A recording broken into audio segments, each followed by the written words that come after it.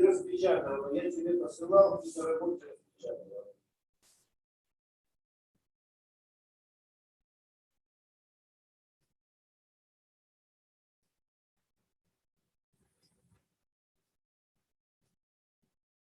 Понимаешь?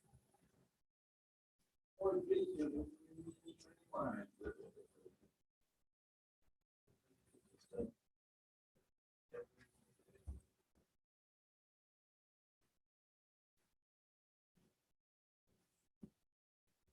Я тебе говорил, я пытался, я же получил билет. Не получается.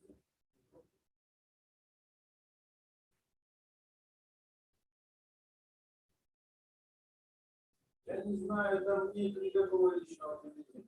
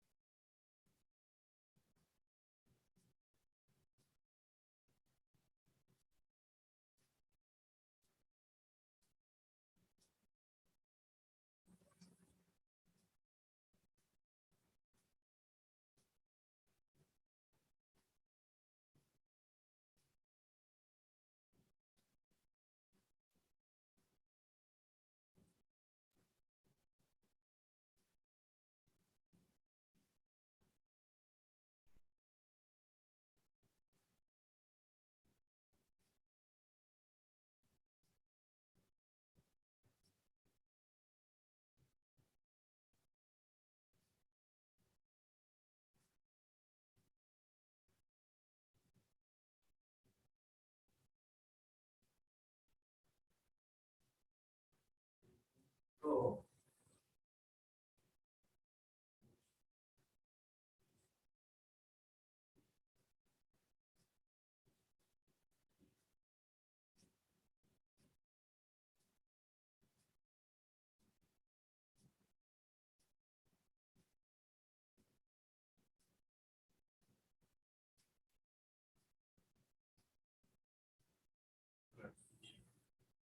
я попал на телефон.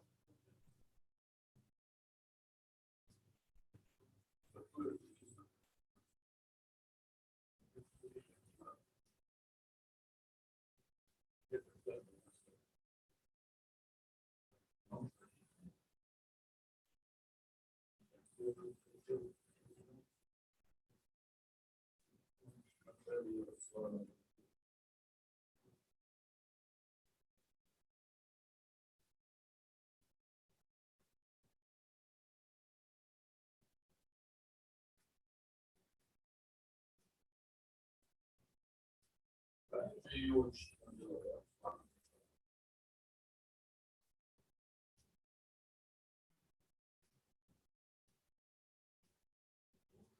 на все. Если можно. Давай, что не могли.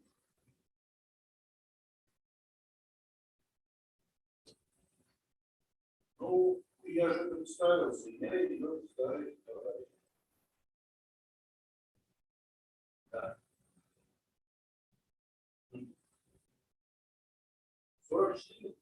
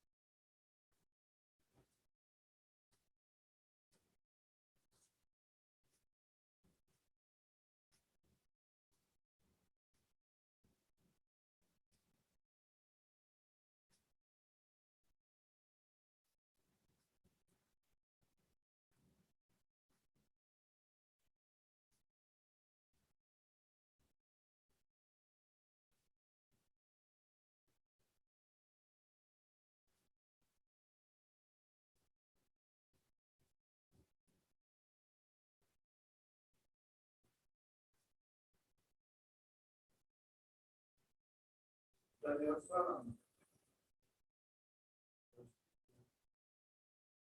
Ну, так слово Владимиру Шарапутину.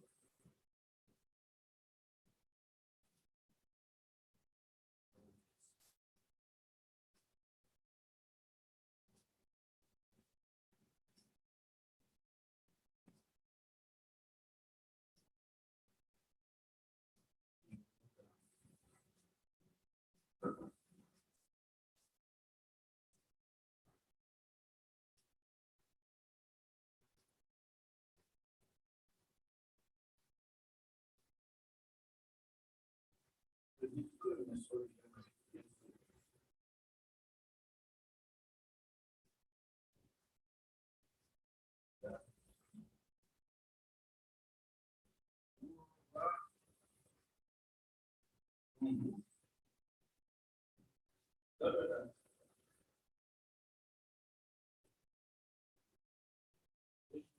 Вот. Сегодня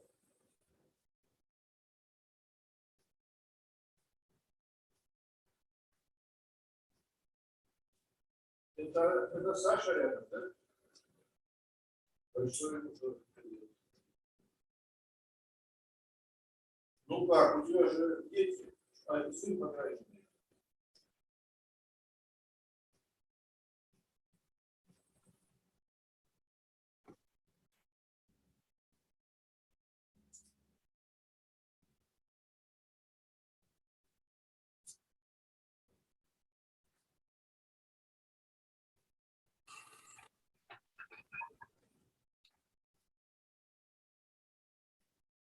А что ты старший, да? Старший.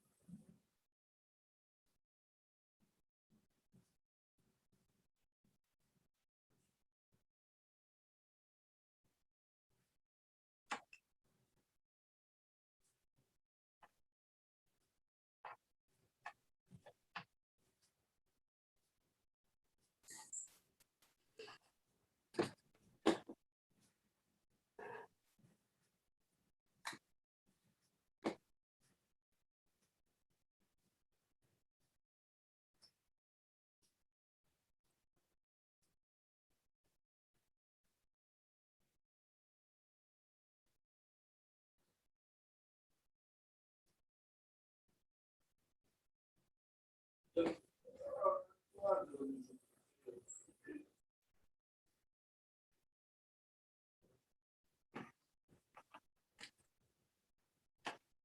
у тебя внук поступает на эти, а у меня внук второй год учится в инструменте.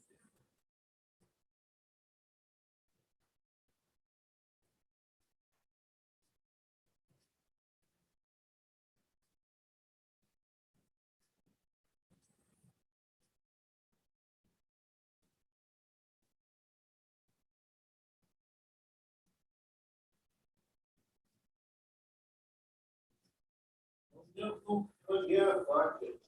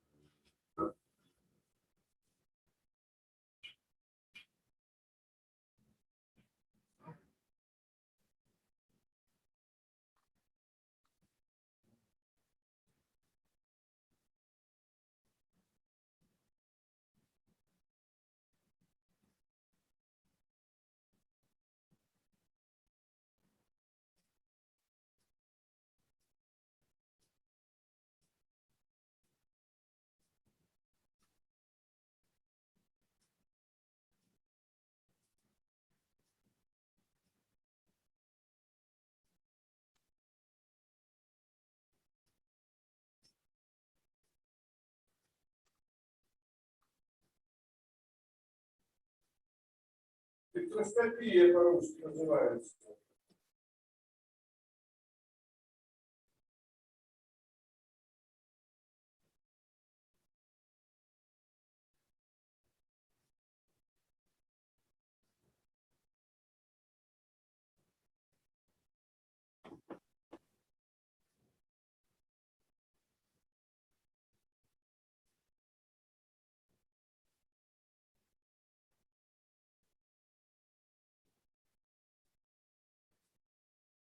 Я недавно слушал про одного лекцию по стратегии. Как я понял, что это ветер будет.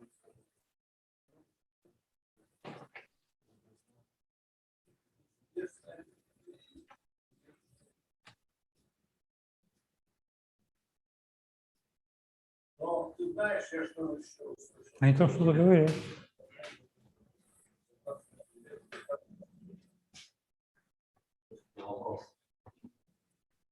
Так их много когда-нибудь сюда, вот просто так встает.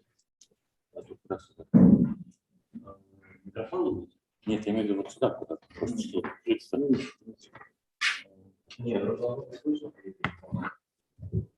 скажите.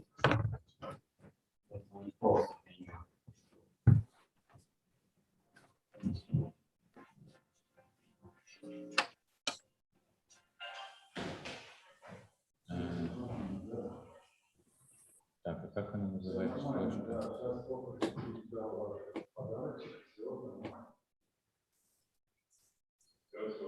Александр Дмитриевич, у вас тут столько папок, как называется?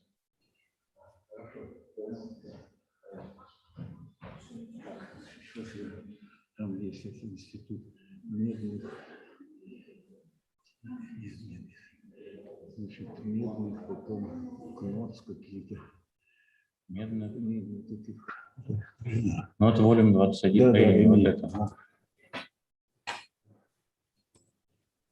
Смотри, чтобы она еще открылась.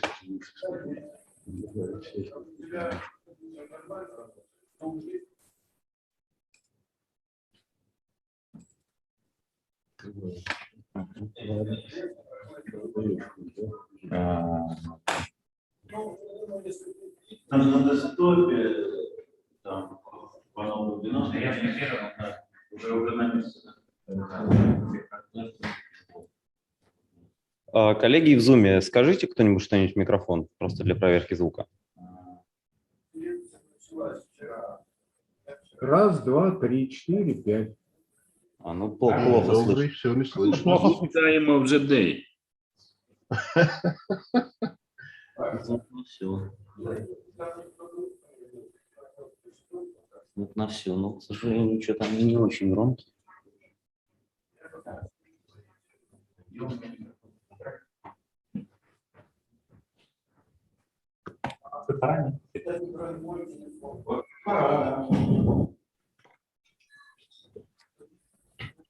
Dear colleagues, are you hear me?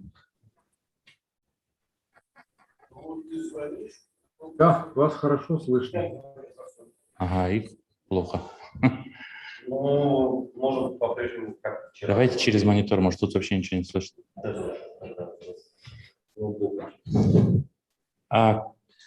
Could you please say something more? Вас хорошо слышно, просто замечательно. Thank you. So, dear colleagues, we start our second day of the conference, and the first speaker today, Andrei Vesnin from Tomsk State University, and he'll speak about right-angled hyperbole of knots and links. Можно сделать полный экран?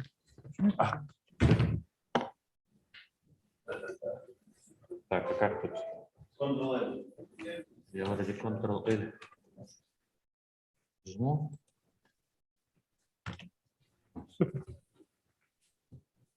Thank you very much for the kind possibility to give a talk here in the conference devoted to Viktor Toponogov, and I present Tomsk State University, where I work in the last few years, and I'm glad that this university is also related to Toponogov. I recall you the picture of our university. It's a very old building. The university was founded in 1878, and is sorry? Some questions? Okay, let me continue. And the university was opened 10 years later, and for a very long time it was a unique university in Siberia. So very naturally that Viktor Toponogov, who was born in Tomsk, he studied in this university, and he was graduated in 1953. So I suppose he studied exactly this building because mathematical department was in this building. Now it's moved, but before it was here. Okay, I'm going to talk about geometrization of some topological object. mainly about some geometric structures on nodes and links. So let me start with meaning geometry in this talk. So by geometry, we mean a simply connected, complete homogeneous Riemann manifold together with this isometry group. And manifold has geometric structure modeled by this X. If our manifold can be presented as a quotient space of our topological of our geometric space X by some discrete group actions, and the group of isometries. Okay, I think no, not a question for me. Отключите, Okay, пожалуйста, so в the most интернете famous result, most useful result in this direction is geometrization conjecture by Thorson, proved by Perelman, and this theorem says that interior of every compact dimensional manifold can be canonically decomposed into geometrical pieces, so pieces with geometrical structure, and by geometrical structure in dimension 3, we understand so-called Thorson geometries. So Euclidean, spherical, hyperbolic, or product geometries, and nilpotent and solid geometry. So today I would like to discuss some geometries, mainly hyperbolic geometry, related to nodes and links.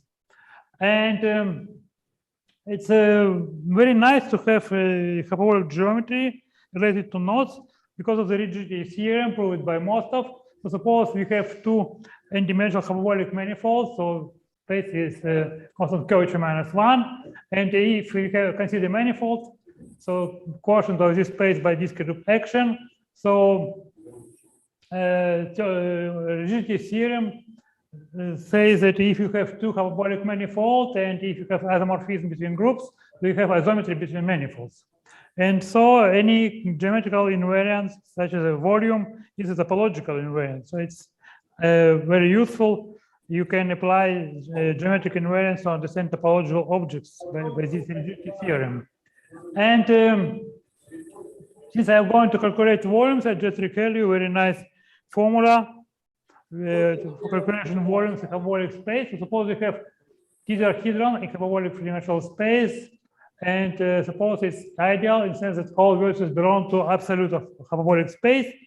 And in this case, such tetrahedrons determined by two parameters, exactly by three diagonal angles, alpha, beta, and gamma.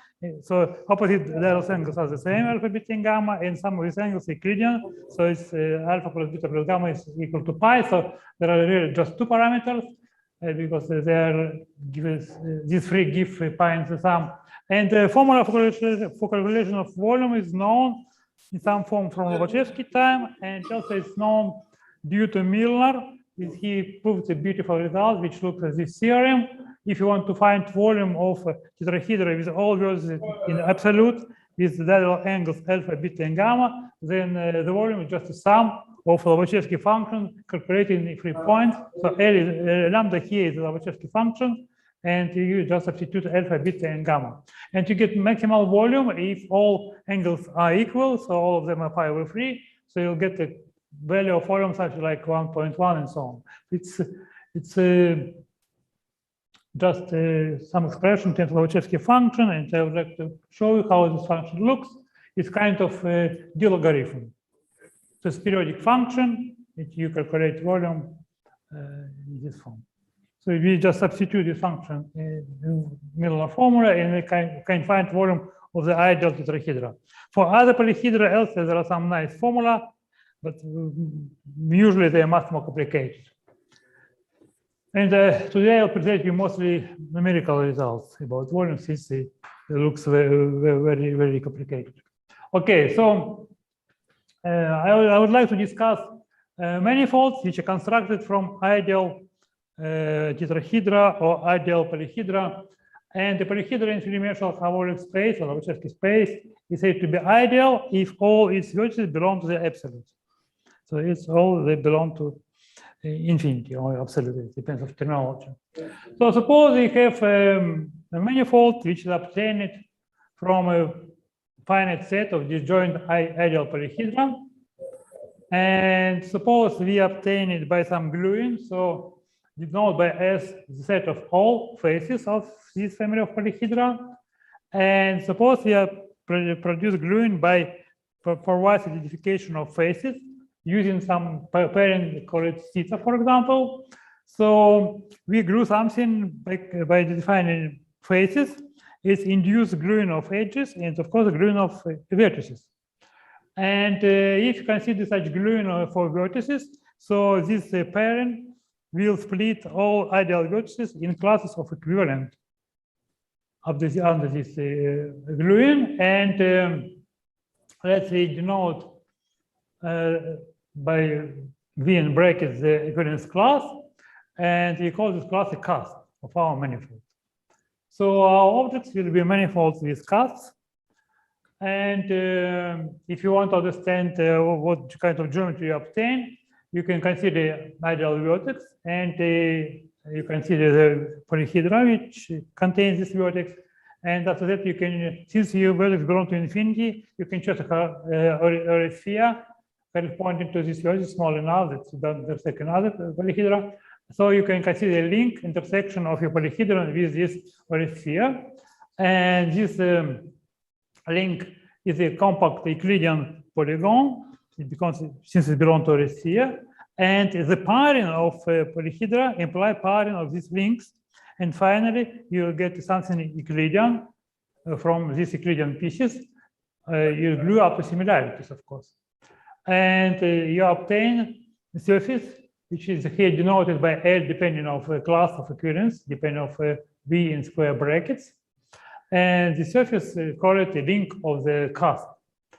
And it is well known that you will get a complete geometric structure in hyperbolic sense, if and only if you have a Euclidean complete structure on cast. And since you glue in Euclidean pieces, Euclidean polygons, you will get and you can do it by the isometries, Euclidean isometries, you obtain Euclidean surface. So it can be torus or Klein bottle. If everything is orientable, so you obtain a torus as a cast, and otherwise you can obtain Klein bottle. And as a very nice example of manifolds with casts, there are knot complements. So you consider knots, knot or link in the three-dimensional sphere, and you consider complement to the knot or link, and you obtain a manifold with casts which correspond to this construction. So my object will be mostly complements to knots and links. And enumeration of such a manifold was done by computer, and many people did it. So one of description of manifolds is just gluing them by triangulation, so array decomposition in tetrahedra. And people just fixed number of ideal tetrahedra and wanted to understand how many different manifolds can be obtained, and there are some particular results in this direction. So the result due to Callahan, Gildenbrand, and Puig, they considered a possible gluing of at most 7 ideal tetrahedra, and they found corresponding manifolds, and they found there are 4,815 hyperbolic manifolds, which can be obtained from at most 7 ideal tetrahedra. And the next result was obtained by Morgan Zisselstrait. He considered gluing of 8 ideal tetrahedra. So we understand, you first of all, you suggest some gluing. After that, you want to understand if you obtain manifold or not. And after that, you need to distinguish if it's a new manifold or old one. So possibly you are just use a new gluing, but obtain the same manifold as before. So people solved these problems, so just generating and after distinguishing. And for example, in the case of exactly 8 ideal tetrahedra, Morgan Zisselstrait found 12,846 different hyperbolic manifolds. And of course, it was gluing of ideal polyhedra, so they obtained manifolds with casts. And among this class of manifolds with casts, we are interested in manifolds which can be obtained as complements of knots or links belonging to the three-dimensional sphere. And also some people tried to understand how many knots complements appear in such construction. And I want to mention about 2 results. First result due to Callahan, Dean, and Weeks, and second due to Schippenhar, Kaufman, and Mullen. and they listed, you see the table, here there is number of tetrahedra, number manifolds with uncast, and number of knot complements among them. So you see, if you this is only for orientable case. If you have only one ideal tetrahedra, you cannot construct orientable manifold from one. You can construct only one non-orientable, but it's not subject for discussion today. After that, you can try with two ideal tetrahedra, and you see from this table, so you can obtain two manifolds with one cast, and one of them is a complement to the knot, and so on. So you see there are a lot of manifolds with one cast, and not many among them which are not complements.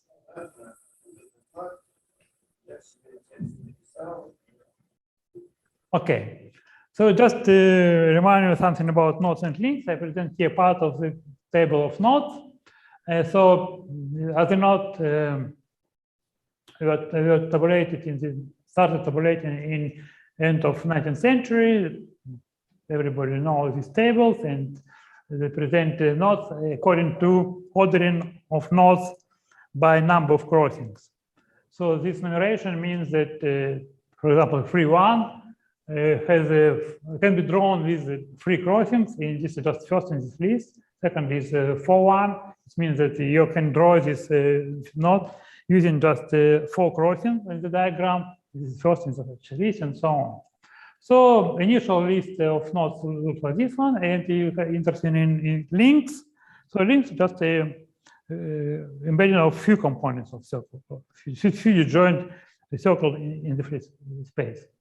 And as I told you, you can people investigated not complemented hyperbolic manifold, and really we can do it because of a very nice result due to Thorsten.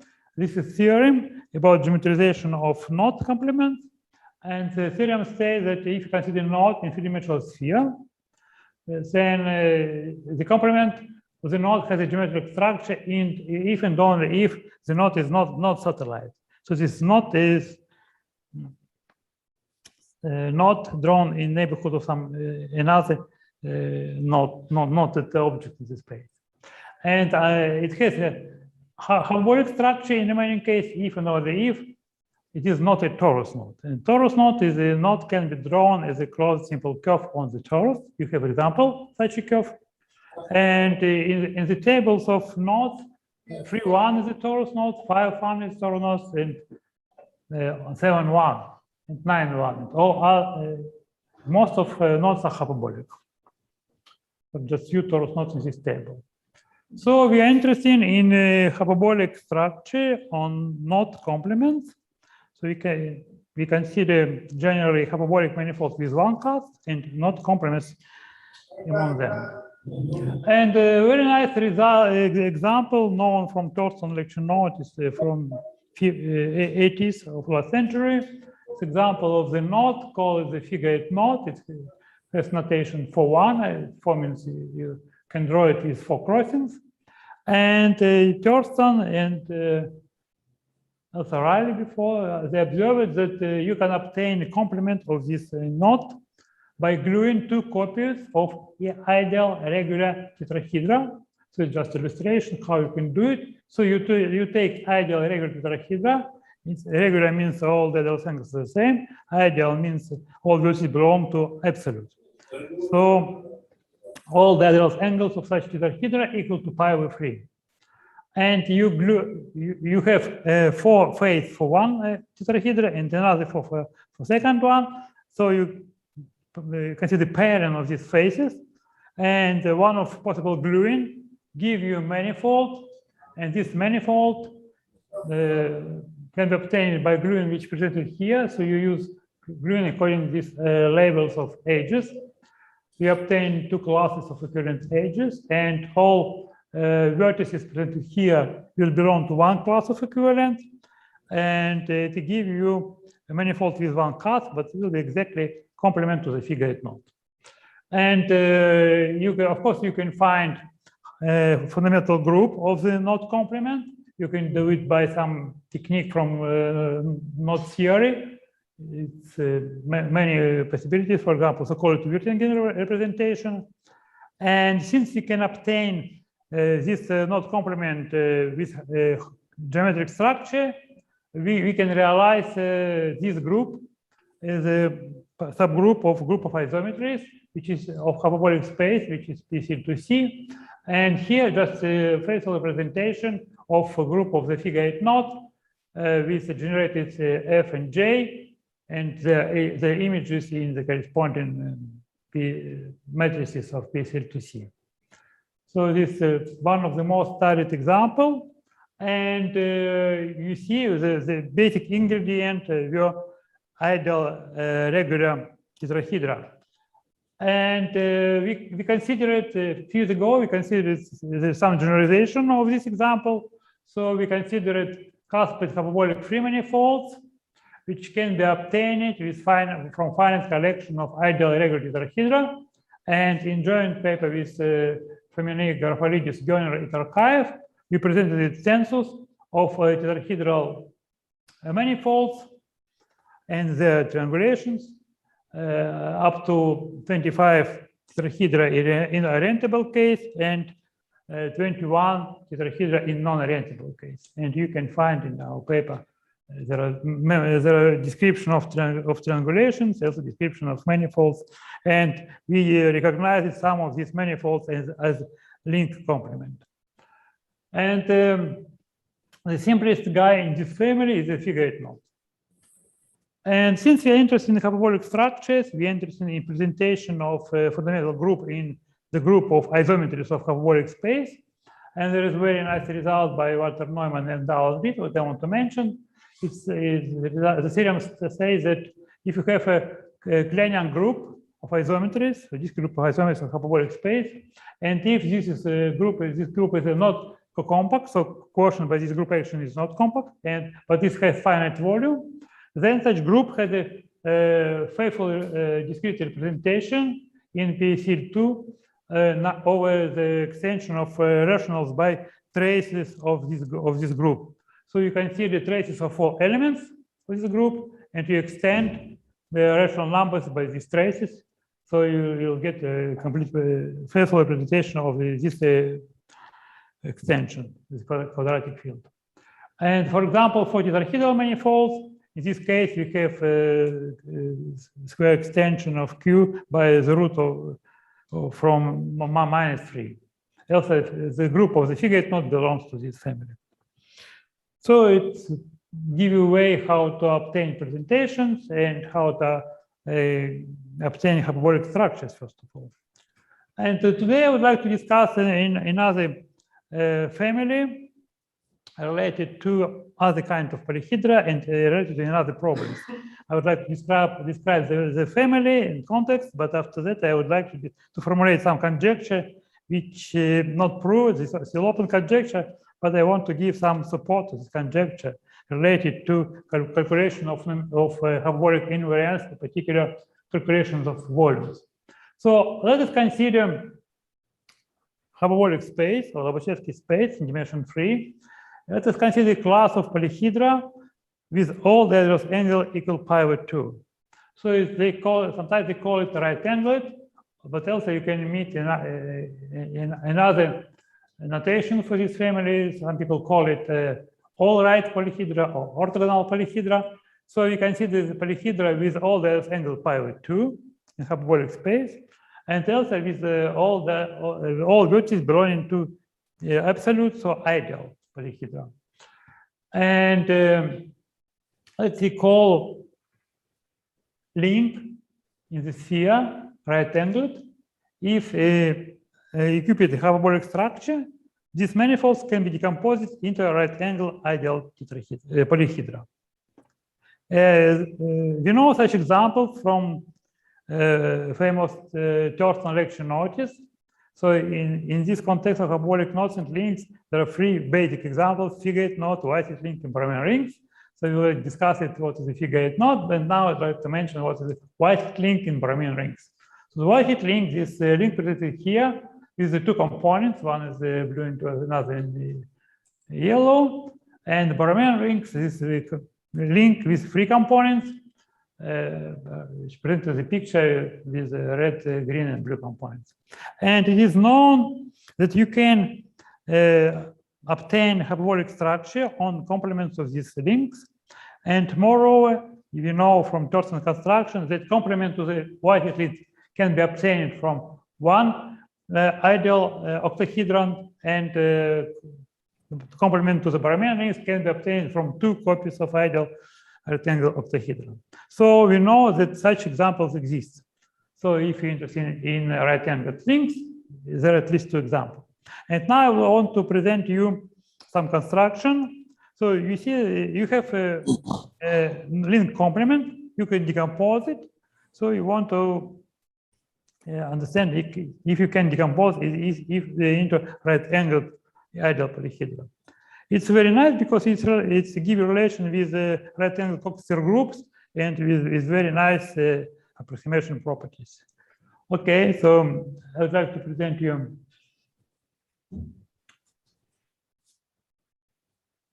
a discussion of about right-angled nodes and links. And I'm interested in this topic very much for last year because of the following conjecture due to Adjevich, Pinhar, Lyakov, and Jessica Parser. They suggested the following conjecture. So we know examples of links, but there are no right-angled nodes. And I present you some arguments to support this conjecture. Okay, let me discuss the family of ideal right-angled polyhedra. And we have rigidity theorem due to Andreev, combinatorial rigidity for polyhedra. So if you want to understand structure of polyhedra in hyperbolic three-dimensional space, that everything depends on combinatorics and ideal angles. And if you're interested in right-angled ideal polyhedra, let me consider one partial case of Andreev's theorem. So we already fixed the ideal angles, so we have freedom only combinatorics. And Andreev's theorem, some colors for Andreev's theorem, say that a four-length combinatorial polyhedron, so four-length means each vertex is incident to exactly 4 edges. It can be realized as an ideal right-angled polyhedron, so a polyhedron, if and only if there are no non-trivial four circles. So circles are just a closed curve, closed simple curve on the surface of our polyhedra, and four circles means it's curve which intersects exactly 4 faces.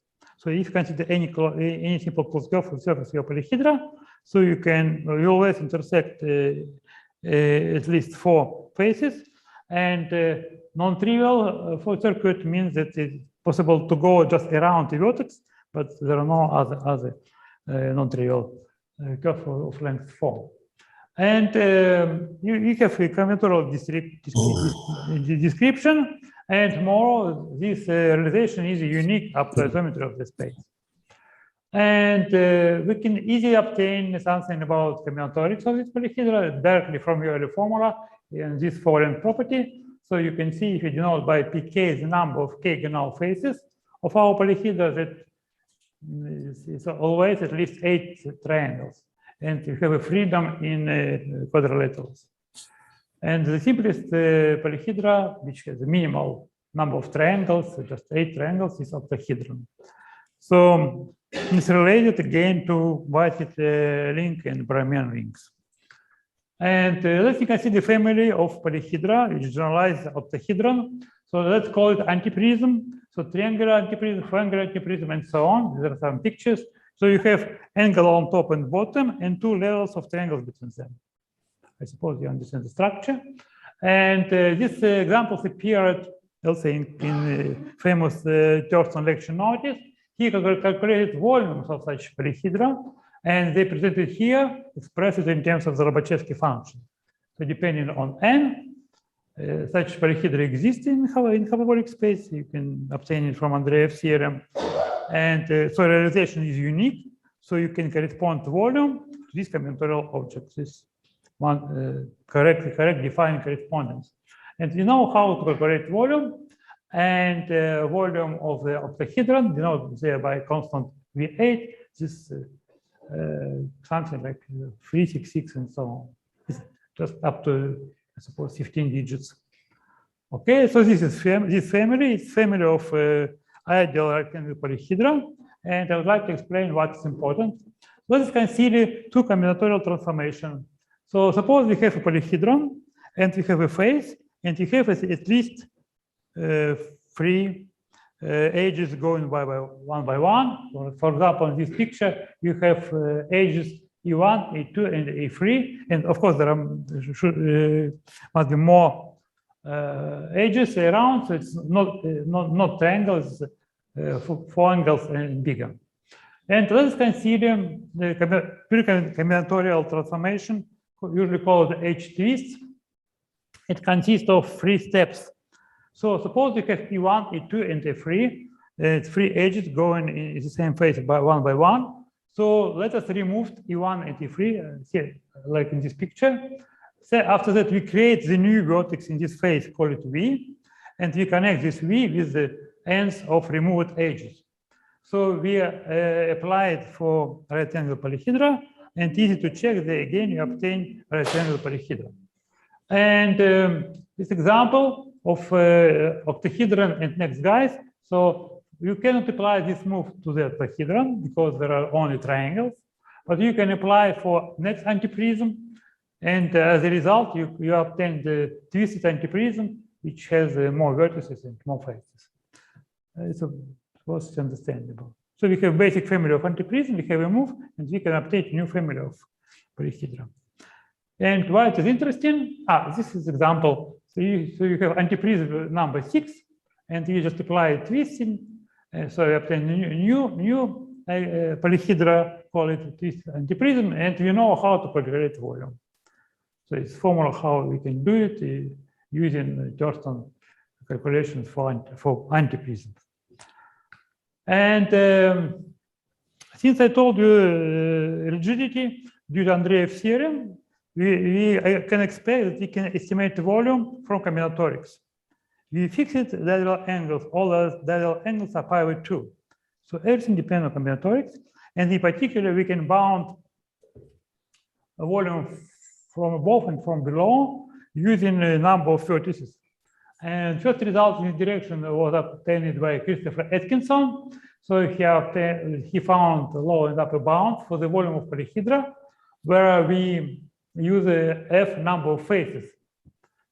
So you have two expressions. The first theorem, so it's starting from 8 faces. But we know initial list, so F faces is the case of tetrahedron. If you consider polyhedra with number 9 faces, so there are no such polyhedra. Until we know the next guy with 10. So we can improve this result starting from 11 faces. So we did it with my student Andrei Egorov last year. So we can improve upper bound. The extent of F minus 6, we can put F minus 7. And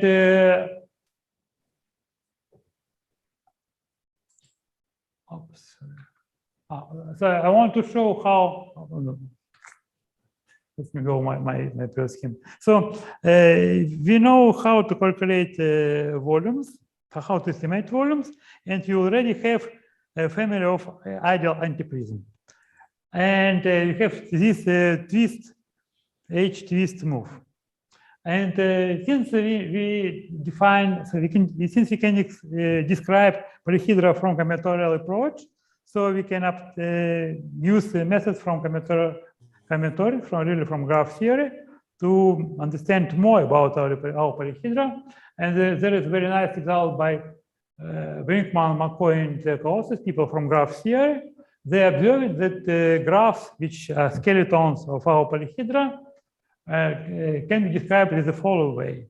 So as a corollary for polyhedra, we can say that our polyhedra is either antiprism, this number n, or it can be obtained from antiprism by H-twist moves.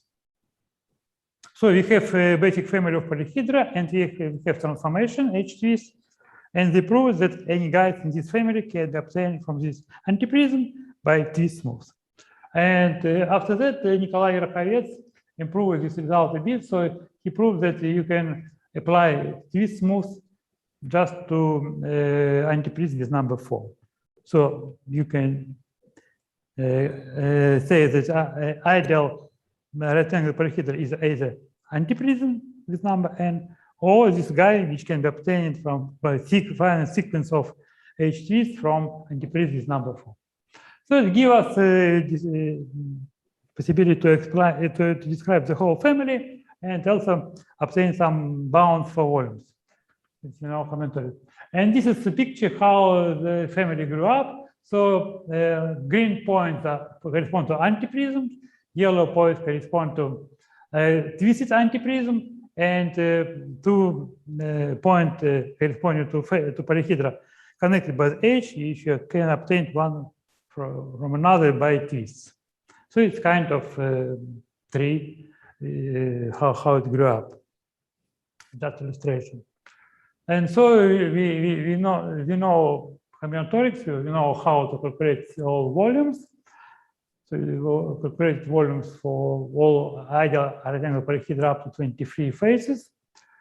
And we found the number of polyhedra, number of different volumes for this polyhedra, minimal volume, maximal volume. And this is a picture of volumes, and 2 lines correspond to upper bound and lower bound. So it's not explicit, especially if the number of faces increase. Okay, so by using these bounds, we can tabulate all volumes of polyhedra which not bigger than 5 volumes of ideal octahedra. And also we can say how the minimal polyhedra looks. So this antiprism is number 3, now antiprism number 4, twist antiprism, and so on. So we know all these guys, and also we know their volumes.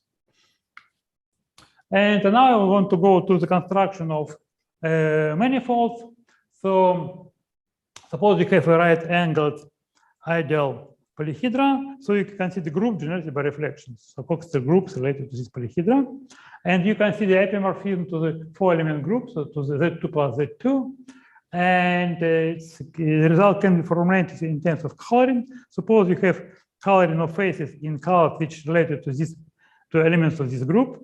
So there are the 3 non-trivial elements. So we can consider two coloring or 3 coloring. And suppose your coloring corresponds to elements alpha like 1, 0, beta like 0, 1, and gamma like 1, 1. So for example, in the case of octahedron, there are 4 possibilities.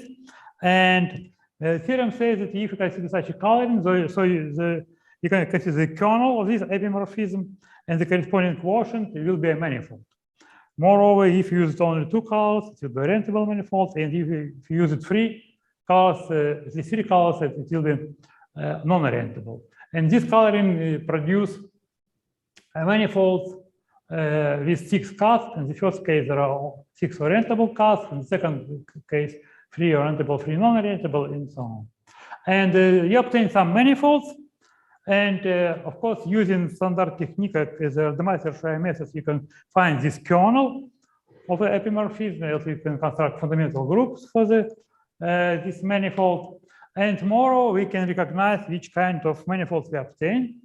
And for example, in the first case, if you consider orientable coloring, so the complement, the manifold with the complement to the 6-chain link with 6 components. I would like to discuss a little bit. So indeed, if you consider this 6-chain drawn here in blue lines, in blue color, so this chain has a inevitable involution. So involution, X of this evolution shown by a red color here. So it's preserve each torus and cut each pass through this torus with X with 4 6 points.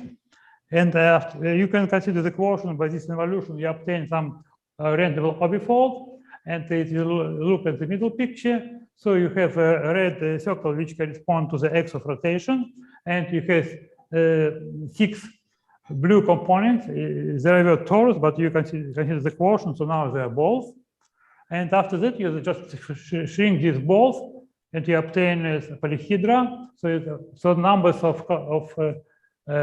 components here just correspond to number of vertices to obtain ideal polyhedra with these vertices. And these vertices located are the vertices, these points located at the vertices of the polyhedra. And from this construction, you can recognize what kind of manifold you obtained. There are exactly link complements. And the corresponding fundamental group of this link is a group of index 4 in the group generated by reflections in faces of this right-angled polyhedra. And their examples can be easily generalized. So this picture for 8-chain link, the corresponding polyhedra is antiprism, and conjecture. And this chain link was in the series started in last year, and there are some results about arithmeticity of this chain link. Let me recall you that non-compact plane group is arithmetic if and only if its fundamental group is commensurable with Bianchi group, written here. And it was paper by Meyer, Malikan in Trapp, published last year, and preprint by Ruth Keller-Hulse, which appeared just in July, last month. There we studied arithmeticity properties of these chain links using relation with antiprisms. And we know arithmeticity property of antiprisms from their results. So some of them are arithmetic, some not, and some cases are unknown, still unknown. And they discussed chain links, but also the approach means to construct other link complements. For example, first picture is a link with 9 components obtained from twisted antiprism with number 4, and next is obtained from twisted antiprism with number 5. So you see there are not just chain link, but also some additional components. And from result from Keller-Hulse, we know arithmeticity of the first one and not arithmeticity of the second one. And again, I promise you to discuss the conjecture about right-angled knots. And this conjecture is based on some calculations of volumes. It was done by Adams, Neil-Brown, and Weeks, and also done with our paper with Yegorov. And you can observe, just comparing volumes of knots and volumes of polyhedra, that complements of this knot can be decomposed in right-angled polyhedra just because of volumes arguments. So you know size of these pieces, and you can decompose. And just coloring correspond to different class up to double octahedron, up to triple octahedron. Okay, and just my final. So this conjecture is supported up to for nodes up to 11 crossings, and indeed it's very difficult to understand why it's true in general case, because we can do calculation just for initial part. And my final slide is about this decomposition problem. It's really very complicated. There is a very nice paper written by Serba, Dubois, and Wilson, and they considered manifolds which can be decomposed into right-angled pieces, and they construct very nice and surprising family of manifolds. So for any n, they constructed manifold Mn, which has one cusp. And in this family, if you have different n, so these corresponding manifolds are not commensurable, and they're not commensurable to obifolds generated by reflections. So they have very different nature. But surprisingly, they constructed from very simple pieces. So for each polyhedra, each manifold with number n, we use 2 octahedra as presented here, and n dodecahedra as presented here. So even pieces look very small, which we already described. Manifolds can be very complicated. So if you suppose there are some other arguments to prove this conjecture, but it's just work in progress, so I stop here. Thank you very much. Let us thank speakers. And traditionally, I ask our colleagues from the Zoom, do you have questions, remarks? Okay, colleagues from here. Can you explain which geometrical sense have vertices, edges, and faces of polyhedra. So, can you repeat this? Can you explain one more? Which geometrical sense had vertices, edges, and faces of your polyhedra? Okay, so first of all, we consider just usual polyhedra in hyperbolic space. So face is a face, edge is the edge, and vertex is a vertex. And we correspond some nodes and links, and we consider polyhedra with vertices belonging to the absolute of the space. So they're far away. So when we construct the manifold from these pieces, vertices will correspond to the cusp. So classes of equivalent vertices will form cusps. And sometimes these cusps correspond to node complements in the sphere. So each component is a cusp.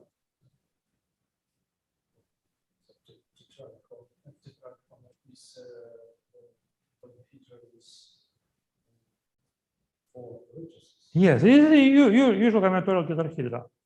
Only difference is all vertices belong to the absolute of the space. And which manifold we have if we have modes? So let us take the simplest polyhedra as a tetrahedron. You take tetrahedron, it has the 4 faces, 6 edges, and 4 vertices. And now we consider the situation when all the angles are the same. And all vertices belong to absolute. Okay? So the boundary of the space. Absolute contains of the vertices. All vertices of tetrahedron belong to the absolute. Okay, we can discuss later. Yes. Small time for one. Okay. I think I have maybe naive couple of questions. Could you please go back to slide number 9? Sorry. Slide number 9.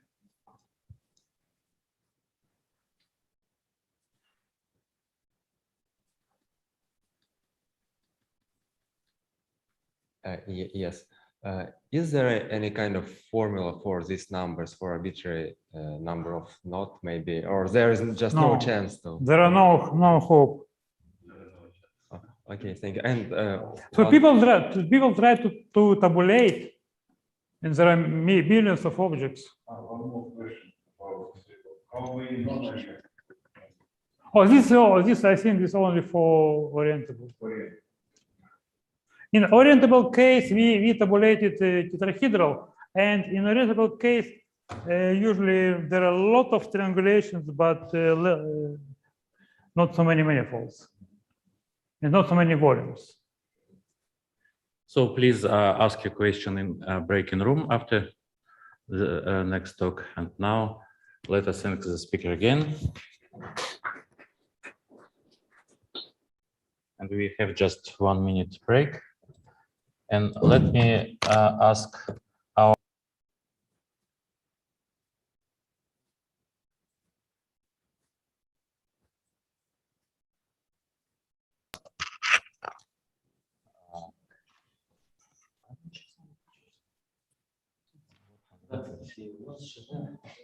Так, а я...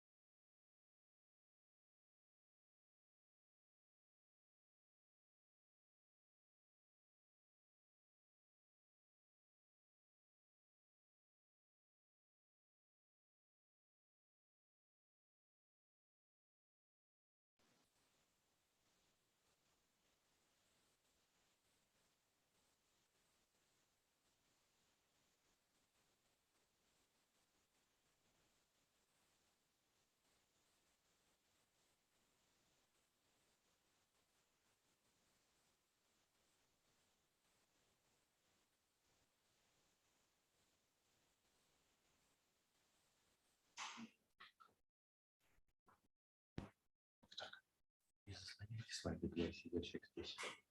Они просто их смотрят. Чуть подальше сам. Okay, our next speaker, Alexander Medny from Sobolev Institute of Mathematics. He will speak about volumes of polyhedra in space of constant curvature and its application to the knot theory. First of all, thank you very much to organizing committee and also to Euler Institute for kind invitation to this conference. This is very important for me. Viktor Andreevich Toponogov was my teacher in the differential geometry. It was 50 years ago, but I still keep the notice of his lecture. Okay, so the subject of my lecture is volume of polyhedra in spaces of constant curvature and the application to the knot theory. Okay, the beginning of story is very similar to those in the lecture of Professor Vesnin, but of course this is a common part. Mostly we will deal with the Euclidean geometry. This means that the curvature is every time is equal to 0, but sometimes we deal with the spherical geometry. In this case, the curvature, sectional curvature is fixed and is greater than 0.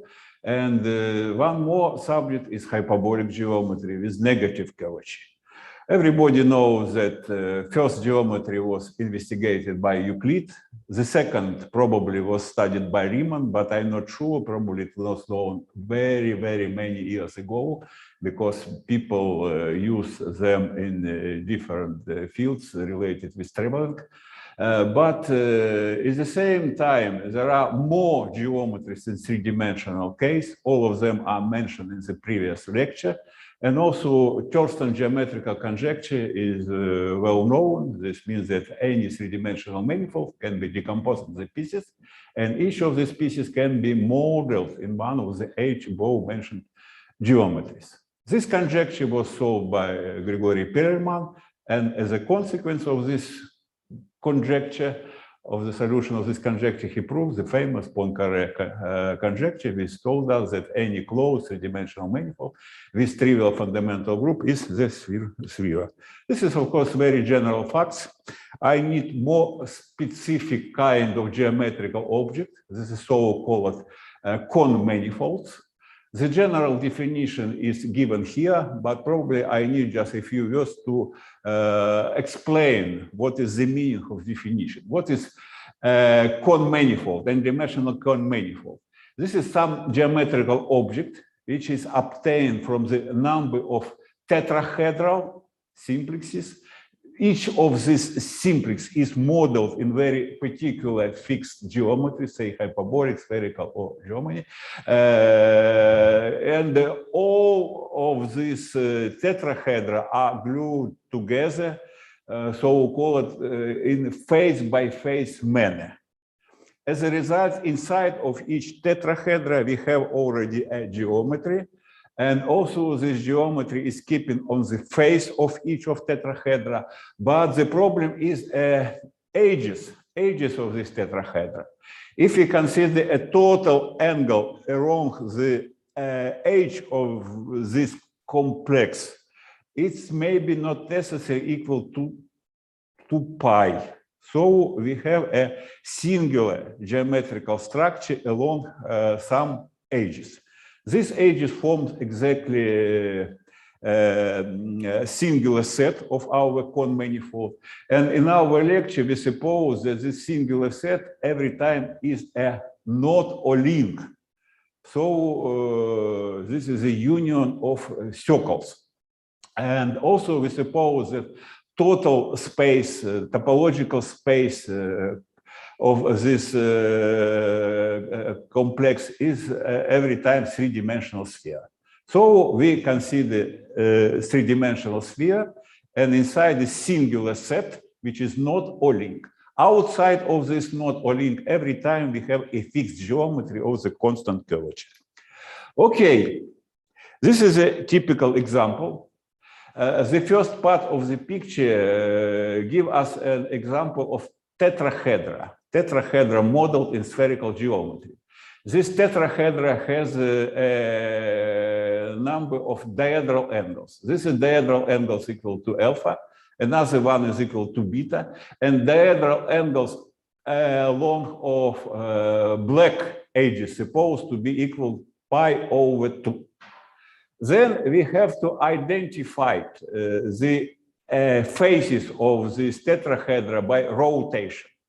For the red case, we used alpha rotation.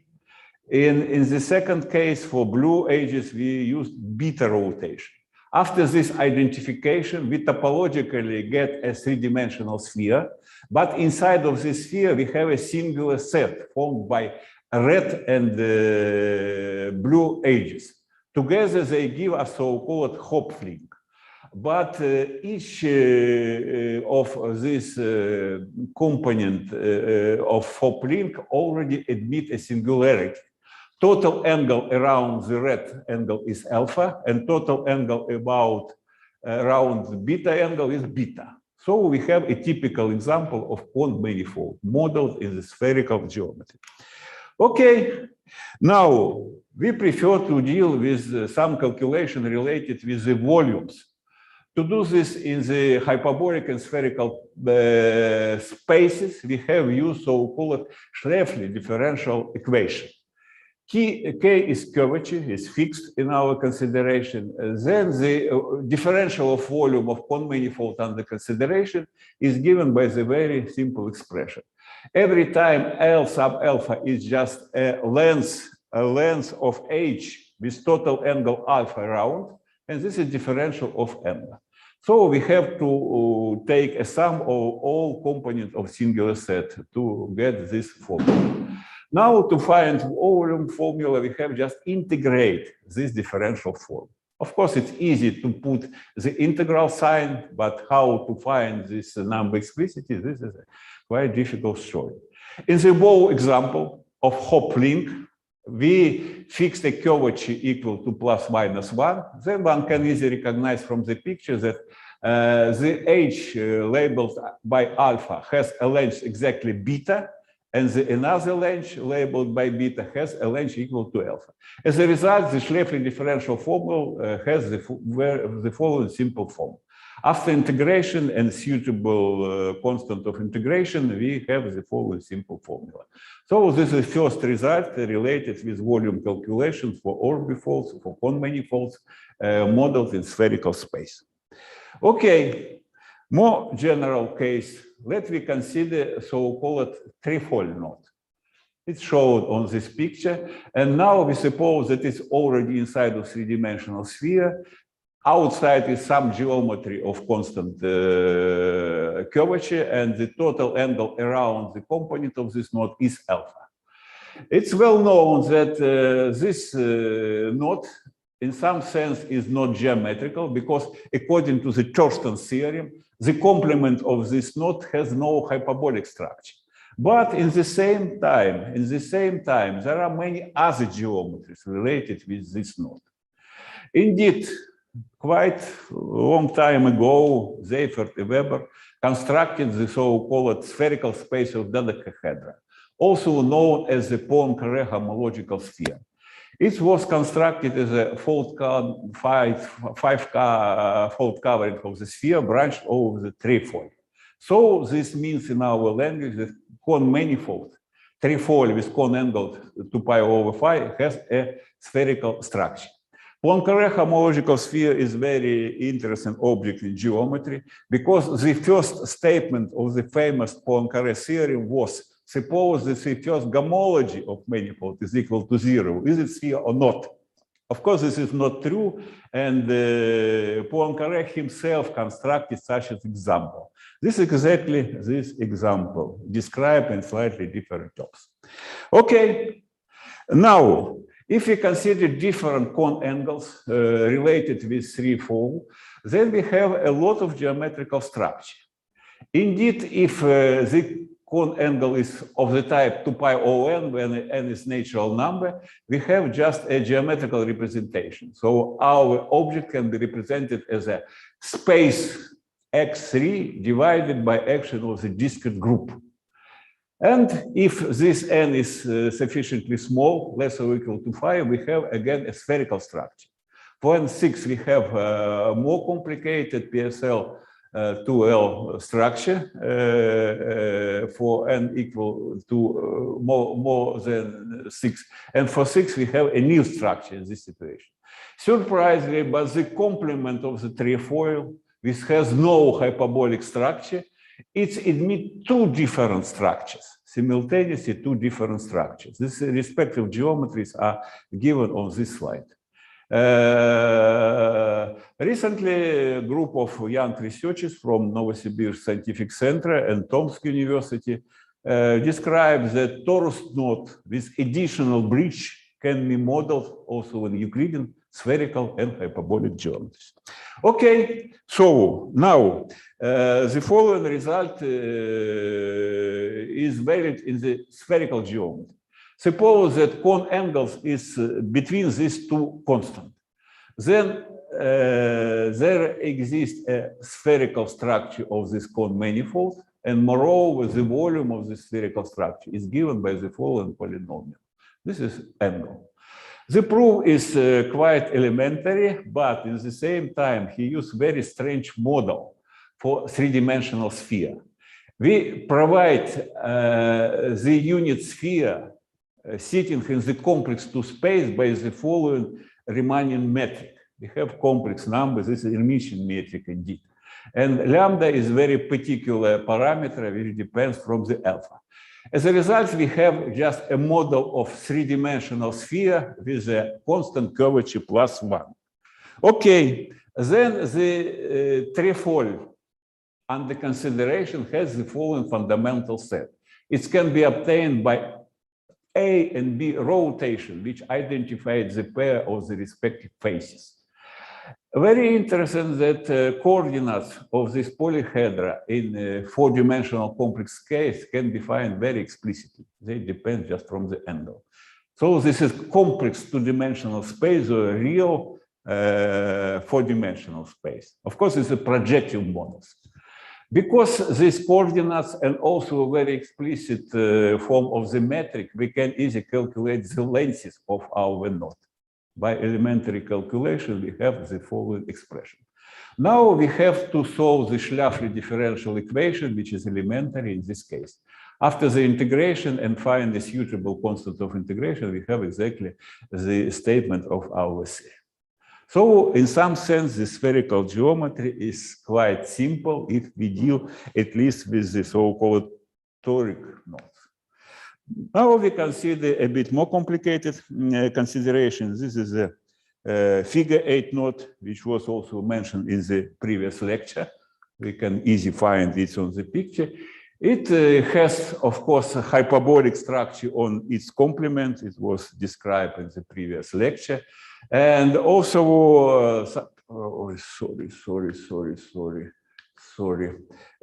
also, some years ago, it was described in the paper by Kim, Helling, and Menneke. Then n-fold covering, n-fold branch covering over figure 8 knot give us a very beautiful example of hyperbolic Fibonacci manifolds. So, investigation of geometrical structure on the figure 8 knot has a certain sense. Well, what we have to say here, first of all, this is some results related with the existence of geometrical structure. If cone angle is sufficiently small, between 0 and 2 pi over 3, we have a hyperbolic structure. In the one point, alpha 0 equal to pi over 3, we have a Euclidean structure. And for big angles, at least in these limits, we have a spherical structure. This is valid for spaces of constant curvature, but other geometries, more exotic geometries, were investigated in papers by Hodgson, Dunbar, Molnar, a joint paper of Molnar, Shimari, and Vesnin. I should note that Kartan, Alexandrov, and Toponogov technology is widely used in investigation of such objects. This is not subject of my lecture, but this is true. Okay, now what about volumes? If we consider our figure 8 knot again, and suppose that angle is small, so we have a hyperbolic structure, then the volume of hyperbolic structure is given by the following simple expression. In the Euclidean space, in order to calculate the volume, we have to fix a scale masштаб. So as a unit of length, we suppose to get a length of knot itself. As a result, we have the following very simple expression. So this in some sense is reduced volume of our manifold if we fix a unit of length as a length of knot itself. In the hyperbolic case, the formula is quite simple. In the spherical case, it's similarly to the previous one. We have to change our cos hyperbolic to the usual R cos, but this function, unfortunately, is multi-valued analytical function. He has one analytical branch up to pi and another analytical branch for pi angle greater than pi. This is just relation between two analytical branches of the same analytical function. In any case, the problem of volume calculation in spaces of constant curvature is completely solved for this particular link. Okay, I want to show just a fundamental set related with the figure 8 node. It can be realized in each of three spaces of constant curvature. Very beautiful polyhedra, so we're able to calculate all geometrical parameters for it in our consideration. The second guy, this is so-called 5-2 knot shown on this picture. Indeed, some years ago, when Thurston result about knots was not done, it was paper published by best English mathematician who constructed a very particular kind of orbifold. The underlying space of this orbifold was three-dimensional sphere, and the singular space was exactly this guy. Cone angle in this case was 2 pi over 3.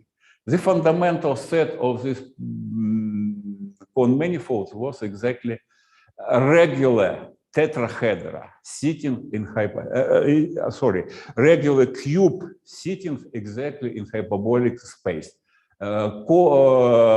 Diagonal angle of this cube was exactly 2 pi over 5.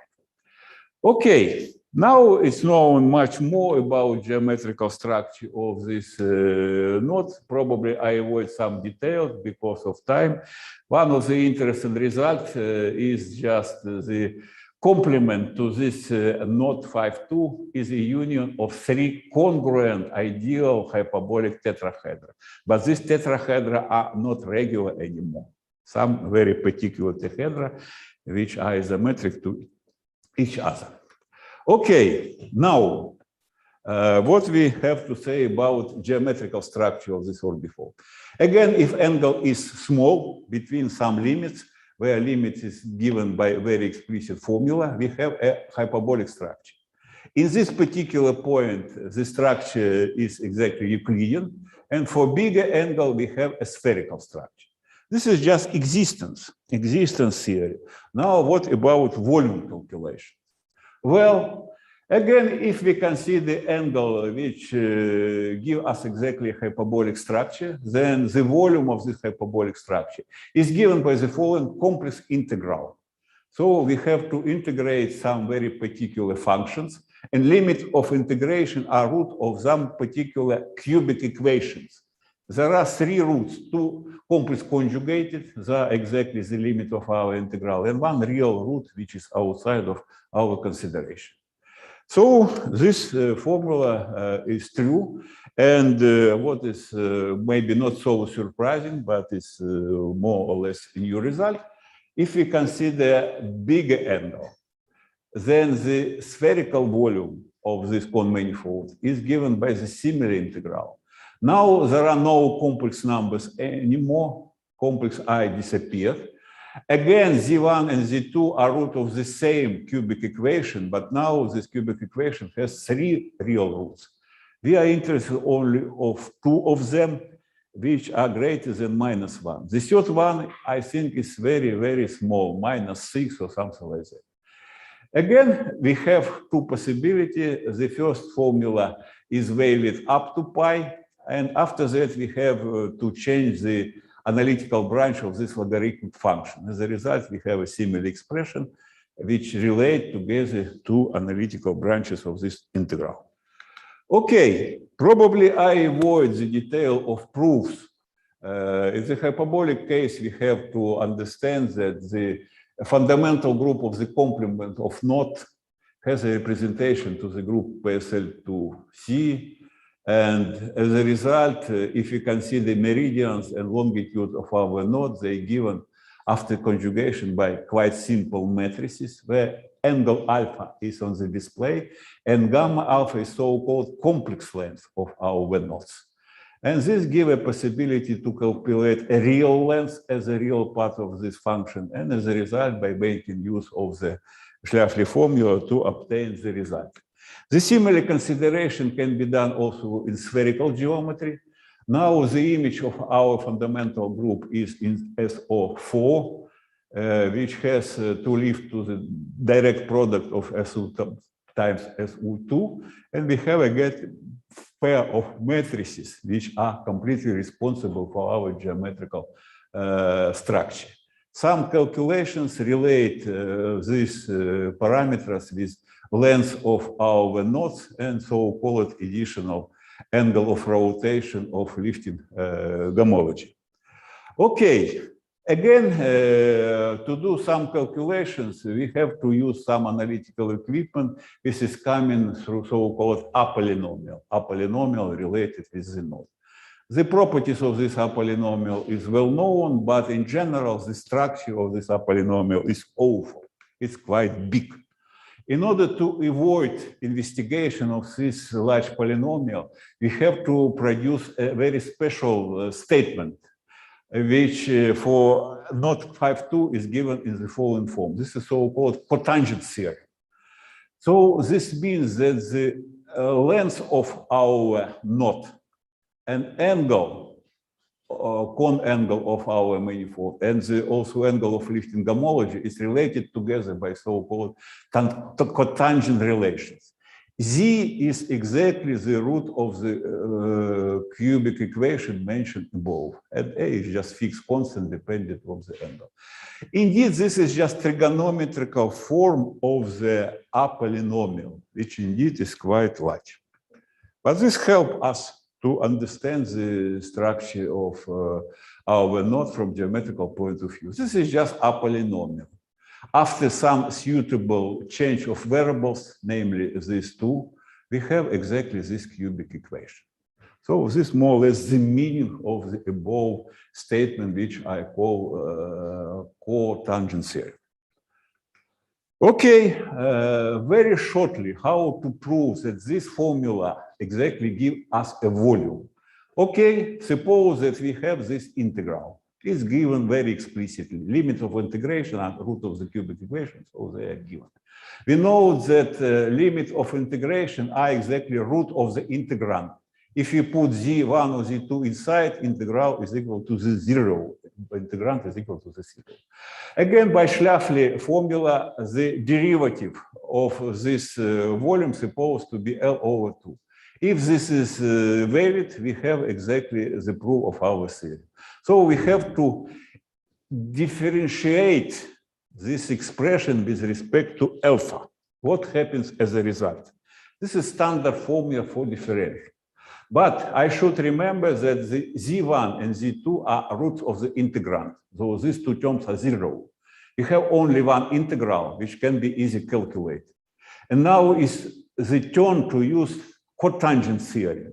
By cotangent theorem, these two expressions are exactly these two expressions in parentheses. After taking the difference between them, we have exactly L alpha over 2. So from point of view of cotangent theorem, this is very elementary proof. But how to find the cotangent rule from the apolynomial, this of course is very long story, but now we can use this technique very explicitly. Okay, so this is more or less the ideas. Again, there is some just more particular investigation of this parameter. Why we have to choose this exactly like parameters which are greater than -1. This is because of geometry. We have one more root which satisfies this inequality, but quite possibly he has no geometrical meaning. At least I'm not able to understand its geometrical meaning. And these two are enough to describe the situation very completely. Okay, so again, there is some very particular calculation because two-fold covering of this knot is length space of type 7-2. In turn, seven-fold covering of length space is three-dimensional sphere. So we have exactly this equality for the volume of our orbifold in the point P. This is just particular case of the formula shown above. And the last equality for large alpha is just a changing of analytical branches of our integral.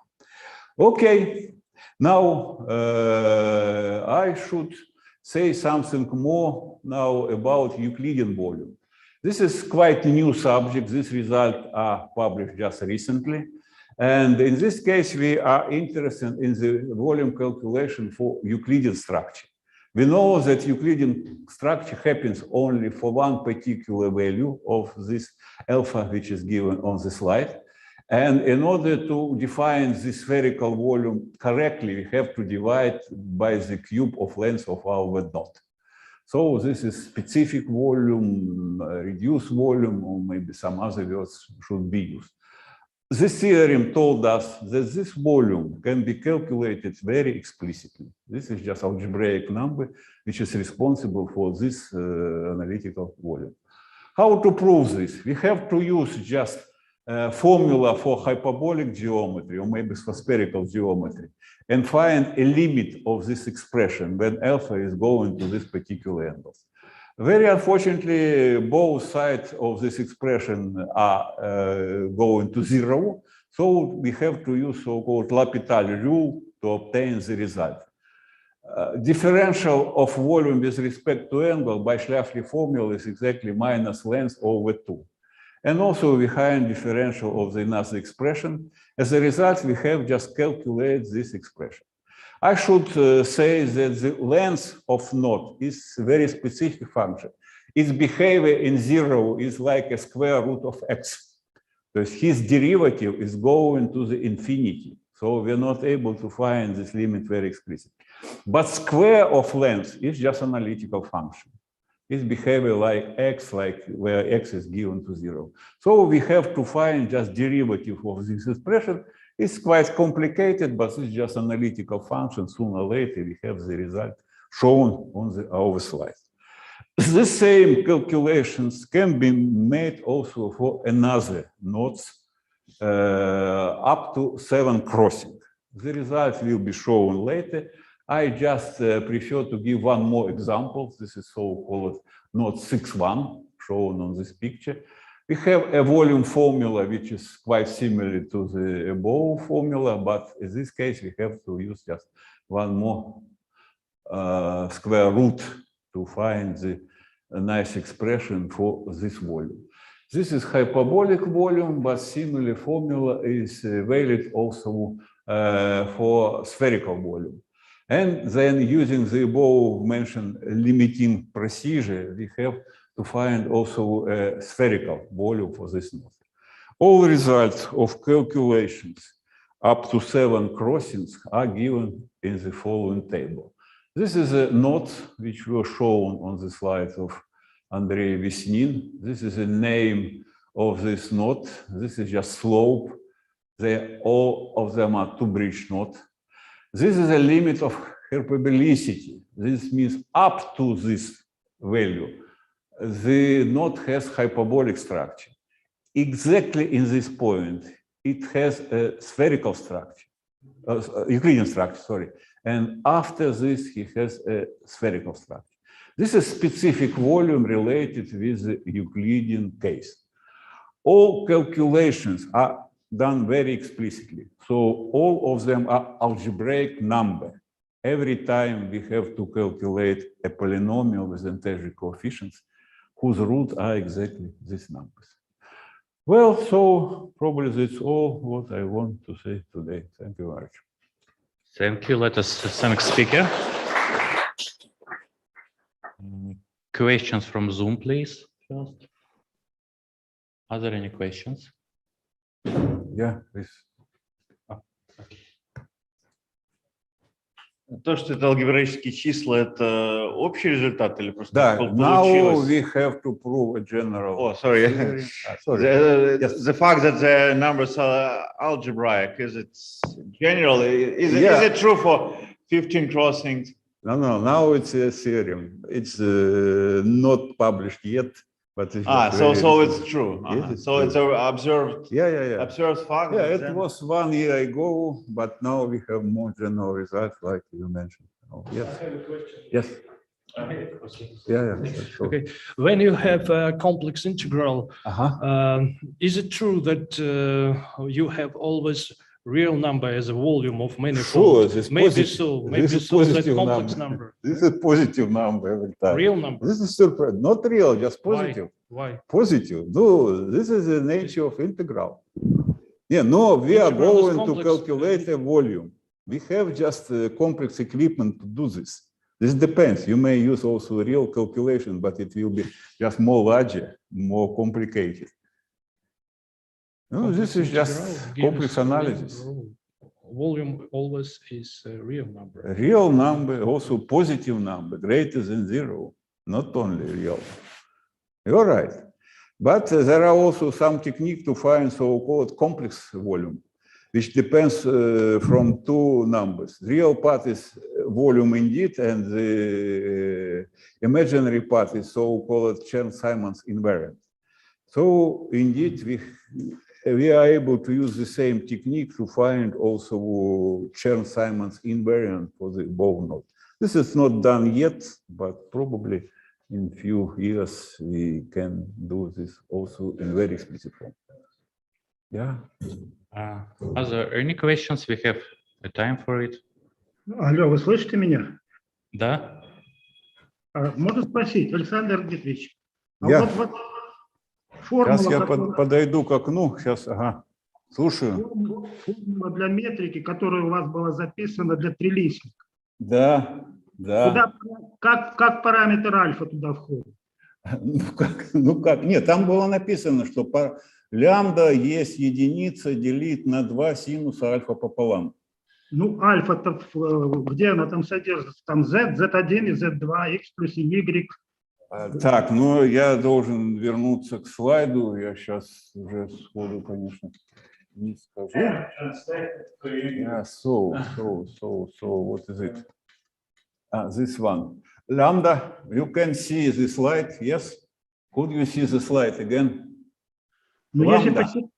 я понимаю, если Да. сосчитать метрику для, значит, кривизну для этой метрики, это будет просто евклидова метрика, вот, так сказать, плоская метрика, она не будет. Не. Now we have a unit sphere. Да, сфера, да. So this induced metric on the sphere. S3 is unit sphere in this four-dimensional space. Но вот Нет. это ограничение, это вот на угол альфа, откуда оно проистекает? Из-за того, что это метрика на сфере трехмерной. Ну да, можно так сказать, да, можно так Да? сказать. Спасибо. Okay. Okay, some more questions. Okay, let us thank the speaker again. And we have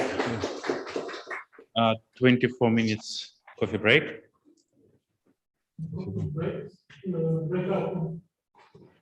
Ага, сейчас. Сергей, скажи что-нибудь.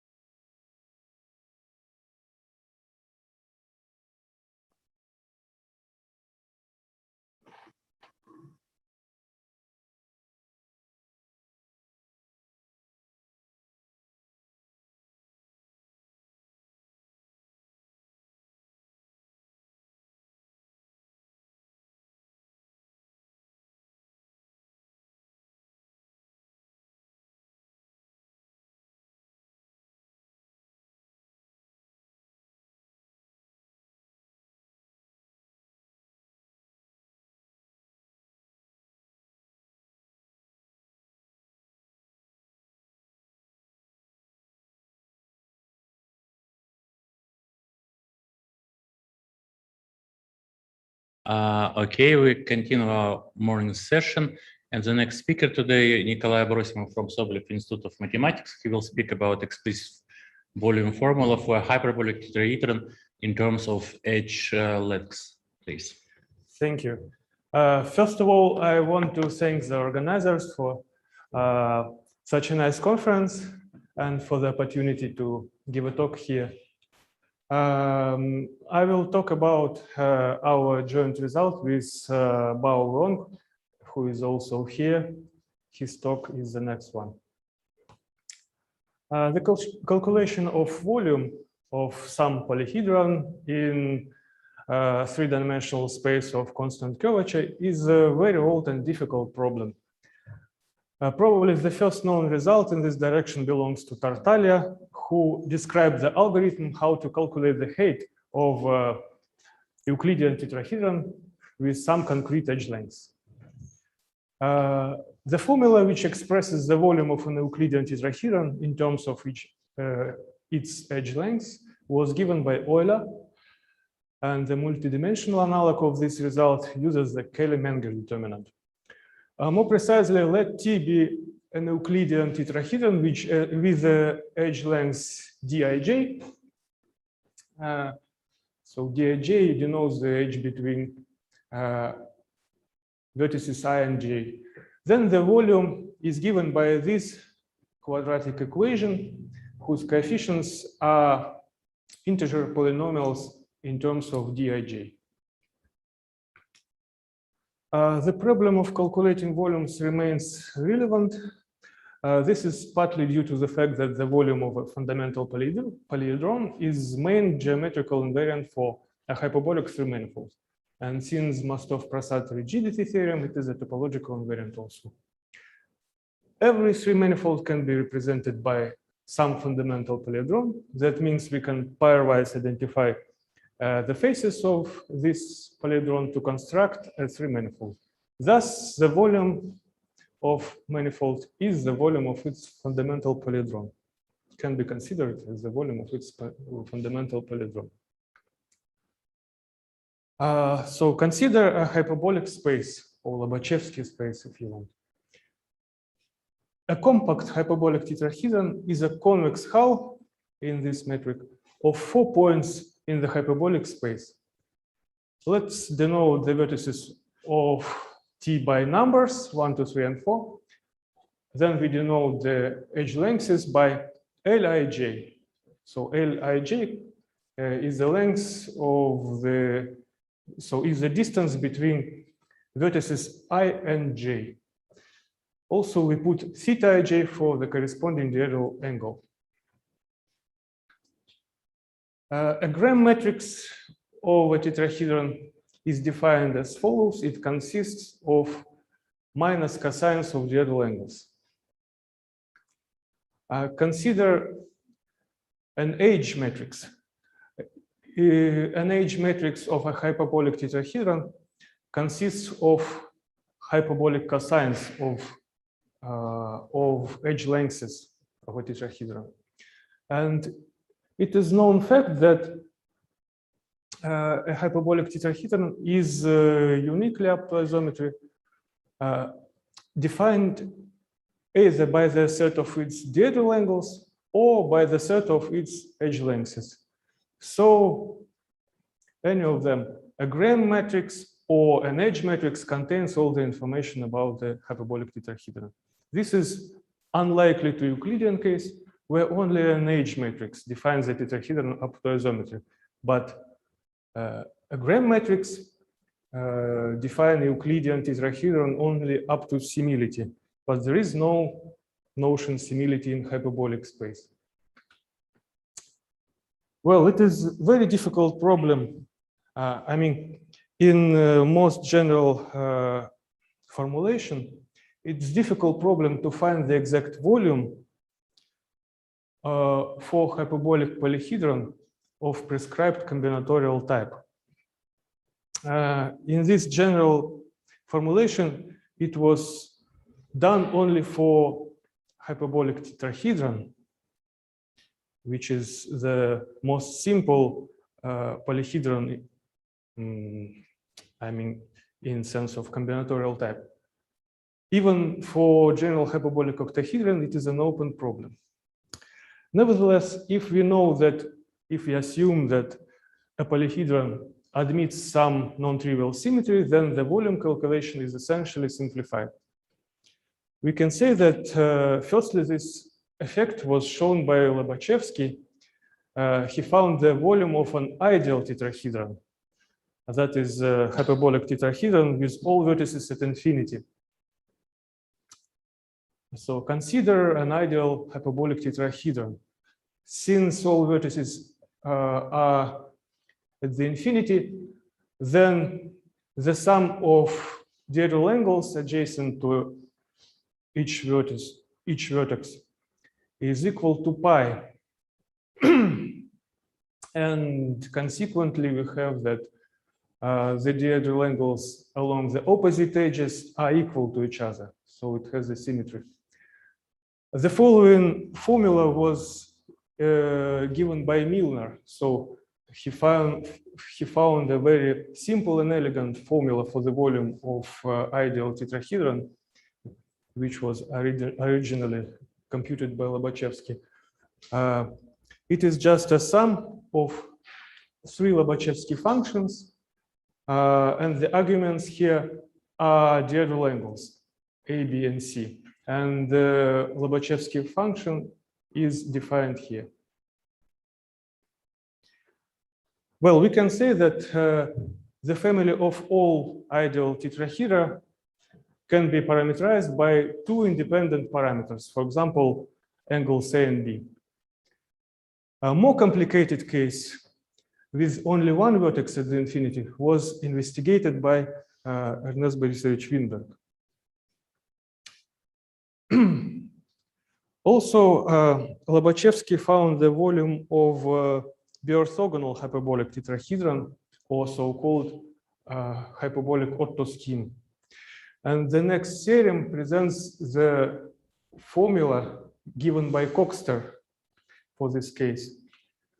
So we consider hyperbolic tetrahedron with 3 so-called essential diagonal angles A, B, and C, and the remaining diagonal angles are supposed to be pi over 2.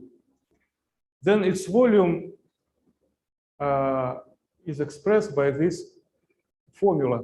Here S is a so-called Schläfli functions. Schläfli function defined below.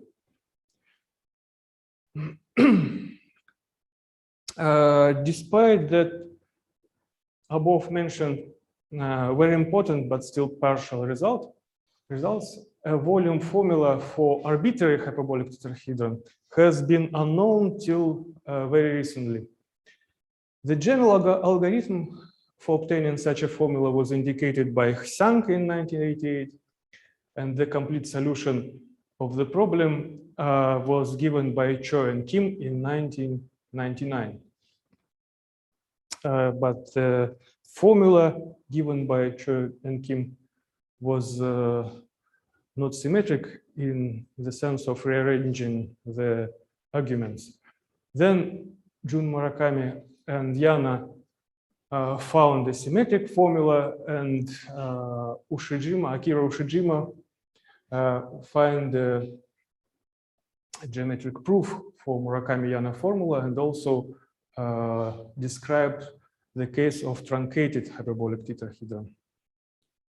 In these papers, the volume of a tetrahedron is expressed as a function involving 16 de logarithm or Lobachevsky functions, whose arguments depends on diagonal angles of a tetrahedron and some additional complex parameter, which is a root of some quadratic equation with complex coefficients.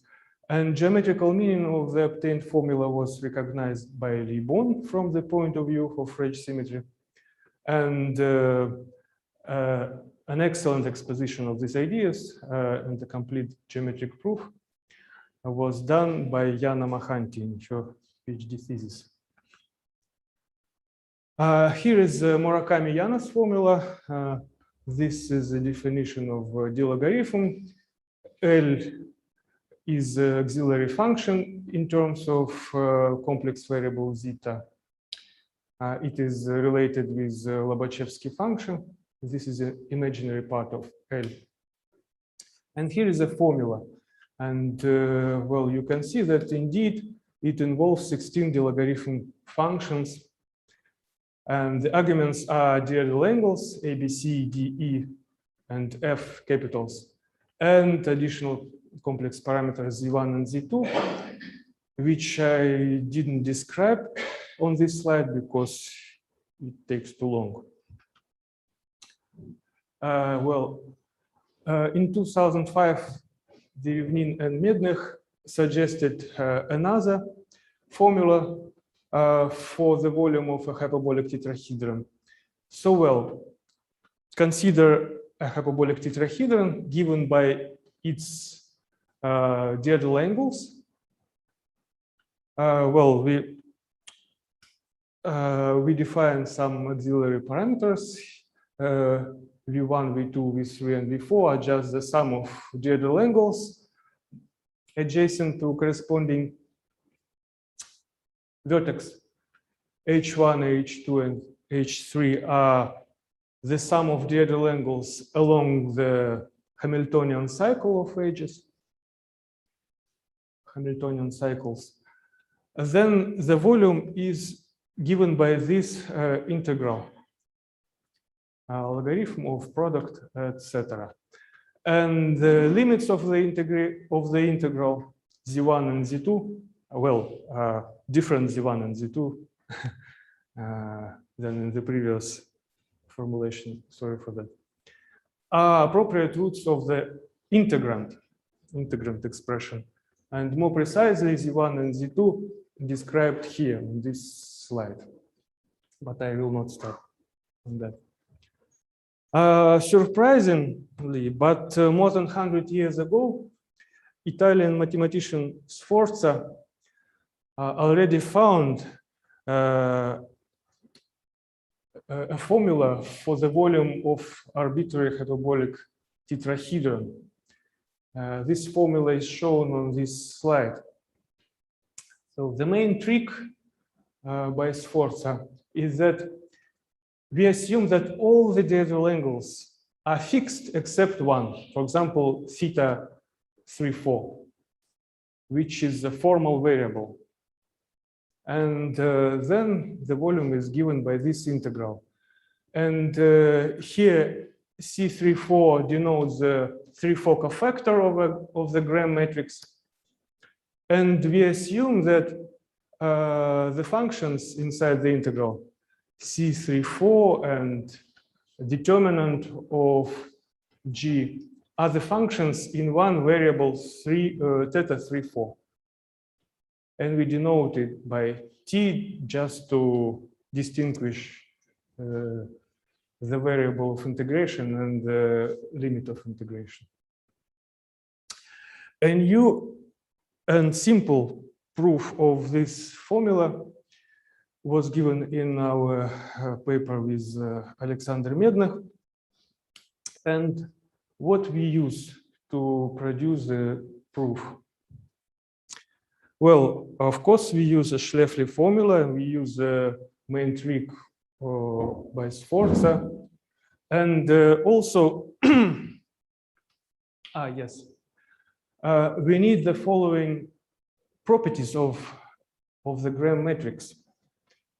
So this theorem collects results from these two papers by Ushijima and by Mednych and Pashkevich, published in the same year.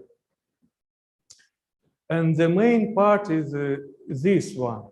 This is a formula or cosine rule, if you want, which express the lengths in terms of Gram matrix, in terms of Gram matrix cofactors. And also, well, okay. Let me briefly remind again the main results related with volume calculations for hyperbolic tetrahedron.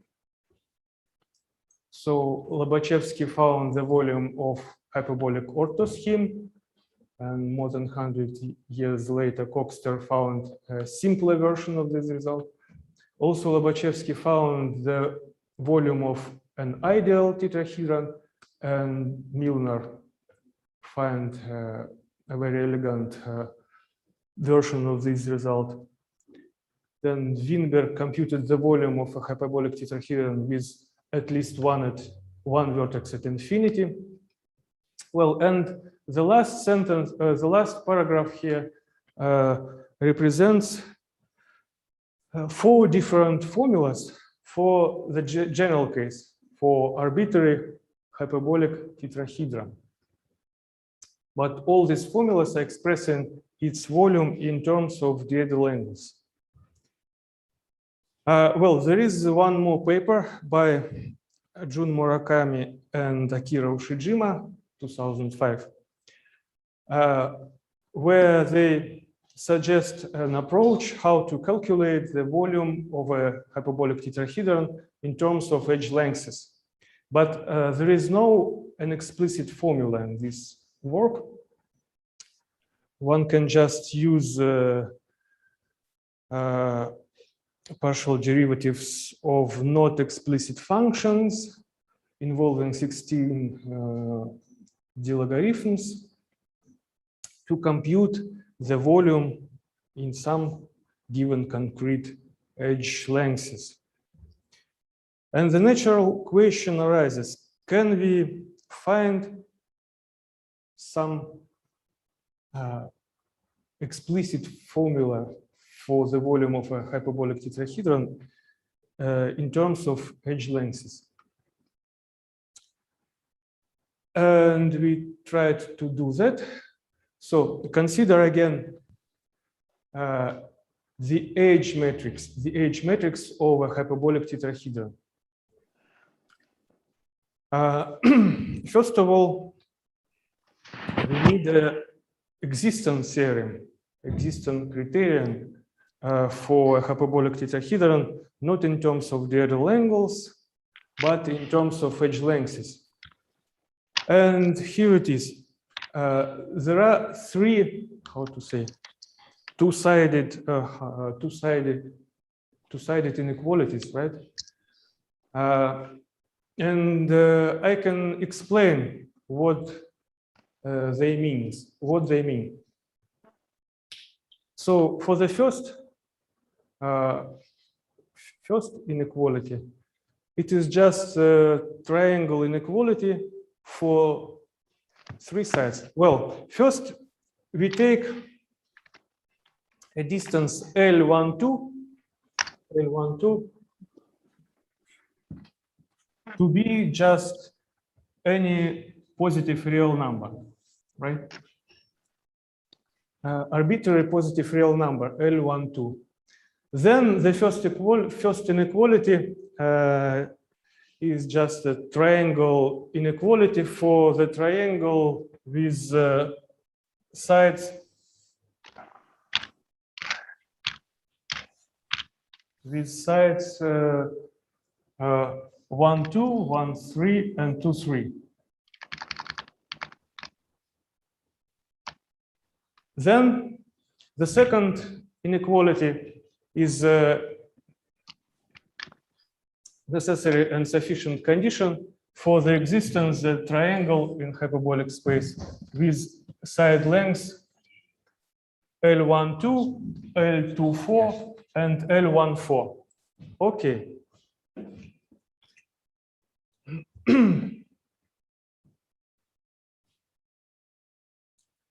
And if we set the distance between vertices 3 and 4, then we get a rigid construction.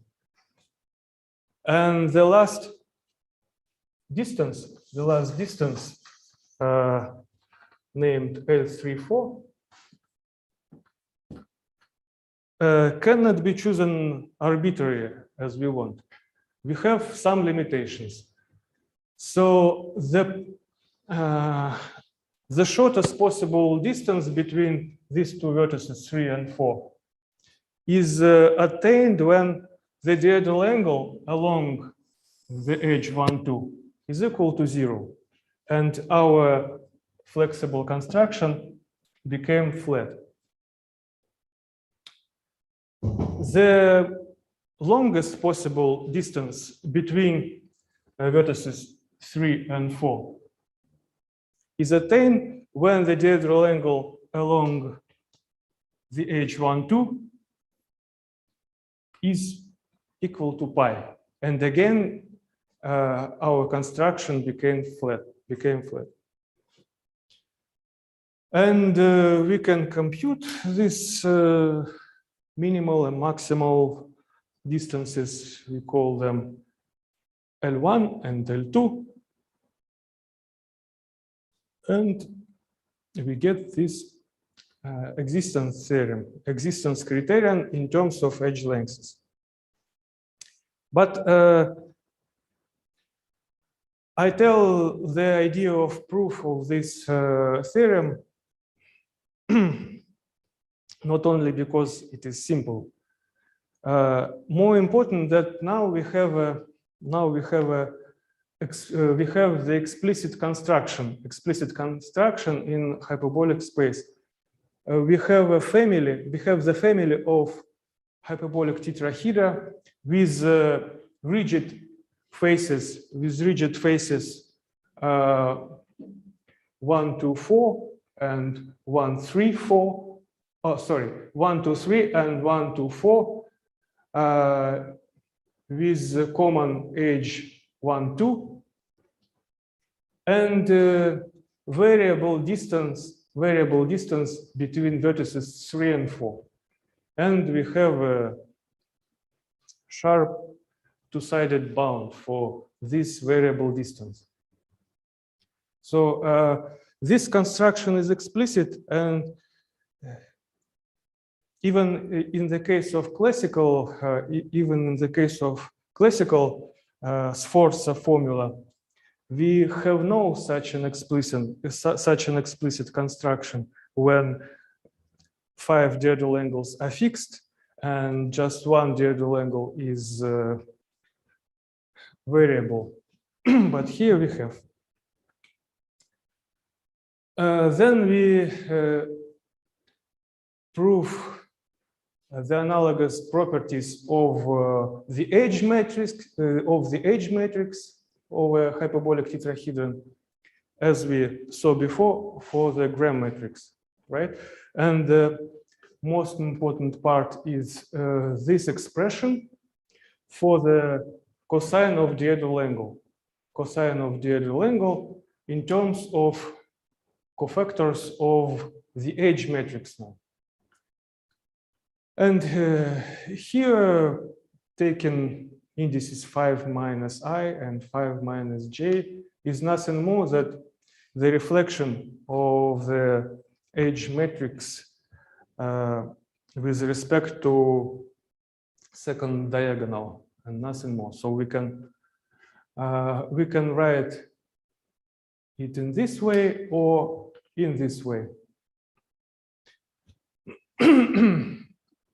I should note that this most important part can be also found in the paper by Akira Ushijima.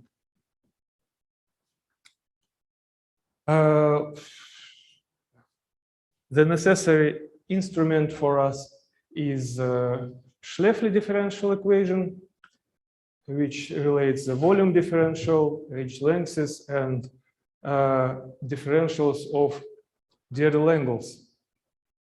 And also we use so-called Jacobi equation, which relates different cofactors of a quadratic matrix. And using these results, we find this formula. Well, let T be a compact hyperbolic tetrahedron given by its edge matrix. we denote Cij the cofactors of the edge matrix. And now we assume that all the edge lengths are fixed except one, for example, L34, which is variable.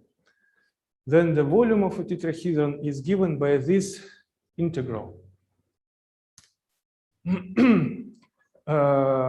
And we consider the cofactors as the functions of one variable L34, denoted by T, just to distinguish the variable of integration and the limit of integration here. Well,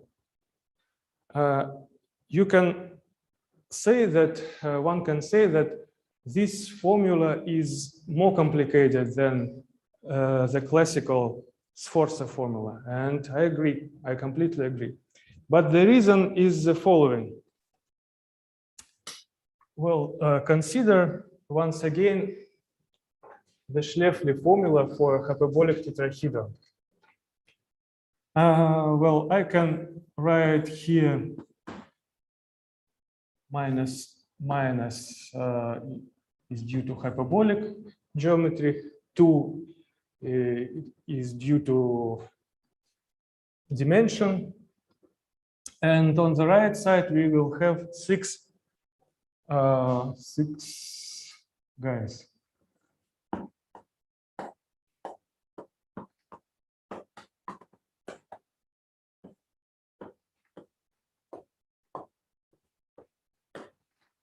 And when we use the approach by Sforza, we fix 5 diagonal angles. So 5 guys here just zeros. And what we get is just, well,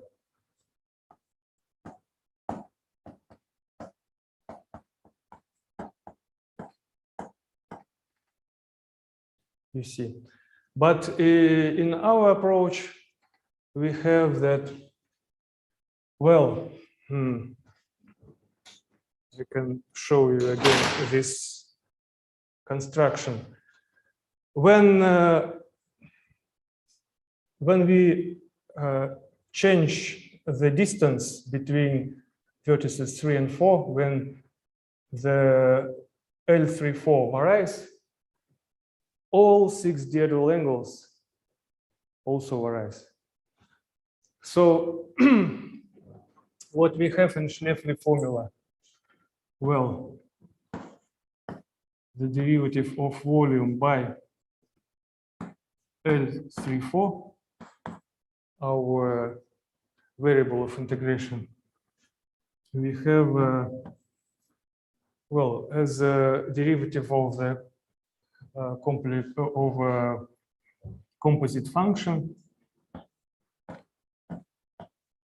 we have a sum by all the edges. Sum is over all 6 edges.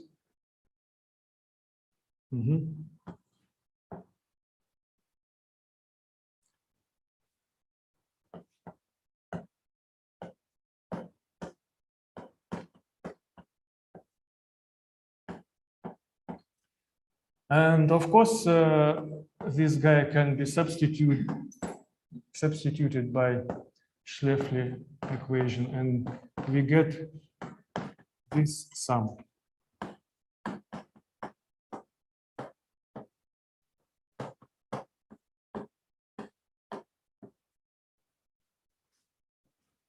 So here we have the sum of 6 guys. Previously, we had just 1 guy here. We should integrate. So we can expect that the analog of Sforza's formula, but in terms of edge matrix, should be at least, roughly speaking, 6 times more complicated than the original one. But we will succeed to simplify it using Jacobi equation for many times. Not just once, as we did for the classical Sforza's formula. Okay, still this formula is very complicated, and a good idea is to double check it somehow. So we put every edge length to be equal some positive real number A, and as a corollary, we get this simple formula for the volume of a regular hyperbolic tetrahedron, compact regular hyperbolic tetrahedron with all the edges equal to some positive real number R. And this formula is numerically coincide with the following previously known formula. So this formula for the volume of a regular hyperbolic tetrahedron was given by different authors in different works. For example, one can find it in the book of Phaegistos, or in this work by Yakut, Savas, and Kader. And I can explain why we couldn't expect that the previous formula from the corollary and this formula, we couldn't expect that they will be the same, because, well,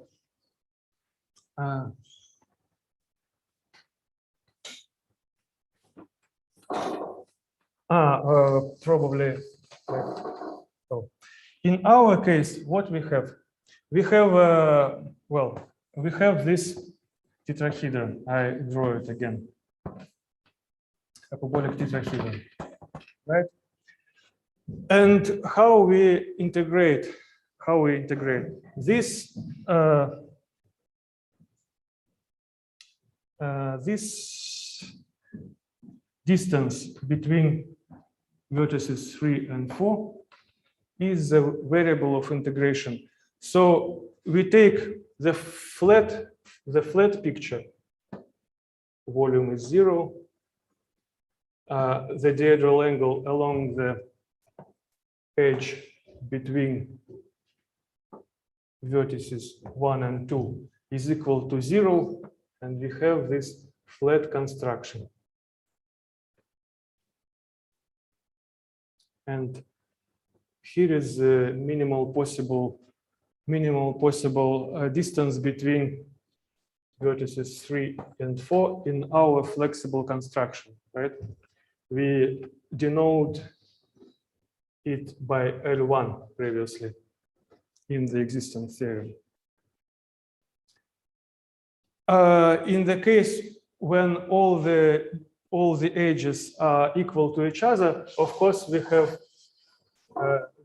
here just a regular triangle, with sides equal to A, right? And here all the edges, all the white edges are equal to A. And the distance between vertices 3 and 4 is 0. So we integrate by, well, this is L34, or we denote it by T. We integrate from 0 to L34 by T, from 0 to A.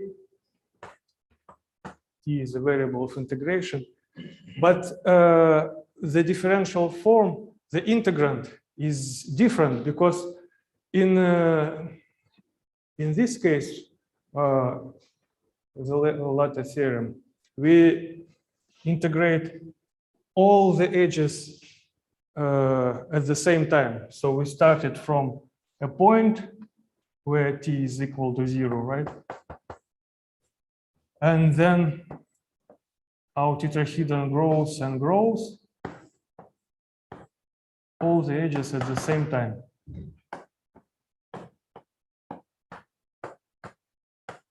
So that is why the integrand is different. But still we can compare the results numerically. So at this, actually I can stop on this point because the application of this formula for the volume of a hyperbolic tetrahedron in terms of edge length. One of the possible applications is to get a formula for the volume of antipodal hyperbolic octahedron, for example. And I hope this application will be considered in the next talk by Bao, right? So I can stop here. Thank you for your attention. Okay, let us thank the speaker. Questions from Zoom, please. Maybe I have a question. Do you think there is a nice symmetric formula?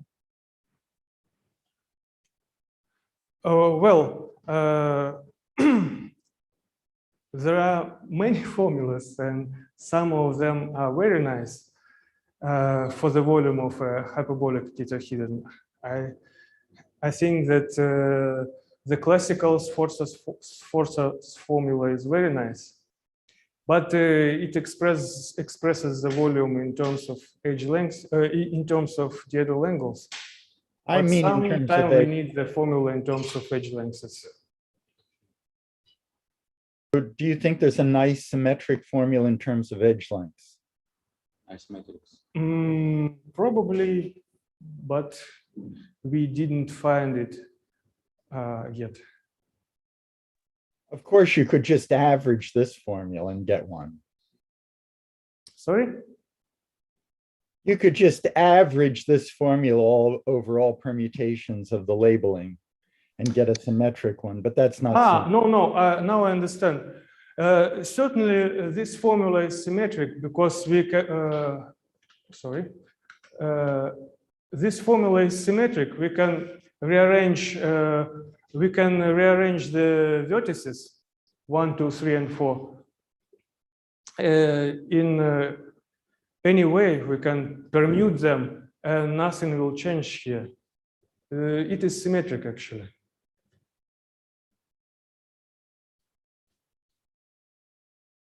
One more questions?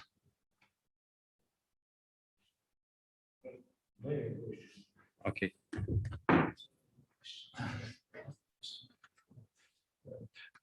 Have you any restriction to dimension of hyperbolic space?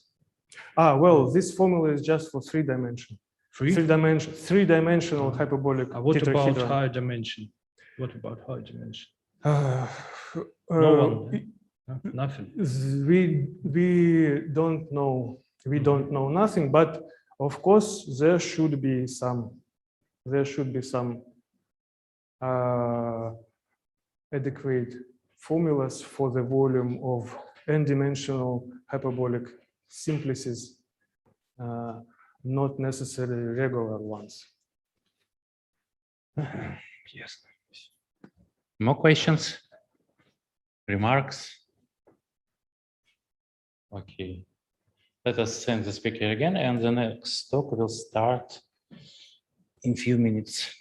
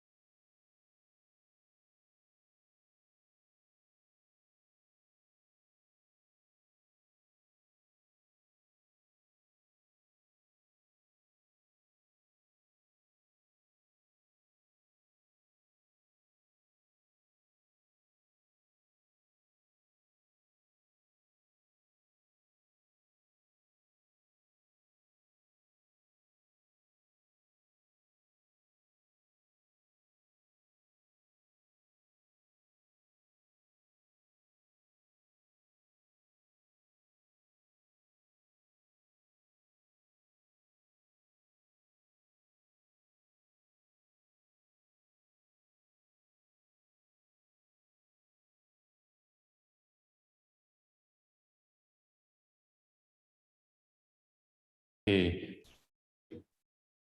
Let me introduce the last speaker at the morning session, Bao Wong from Novosibirsk State University. He will speak about volume of some polyhedra in three-dimensional spaces of constant curvature. Please. Thank you.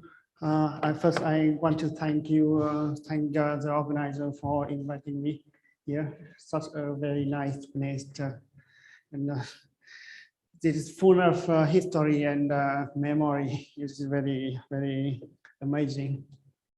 Okay, I'm going to talk about some property, geometric property of polyhedra in the three-dimensional space. And the space of constant curvature is either a Euclidean, spherical, or hyperbolic space. And each of them take a very important place in the geometry and topology. After the Morse-Thor rigidity theorem, each geometric invariant is topological invariant as well. And the most important invariant, geometric invariant is the volume and the Chern-Simons invariant. The most natural method to study geometric structure on the manifolds or orbifolds and Kohn-Muir manifolds in general is their partition to polyhedral and vice versa, namely identifying faces of polyhedra to get some to get the resulting manifold. According to Petronio and Epstein, such a partition always takes place in hyperbolic space.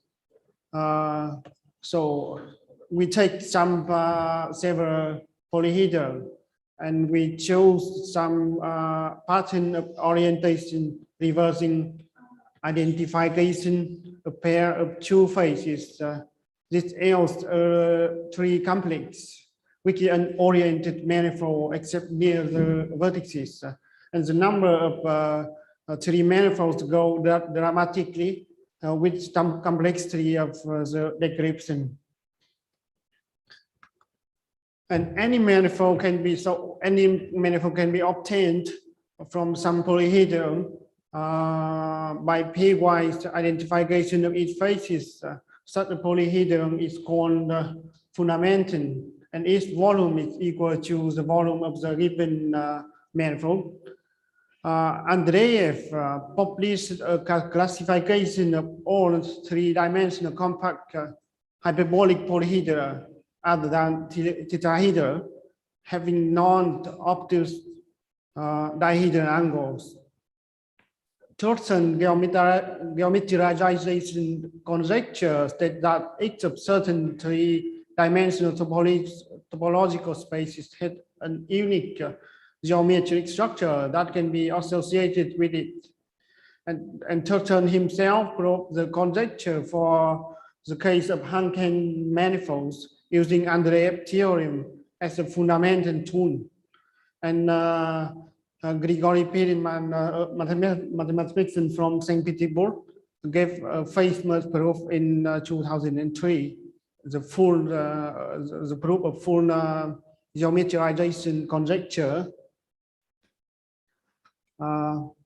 So given polyhedron of any combinatorial type, it might be very hard to compute its volume.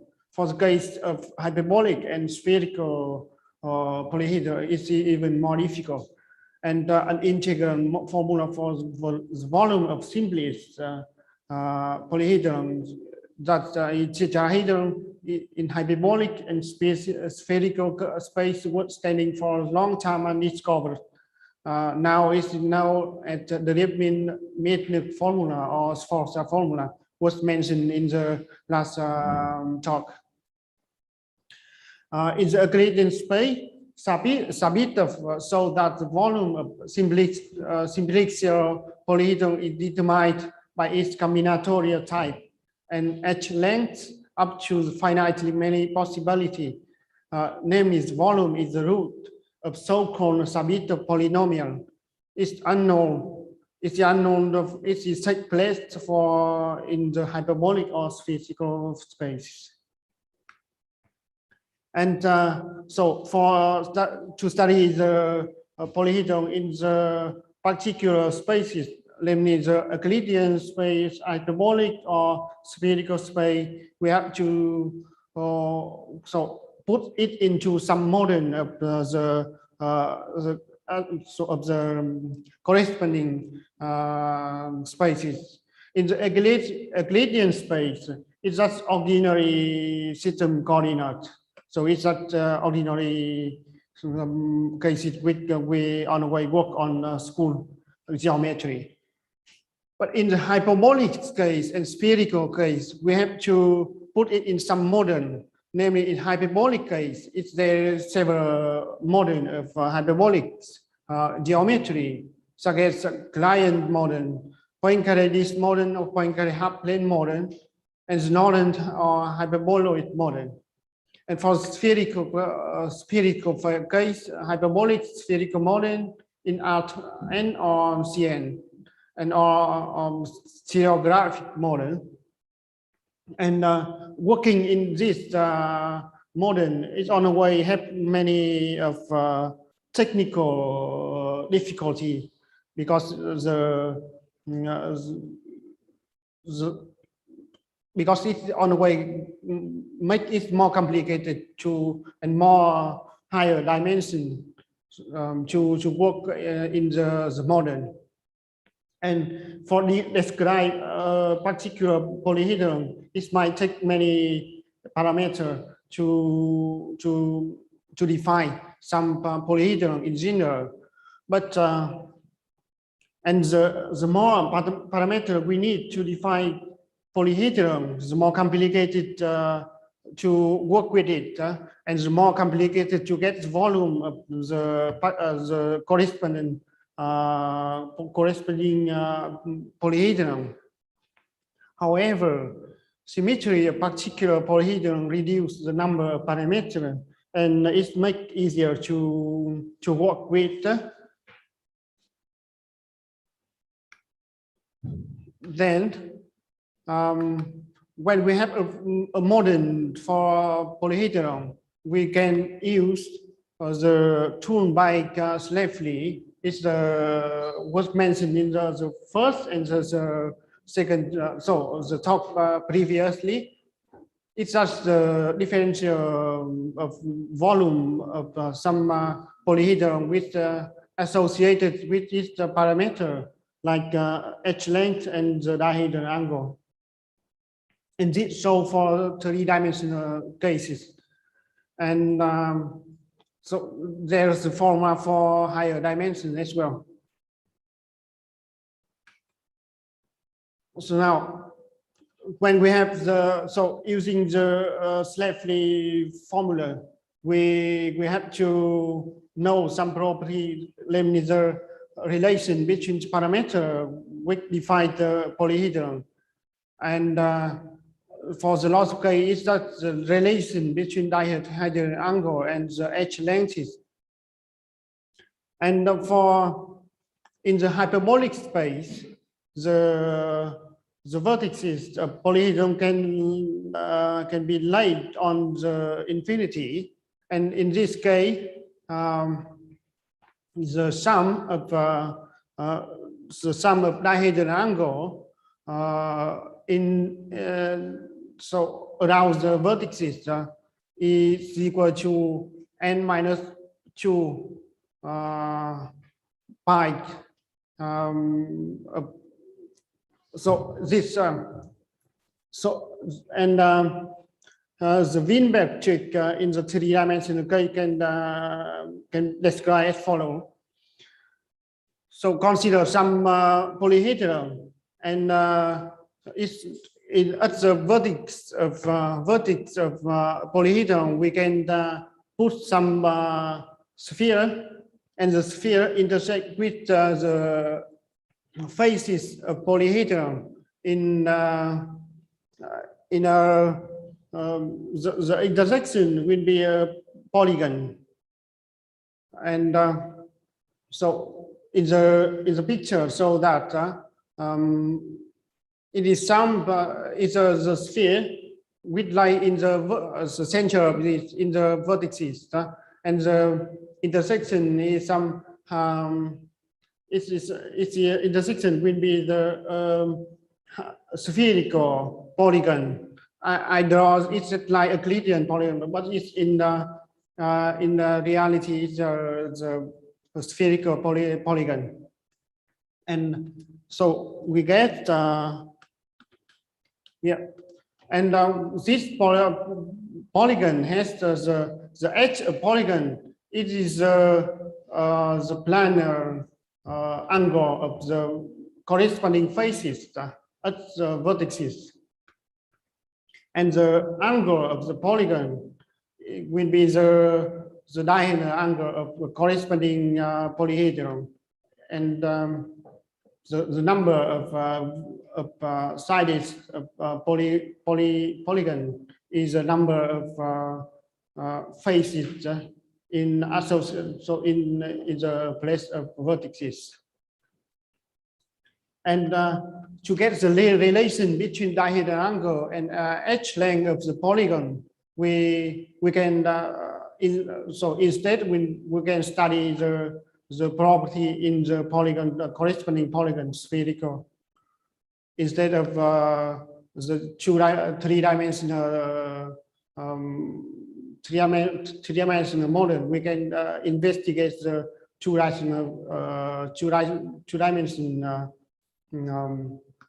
model to get the relation between dihedral angle and edge length.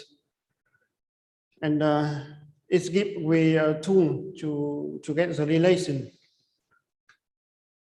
Now I will talk about the particular polyhedron we had studied antiprism. For the case antiprism, it's just the polyhedron with the two equal regular n-gon in the top and at the bottom. The lateral faces is equally triangle. The antiprism has the symmetry, reflector rotational symmetry. And the definition takes place in either Euclidean hyperbolic spherical space.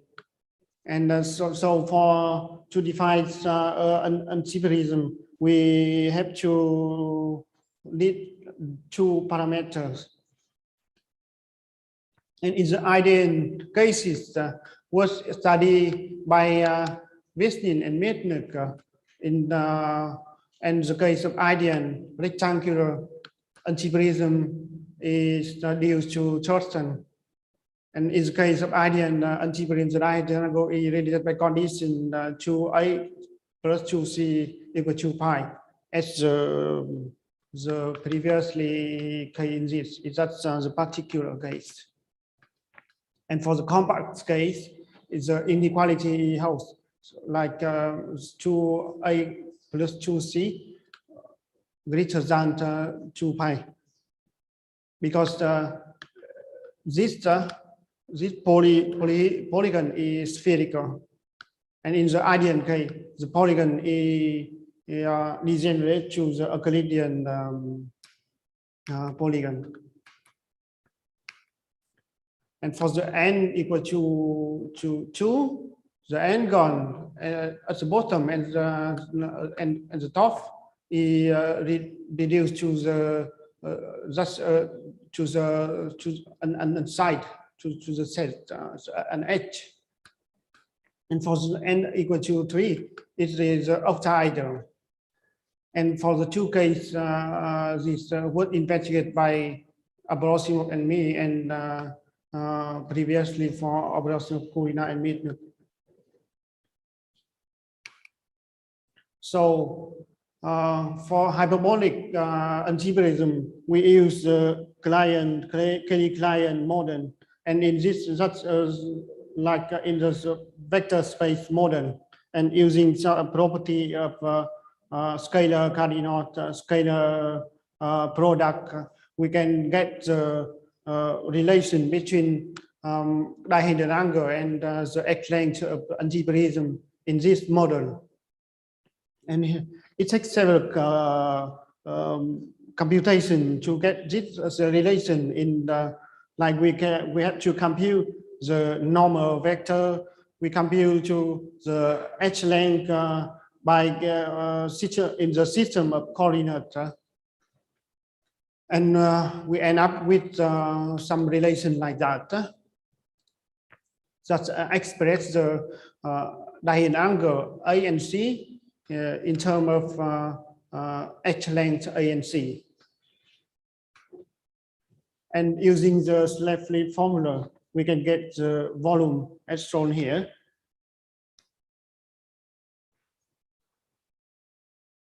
It's the compact integral formula for the compact hyperbolic algebraism.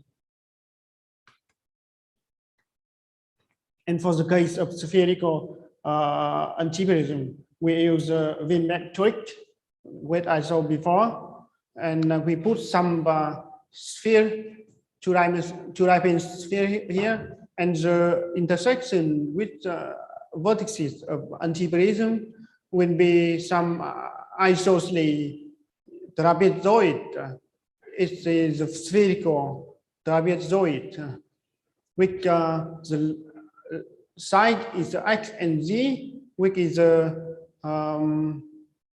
angles, planar angle here and here, and y is the planar angle of the here.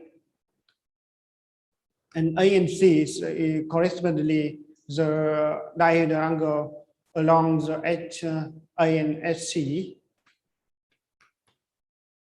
And yeah, we have to, so now we consider the isosceles, physical isosceles trapezoid, which shown here, and study this in the two-dimensional sphere, so ordinary in the three-dimensional Euclidean space, we get a property in the isosceles spherical trapezoid, which express the relation between the side length to the angle in the isosceles spherical trapezoid. And this is the following relation, and it's quite symmetry between the x length side. And again, we can so using this property in isosceles spherical trapezoid, we can get the relation in the spherical algebraism between the h length A and C every way and the dihedral angle A and C. And again, we apply the Schläfli differential equation for this. We get the volume formula for the spherical algebraism, and you can notice that the formula for spherical algebraism is hyperbolic algebraism. It look very similar. That's changing some hyperbolic cosine and sine to the ordinary sine and cosine. Now, so we also study several other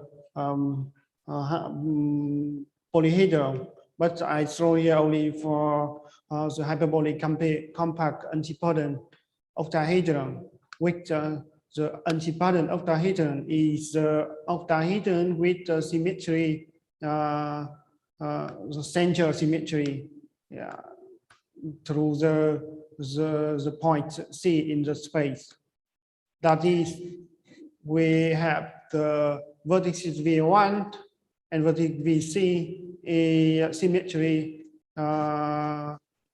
with respect to the point C, and analogously for the V2, V4, V5, V6, V3.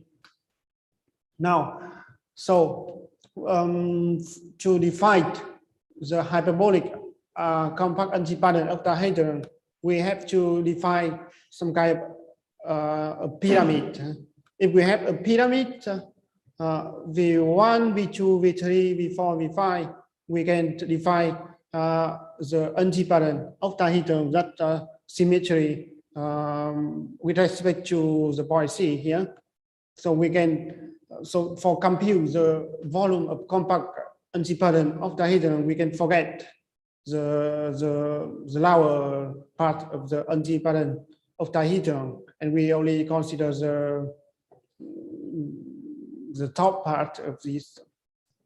And in the following part is a pyramid. We can divide it into some tetrahedron. Namely, we can divide it to V1, V2, V3, V5, and V1, V3, V4, V5, or another as well. But it is symmetry.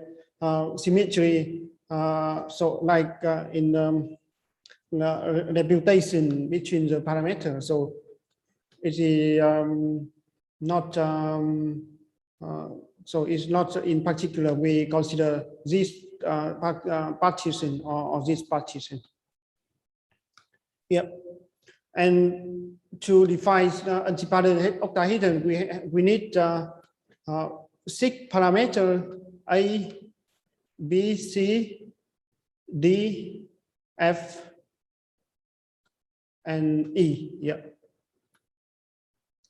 And when we divide these two into the tetrahedron, we have to, from the given parameter, we have to compute the other parameter of tetrahedron, namely maybe the diagonal X and Y and Z. Diagonal X, Y, and Z. And thanks to the symmetry of this octahedron, we can find a beautiful relation between X and Y, Z, and the given parameter A, B, C, D, E, F. And so after that, we find the X and Y and Z, we can apply the formula for hyperbolic tetrahedron, and we combine this, we get the volume of hyperbolic antipattern octahedron, and the volume is shown here. It's just the sum of volume of two, so exactly 4, but the two type of tetrahedron. The first part is the first tetrahedron, and the second part is the second tetrahedron. And this reminds the formula for previously talked about hyperbolic tetrahedron in terms of X length. And we get a volume formula for antipattern octahedron. So I have shown some method to approach the problem of calculating volume of polyhedron. So is it using Schläfli formula or just divided the polyhedron into several tetrahedron and get the combine of volume? But all of this, it has some objects that when we face with general polyhedron, it takes a lot of parameter to define the polyhedron. And the more parameter we have, the more complicated we get to get some relation between dihedral angle and the H length. And we get a system of equation that is impossible to solve because it's not non-linear. It takes a lot of radical symbol, so we can impossible to solve it analytically to get the relation between angle and h-length. And this is the main object of the problem. And yes, maybe in future we can find the other method to approach the problem as well.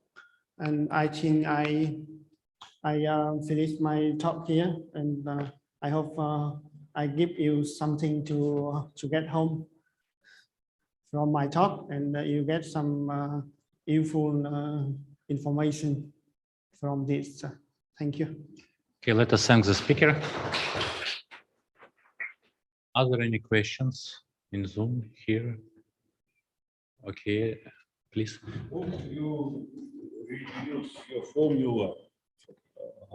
Your formula is given for compact prism, for compact antiprism, yeah? Compact case. Antiprism. Antiprism. Right? Could you use your formula to find the volume in the non-compact case, in the ideal case? It's supposed to be a limit of your formula. So when it's from this formula, yeah, we get the ideal case, right? Yeah. I think we can when we maybe take a limit to but for the limit case, the length come to infinity. Infinity, yeah, sure. And I think it's hard to find the limit of this to infinity. But some problem, but a technical problem, yeah. But in maybe in the case of dihedral angle, we can get the ideal case from compact case, because when the ideal case it has finitely it's supposed to be a very clever way how to do this. Of course, there are many ways to did this limit, but you find a very specific way for limit to get correct result. We should try in any case. So, thank you. Yes, it may be useful for volume conjecture as well. When we get the analytical formula for some particular polyhedron, we can maybe verify the volume conjecture.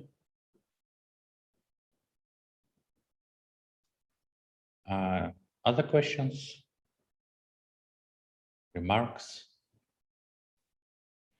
Okay, let us thank the speaker again. Thank you. And we finish our morning session, and we start at 3 p.m. St. Petersburg time. See you.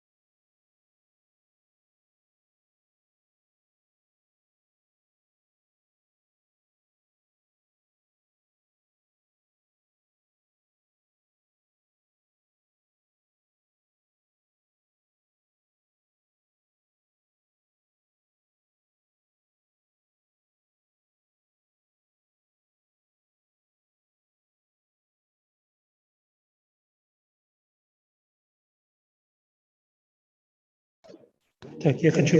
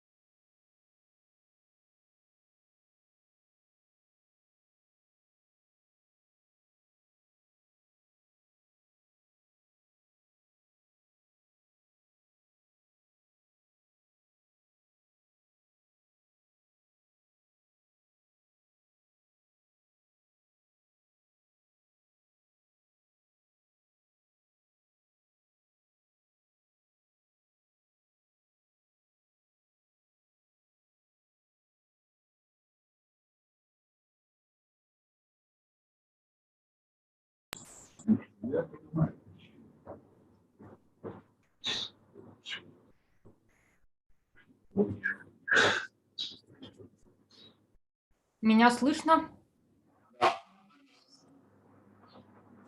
Слышно? Эхо сильное у меня. Это так? А так, слышно?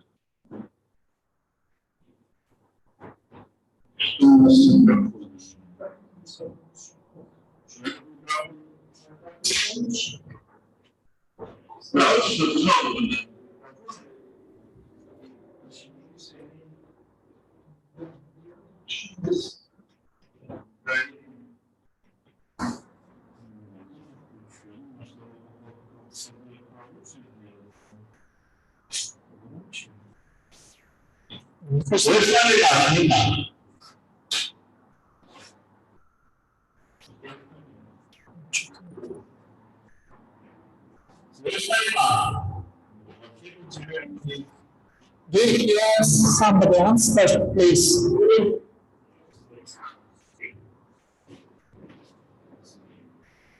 No.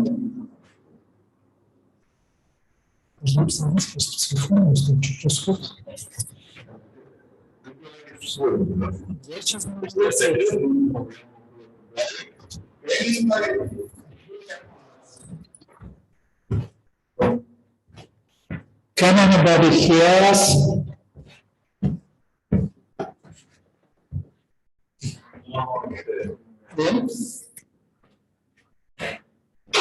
Тебя пока не слышно. А меня не слышно.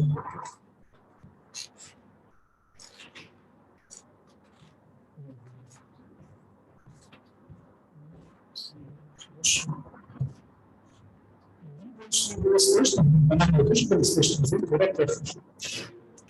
Здесь, когда мы говорим, плохо.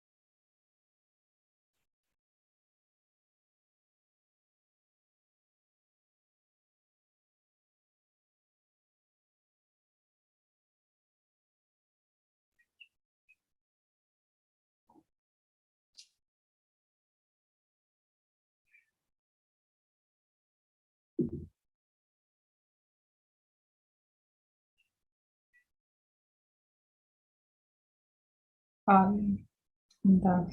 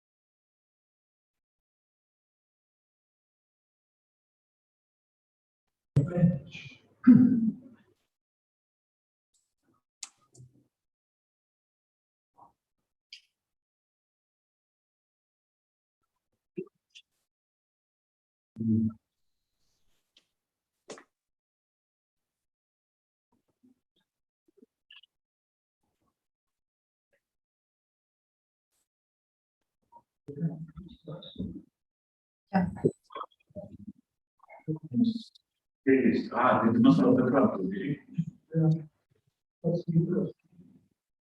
Yeah. Він на плоский сделал. И делает окно на висик. А что там было? А, будет.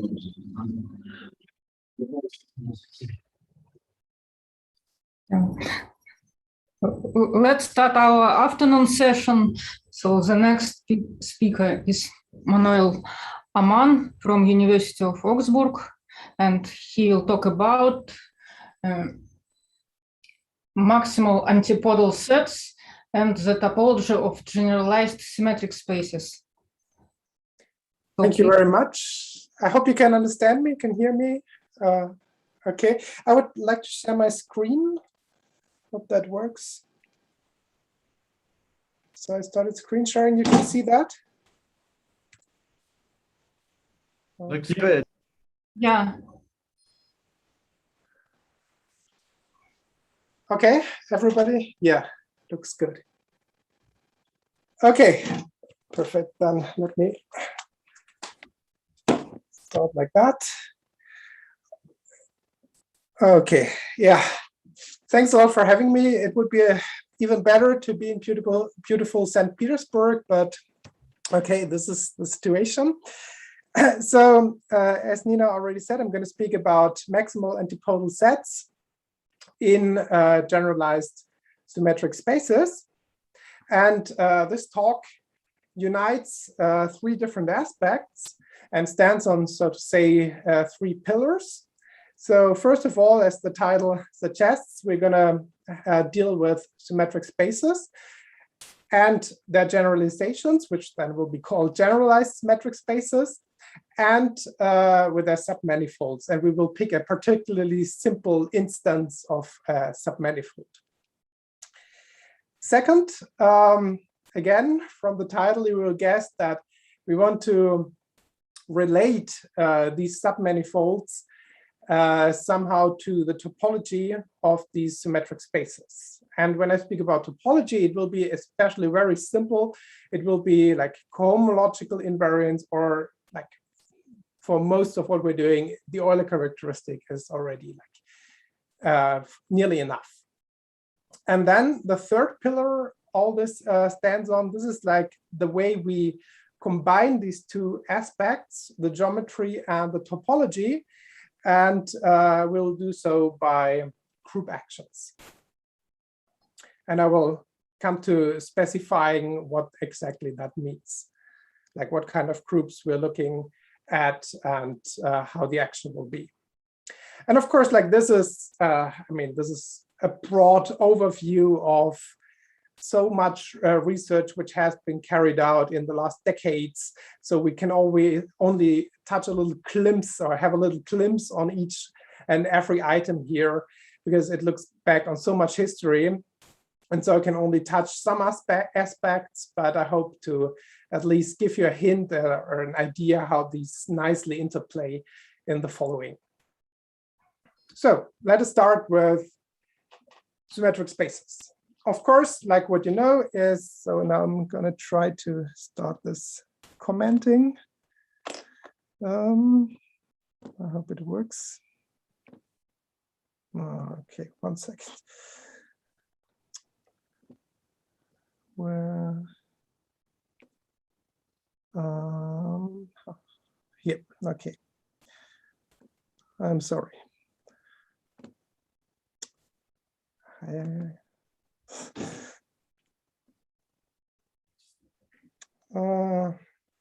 My computer is not doing what I want.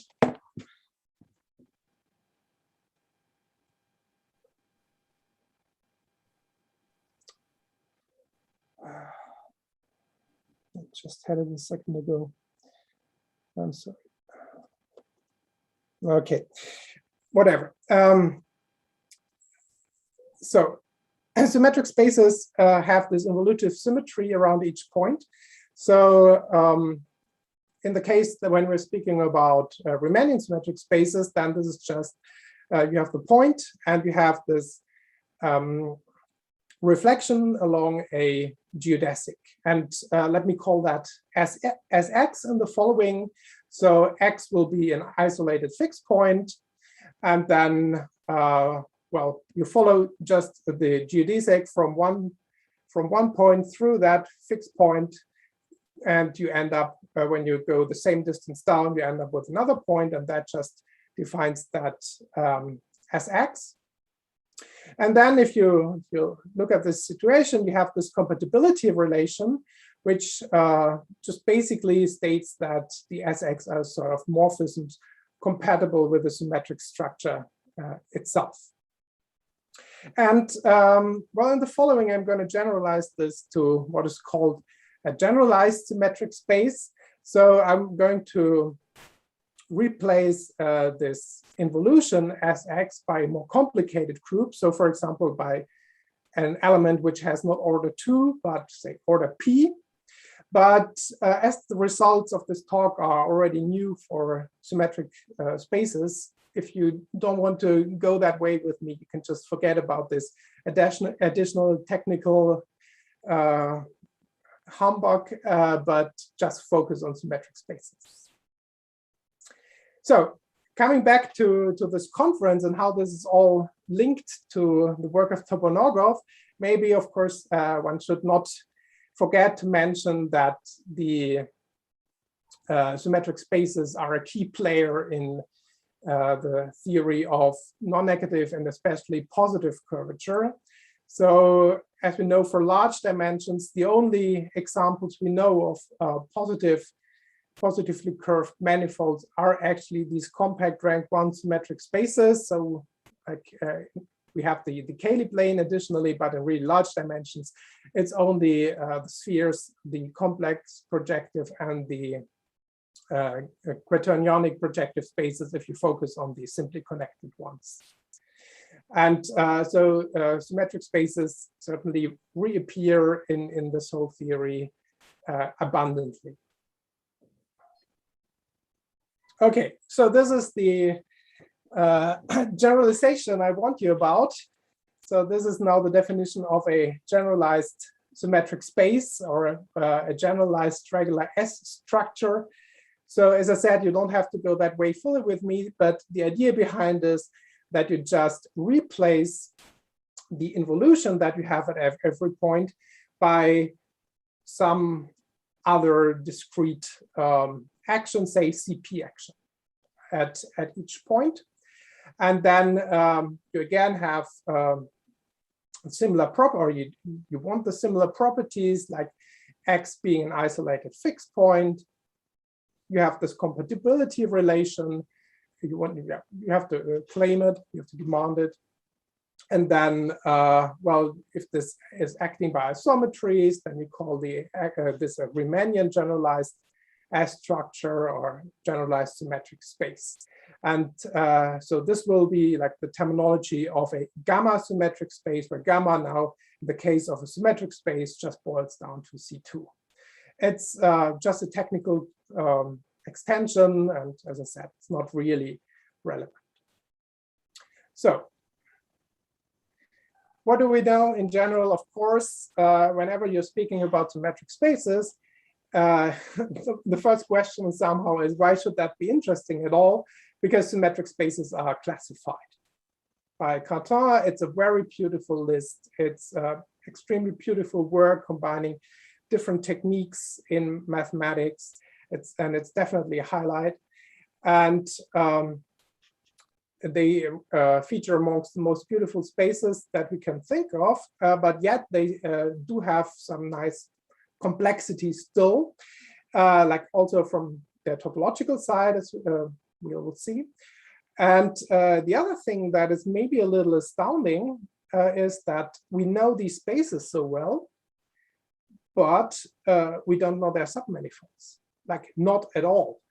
And then you can make this problem even more precise by asking, yeah, what kind of submanifolds, and even the nicest ones somehow are still a complete mystery. So what I mean by the nicest ones, maybe, well, say we look at totally geodesic submanifolds. And then, except for, of course, low rank cases, I mean, there's so much work that I'm not going to mention all the names. So except for like submanifolds of space of low rank, there is hardly anything known in form of a classification result. And so this then spurred and motivated a so-called index conjecture, like the question, okay, if we can't classify all of the totally geodesic ones, like what about the ones which are maximal in dimension, like the smallest co-dimension ones? And already that problem turned out to be so hard that it took a long list of papers. I'm just mentioning here like some key players, Bernd Olmos, who finally verified this index conjecture and like pinpointed those totally geodesic submanifolds of small co-dimension. And yeah, I'm also mentioning it because we recently, together with Masami Sari in this conference and Peter Grass, we also had a little contribution which had a little more, say, curvature point of view towards this problem, and we, yeah, also could say a little bit. But this is not going to be the topic of my talk. I'm just trying to illustrate that in general, it's a very hard problem to speak about submanifolds. And so what we want to do is we want to pick for this talk like even more simply behaved submanifolds. And well, if you can't, what can be simpler than totally geodesic ones? Well, let's use discrete ones. Let's use certain collections of points, and we want to understand them. And this collection of points will be what I will call a maximal antipodal set. So calling it a submanifold is maybe an exaggeration, but we will see that already this is a challenge. And I'm also not going to list names here. There are again classification results to a certain degree of these maximal antipodal sets, but it seems there's no exhaustive list. Okay, so this is I'm not, so as far as we're going to see examples, I'm not going to extend the example of a sphere today. And it seems this should be also enough to understand things. So if I'm speaking about a maximal antipodal set, then of course everybody has in mind the antipodal points on a sphere. So yeah, this is the point where I really would like to draw. Sorry, that's I don't know why this is not working.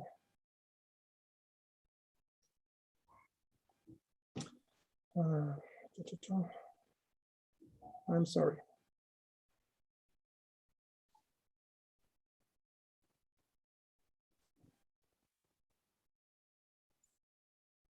Ah, okay. Okay, so. Okay. Yeah, this is the point where I draw. Okay, so we, as said, we all have in mind the example of NS2. And then we have here two antipodal points, X and Y. And they are marked by the fact that, of course, we call them antipodal because they have a certain maximal distance. But from my point of view, I'm now looking at my geodesic reflections SX and SY. And say, this is the map which maps these points to each other. And if I extend that picture, then going down all the way here, what happens is it maps the point S. So Sx of y is actually y. And of course, Sx of x, by definition, is also x. So if I take this point here, I go all the way up along this geodesic, and I go all the way down again, then I get y again. And this is underlying the definition of my maximal antipodal set, or of an antipodal set in general. So let me kill that picture again. And now we have, okay, I have to leave this again. So as I said, we have 2 points, x and y, which are mutually fixed by the Sx, Sy, by this S structure, as we wanted to call it. And well, so on a symmetric space, we consider now a set of points. We generalize this. Maybe there are more points than just x and y. We consider this whole set of xi, which have the property that they are all mutually fixed by the Sxj. So, and this is one set which is like mutually fixed, and this will be an antipodal set for us. Or coming to the formal definition, now again in the language of a generalized S structure, where this gamma plays the role of our C2 in the symmetric case, an antipodal set is a set of elements X in my manifold, which have the property that they are all mutually fixing each other under this S structure. And of course, the only natural definition which is making this maximal is to demand that whenever we have another set such that A is contained in this other antipodal set, we have equality. So it's maximal under inclusion. And this is the geometric object in a symmetric space that we want to understand. And again, we can derive that these points have to be isolated. We're dealing with compact manifolds, so we have a finite set. And whenever you have a finite set, there's not much to say about it. I mean, of course, like you can define distances, you can really classify like what do these sets look like. But for us today, it is mainly interesting to understand, well, you have a finite set, how many elements do you have? And this was a little cooked up to the so-called antipodal number, which maybe if you have seen that it's the K number if you have a CK, or it's just the 2 number for a symmetric space. So we will just call that sharp 2 for a symmetric space. So it's just like the supremum over these cardinalities of maximal antipodal sets. And that's the key number that we want to understand. Okay, so that is like the definition part on these symmetric spaces, and now we're passing to topology. And we're passing to topology by actually introducing or recalling some of these prominent conjectures in the area, which were like sorted made by Jen Nagano and Nagano in different instances, but they all date back somehow to 1987. And yeah, what do they state? And that's where topology comes in.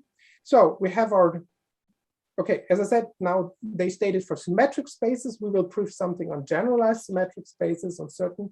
So here my antipodal number is just my 2 number. And so they claim that this 2 number is congruent modulo 2 to the Euler characteristic of M. So I promised, as far as topology is concerned, not to go much deeper than that, a little bit. So we have to look at the total dimension of cohomology, so the sum of all Betti numbers of our manifold with C2 coefficients, and then extending the first conjecture, they actually claim that this 2 number equals the total dimension of homology with C2 coefficients, like the sum over all C2 Betti numbers. And third, now they want to understand the cell structure of M, of our symmetric space, and they claim that this 2 number is the smallest number of cells needed for CW structure. And again, here I'm not sure actually what that conjecture really means. Like, do they state it is actually achieved this number, or is it just a lower bound? I will come back to that later. It's stated like that literally in the papers. And finally, well, they want to understand when integral homology has 2 torsion, and this again is related to the 2 number. Okay, these are the motivating conjectures, and my goal for this talk is to contribute a little bit to each of them in the generalized setting of certain generalized symmetric spaces. Okay. So what is known, as I said, there are some classification results. For example, this result here, so they were claiming, before they were claiming congruence as a conjecture, and what you can see is that real equality sometimes does hold, sometimes does not hold, for example. Just a side remark.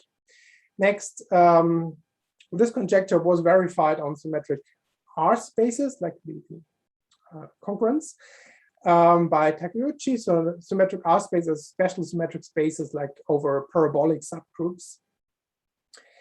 And then, as I said, like for you may check some results for some classifications, but there's no, it seems, no more general approach to this. Okay, so this is well, the geometric situation via antipodal sets in symmetric spaces. Now we came to see a bit of topology in form of conjectures, and we don't need much more topology. It's a classical topology. What we're going to use is equivariant cohomology. And so the name suggests that we have to bring into play some group actions. And that is the third pillar, as I announced, of this talk, namely the group actions on our generalized symmetric spaces. And it will be our method of combining geometry and topology and of being able to say something reasonable. And everything I just said, introducing group actions and the strategy, is again coming back to one of to the focus of this conference. It's just what you also do in positive and non-negative curvature. So again, this whole strategy of understanding geometry via and the geometric situation given by, say, a lower curvature bound and its topology. This is often achieved by simplifying the situation and by assuming that you have certain symmetries on your space, and these symmetries are usually encoded by then compact Lie group actions on G. And it turns out, or most examples that we know in non-negative and positive, mainly curvature, they all have some sort of symmetry. So this whole concept and this whole approach is very reminiscent in this sense to what you do in this lower curvature bound business. Okay, so let me make some quick definitions, recall some stuff, fixing terminology in particular. So it's not central to understand equivariant cohomology, what I'm going to tell you in the following, but just to recall, equivariant cohomology for me is the cohomology of the Borel construction, which is like here this M across the universal classifying space, dividing out the canonical actions. And then this is like the Borel construction is what I write by M lower G. And if I write M upper G, then this is supposed to denote the fixed point set. And it's not a coincidence because there's beautiful theory behind all this relating the cohomology of the Borel construction and equivariant cohomology to the cohomology of the fixed point set. And I already used this notation, but just to fix this again, if I'm writing this total dimension of cohomology, then I mean the sum over all Betti numbers. Okay. So, and as I said, there's again so much beautiful work behind that, going back to Borels, Young, Olley, Puppe, too many names to be mentioned here, but a very simple outcome of earlier work, very early work of theirs is, well, you can relate equivariant cohomology of a space, of a CW complex, of a manifold, to the cohomology of the fixed point set. And that is like the key point that we're exploiting in this talk for this work. And this is can be phrased in much more complicated ways than what I need, via certain localization results whatsoever. All I need is two consequences, namely here that you can describe Euler characteristics. So I'm not going to draw on S1 actions, but I just want to show you the parallelism between things. So you can, up to congruence modulo P, compute the Euler characteristic of the fixed point set as the Euler characteristic of your manifold.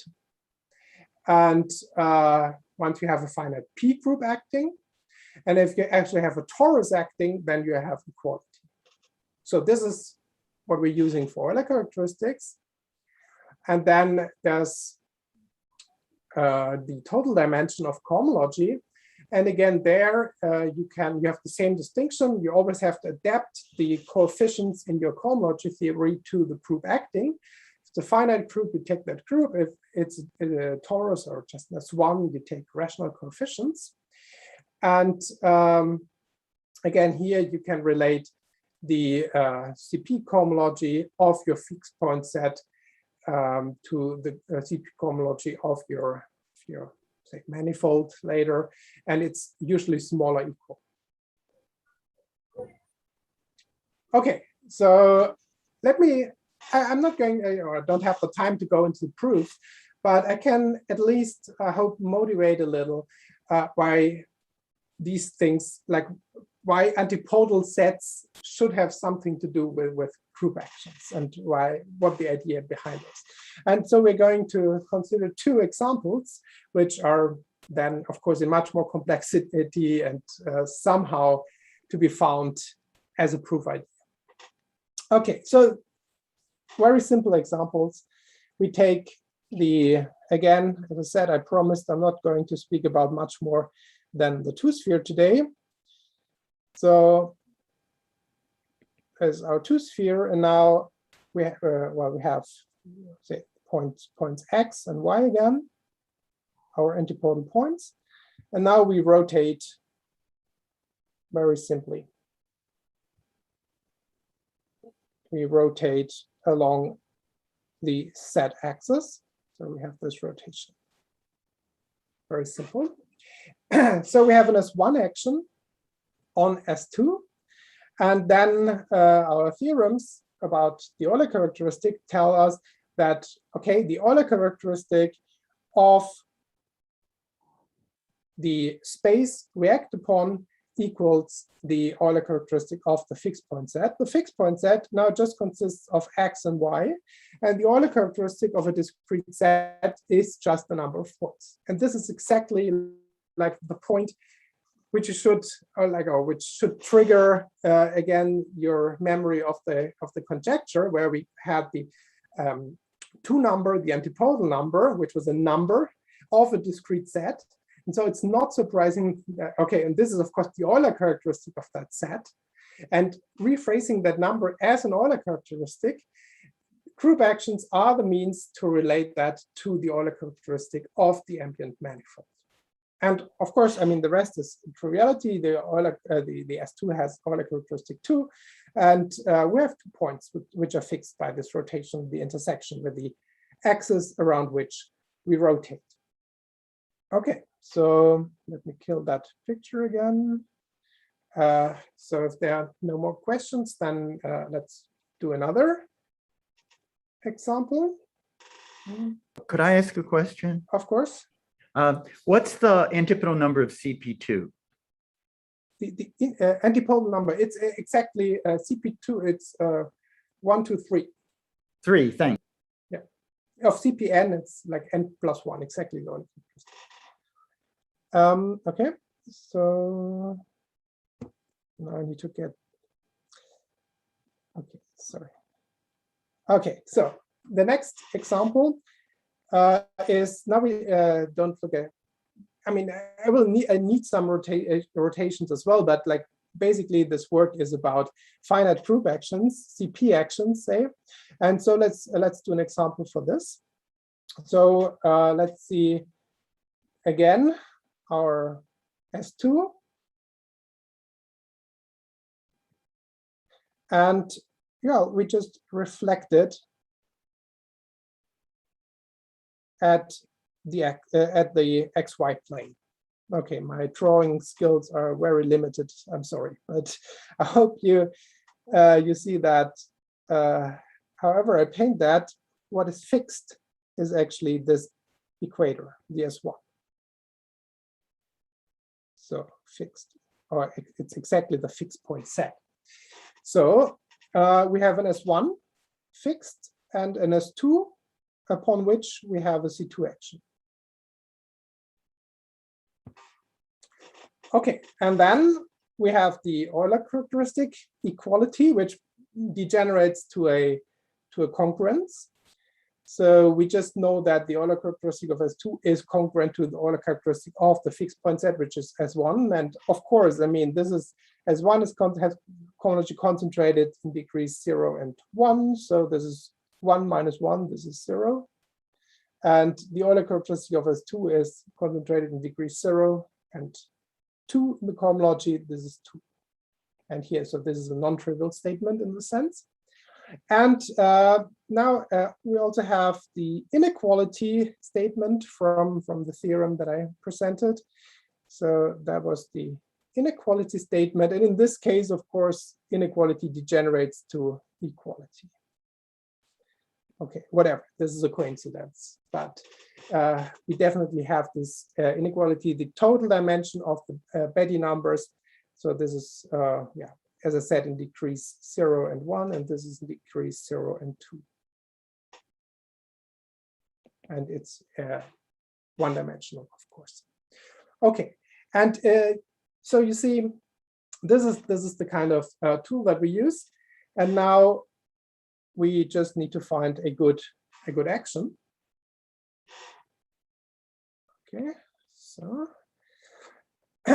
but before we come to that, let me also like briefly comment on what is known about these group actions in general on, well, generalized symmetric spaces. And then again, this whole topic embeds into group actions on homogeneous spaces, because these generalized symmetric spaces are known to be homogeneous. And well, then there are like prominent group actions and a lot of research with too many names.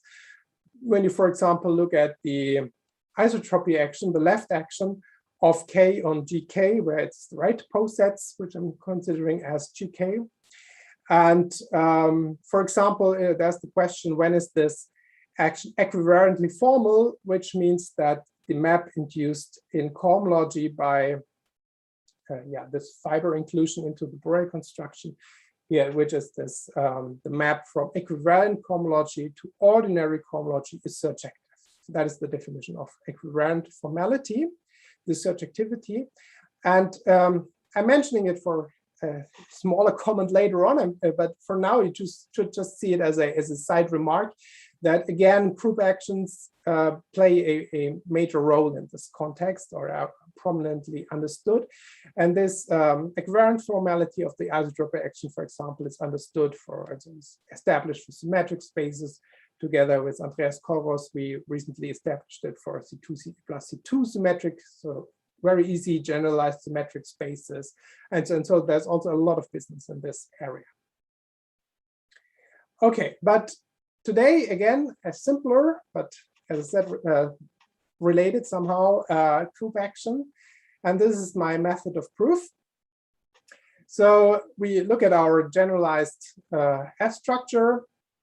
And now we consider a finite abelian P group, so a sum of CP to the L's. That is the generalized symmetric space, the generalized S structure that I can understand. And the group action that we want to exploit is now cooked up by fixing generators for these respective R-many cyclic summons, and to additionally parameterize them over the antipodal set. So we look at the collection of all these generators over all the antipodal points. So in the case of a symmetric space, it would be a copy of C2 over each antipodal point. And this antipodal set is non-zero, we know that. And then these elements generate a group. And that is actually, as you can show, or have to show, it's a torus. It's some CP to the L torus. And that is the group that we're going to look at and its action. And in particular, because we only took these reflections at each antipodal point, the antipodal point is fixed by this action. The antipodal set is fixed by this action. Okay, and using now the equivariant cohomology of this group, we can say something on the presented conjecture. So sorry. Okay, so again, coming back to the conjecture, just to recall, first statement was a congruence for the Euler characteristic. Second, like the generalization for the cohomological dimension, and then something on the CW structure and on torsion. So as for conjecture one, the Euler characteristic, I can actually prove this. It holds that the 2 number is congruent to the Euler characteristic on symmetric spaces, or already for every antipodal set. And then, yeah, coming back to conjectures 2 and 4, that was relating the cohomology to the total dimension of, the antipodal set to the total dimension of cohomology. And now you've seen that our localization results, the estimates that I get from equivariant cohomology, in this case, in general, they only allow me to say something is smaller equal than the fixed point set cardinality or dimension of the cohomology is smaller equal than the one of the ambient space. And that is exactly why in this case, I can only prove smaller equal, and they claim actually equality. So that is only like half the way. And that is also the reason why I briefly mentioned this isotropy action. It seems that somehow this is related, like really establishing equality here is just saying something like we have equivariant formality of the isotropy action, which with non-rational, like all the work which has been done in that area is with rational coefficients, and it's much more complicated with CP coefficients. That seems about the problem that you additionally have to answer, maybe, in order to establish equality here. And you also have this p-torsion statement here, which was claimed in point 4. And as time is running, so this is finally the answer to 3. So they were speculating about the minimal number of cells that you need to build a CW structure, and they related it to the 2 number. And again, now this works for these gamma symmetric spaces with gamma finite abelian P group. And I can establish that it's a lower bound using like the passage, or like the method of proof is like, how do I bring in CW structures? It's by using CW cohomology. And as you remember, like if you have a CW structure, then each cell gives you a generator for your complex, and then you have a certain differential on that. So that is how the cells come into cohomology, and that's what I'm exploiting here together with the equivariant cohomology approach. And so I can prove that actually this gamma number is a lower bound, but it's not true that you have a really can construct always a structure of that cardinality. So if your cohomology has torsion other than p torsion, then the number you require is strictly larger. And okay, then you also have the third statement, but building upon the second statement, you do find symmetric spaces which do have torsion other than this p torsion, and then you need like two torsion in this case. So you have like F4, E6, E7, E8, which have 3 torsion, 5 torsion, whatever, and so you need more cells than the 2 number. Okay, and that is nearly the end of my talk. I just want to briefly mention that there's also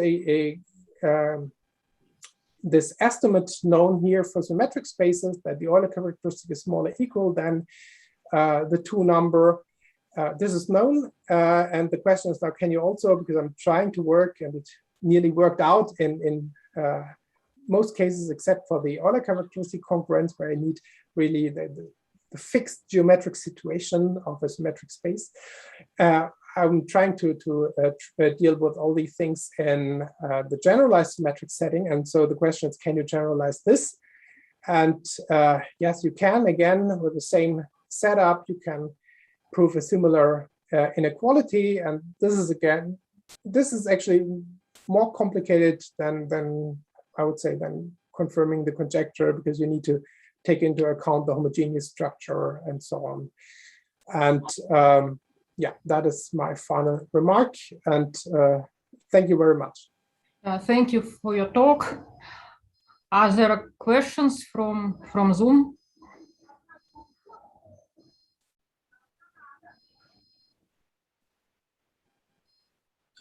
May I ask you? Mm-hmm. Yeah.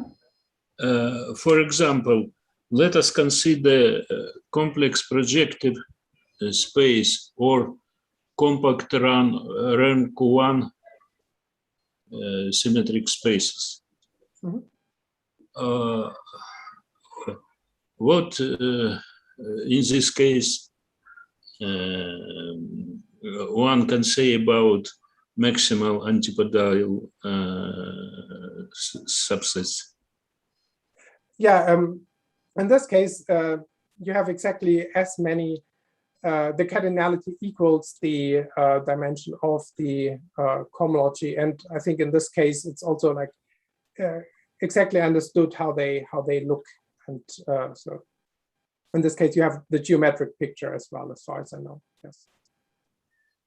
But I never really needed a more geometric description of this situation. So yeah.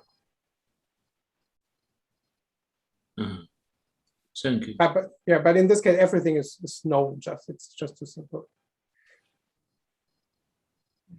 And also from my point of view, because I guess basically because there are gaps in cohomology, everything is degenerating somehow. And I probably could also say more, like you have equality in this case. Are there any questions from the room? No. Yeah, thank you again. We almost have no time for a break, and we will proceed in maybe 2 minutes.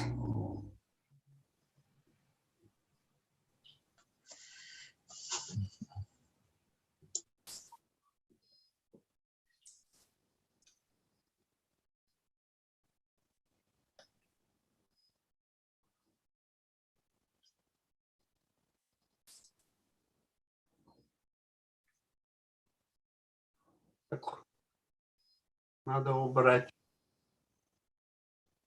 предыдущую презентацию. Я не могу подключиться. You cannot start.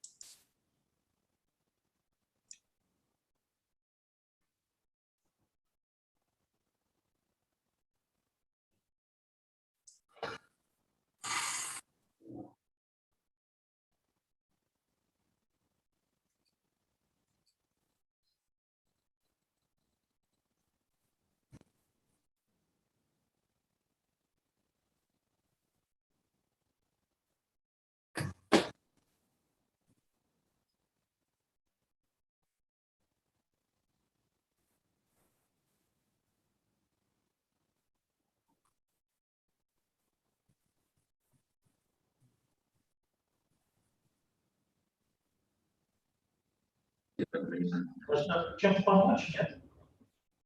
А? Надо чем-то помочь, нет? Сейчас, секундочку. Что-то я не могу.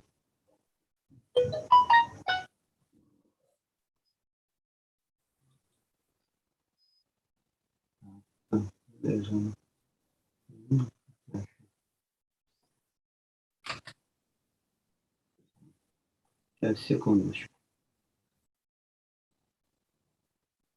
Мгм.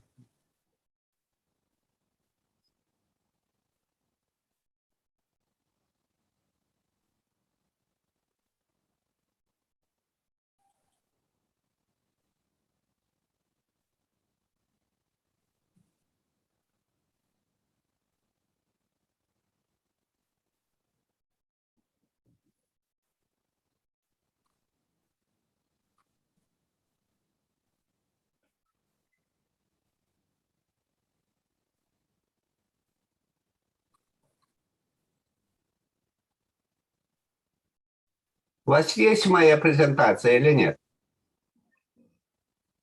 Мы не видим пока ничего. Не видите, нет? Зато я вижу.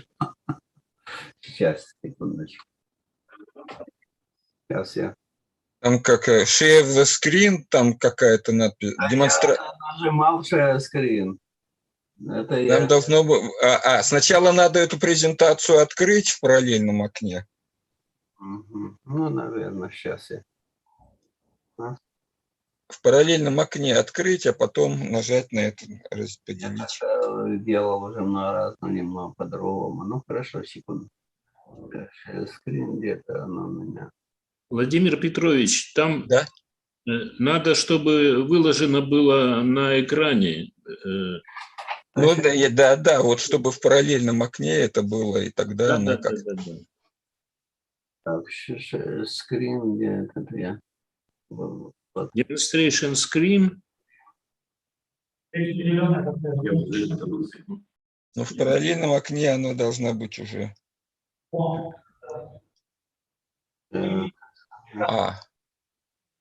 мы видим весь экран, теперь на нем надо открыть. Скриншеринг, так. Хорошо. Открыть там. Где эта презентация? А, вот. Вот она. Вторая кнопка справа, по-моему, вот это вот. Ну, я нажал. Вот у оно. меня появилось, а у вас появилось? Да. Появилось? Появилось. Да. Только покрупнее этот, на фуллскрин. Это я сделаю. Слышно меня нормально? Да. Ну, это я даже крупнее, чем надо. Вот так вот. Ага, только чуть-чуть. Хорошо.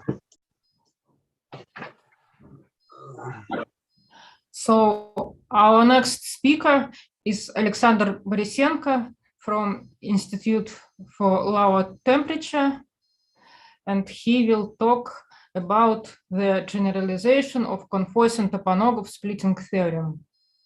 Thank you very much for inviting me to give a talk on the conference dedicated to Viktor Andreevich Topanogov. He was 2 times opponent at my PhD dissertation, at my doctoral dissertation, but I knew him about 40 years. Yes, but I give some survey of the results connected with the Topanogov, Konfoys-Topanogov splitting theorem.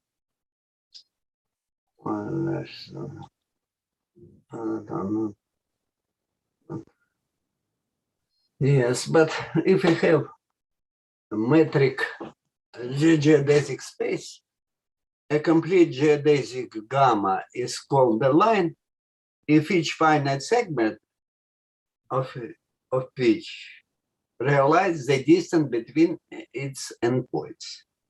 Konfoys had proved the following theorem: let M to be a complete two-dimensional Riemann manifold of non-negative Gaussian curvature if there exists a line on M2 then M2 is a metric product where E1 is a standard Euclidean line with standard Euclidean metric. Confucian had proved this theorem in the following way. First of all, he generalized Gauss-Bonnet theorem for a non-compact case. And from this theorem, with the condition of non-negative curvature, follows restriction on the area characteristic of this Riemannian manifold, and we obtained that from the conditions that exist a line that complete curvature is equal 0, and we obtain that our manifold is isometric to Euclidean plane or to the cylinder. And from this it follows this theorem. In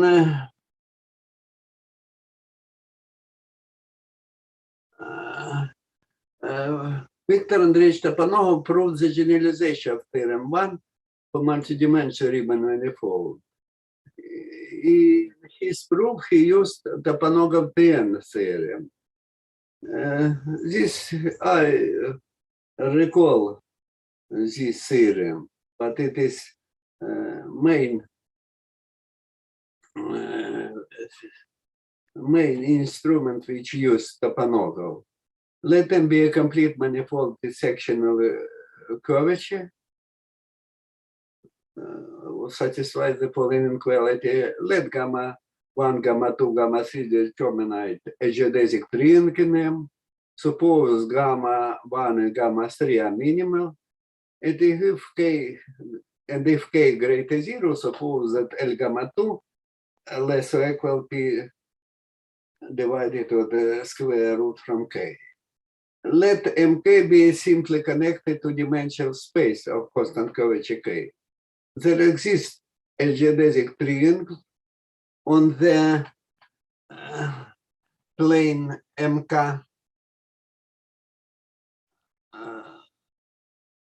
with the length of the side is the following, but the end in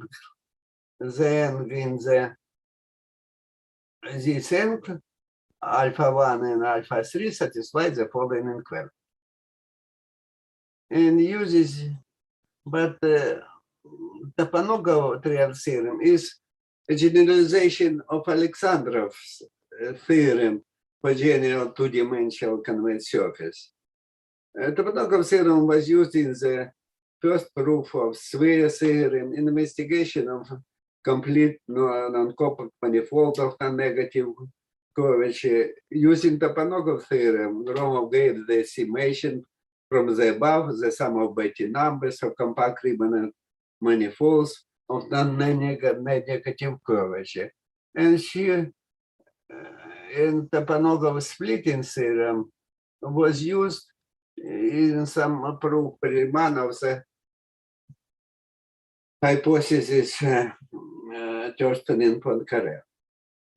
I recall the formulation, the Toponogov splitting theorem, but he published this theorem in Siberian Mathematics Journal in 1964. Let a man be a complete Riemann manifold of non-negative sectional curvature.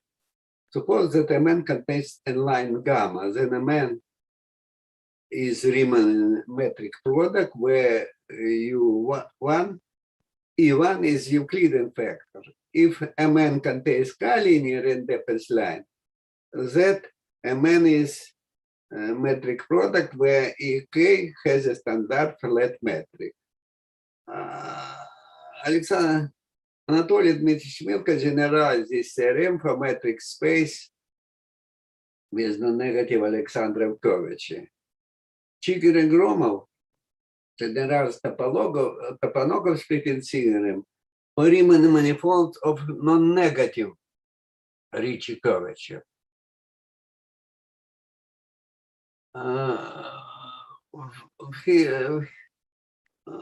They prove let M be a complete Riemann manifold.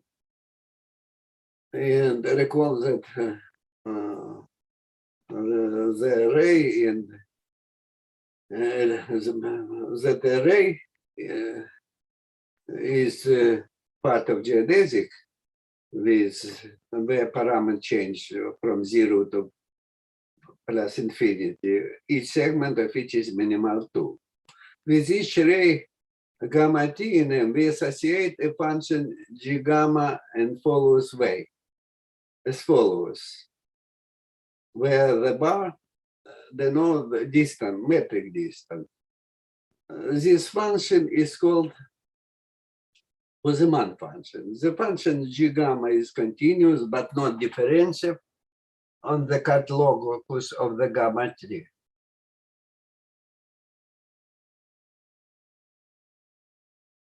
For fixed x, the function g gamma x is decreasing on the following interval and bounded from below by the distance between the point x and gamma 0.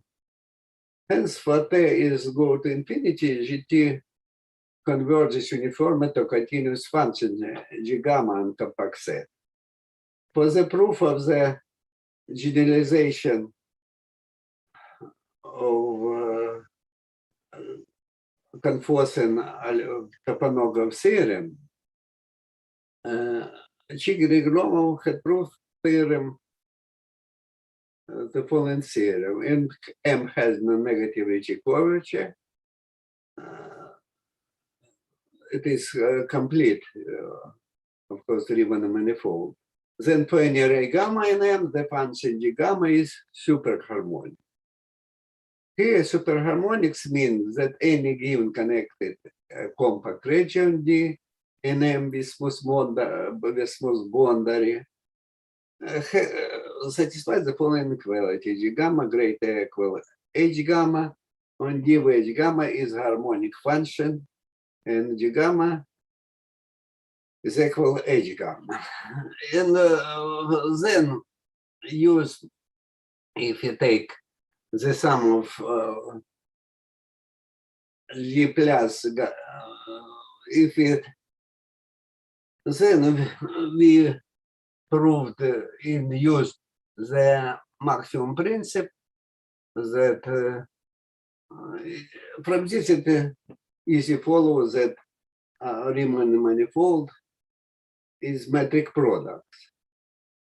And they prove the following theorem. Let M be a complete connected Riemann manifold of negative, non-negative Ricci curvature if M contains a lam that M splits isometrically in the following way.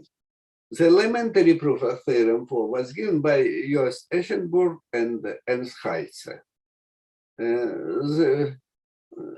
They don't need that the Poisson function is superharmonic. He is a straight way used some maximum principle.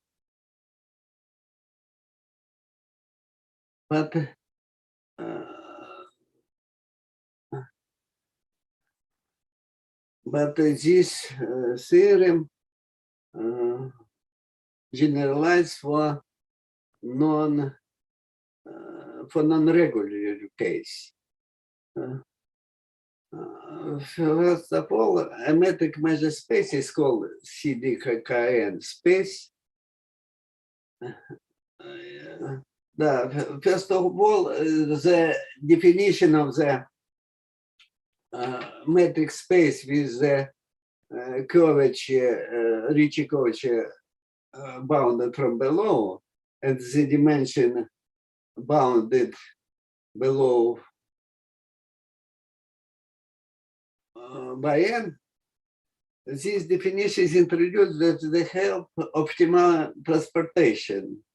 Now, it is very long way to give this definition, but I try to explain a little. First of all, we on the geodesic metric space, we let be Borel measures n. And these Borel measures, we have Wassermann distance. And this, the set of these Borel measures is metric space, and there is geodesic line on this space. And we connected two Borel measures by some geodesic, and for definition of the Ricci-Kovic, the some linear combination of the some linear combination of this metric, not metric. Now I look on my papers. First of all, we introduce of the space of Sobolev function H21 on this space of Borel measures. First, in this space have to be Hilbertian space. We may, but then it is possible to generalize theorem, but Finzer space, then Finzer space, we cut. Finzer space cut. And then we look some integral on this Borel space. They, in this integral on the geodesic connected different measures satisfy some inequality. And this inequality, it means in the regular case, when our space is Riemann space, is coincide with the Ricci-Kovic. The Gigli Ambrosity, we need the following clusters. The following class. Yes. And Gigli had proved the following theorem. Let XD is geodesic metric space, M is Borel measures. We let this space containing a line. Then XDM is isomorphic to the product Euclidean line and another space X prime, D prime, and M prime. If here isomorphic means that there is a measure preserving isometry between the space. And the European mathematical race was the lecture Karl Theodor Sturm, metric measure spaces and synthetic Ricci bounds. And this lecture is available on the internet. And this moves some generalization of the this splitting theorem for non-regular case for non-negative Ricci-Kovic in general sense.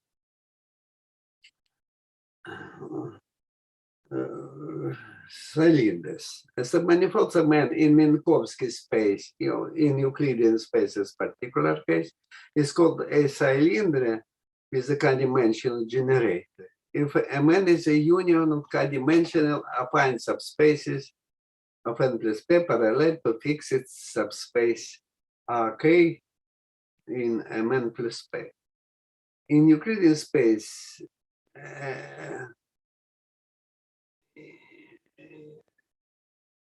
Mn is a metric product 2, is a metric product 2. But there is the following question. Let's be some manifolds from the intrinsic point of view is a metric product. When this submanifold would be a cylinder. From this, it is true the following lemma. The following lemma, let F be a two-dimensional C0 regularity surface in Euclidean space, such that F is isometric to a strip, and there is a straight line P of the enveloping space, line on F. Then F is cylinder whose generator is parallel to P. But surface only has no C0 regularity. Scholarly, we obtain the following result. Let ML is a be a submanifold in Euclidean space L plus P. Suppose that ML is a metric product where EK is a Euclidean space with flat metric. If for some point ML minus Kp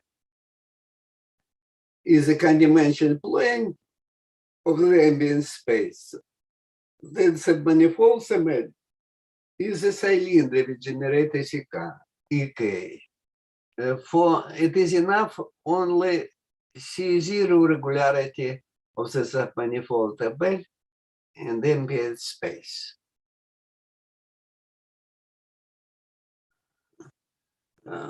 Stronger parabolic submanifold. The tension null index MQ of a point Q of the submanifold of L is the maximal dimension of subspace of the tangent space, the Q of L, such that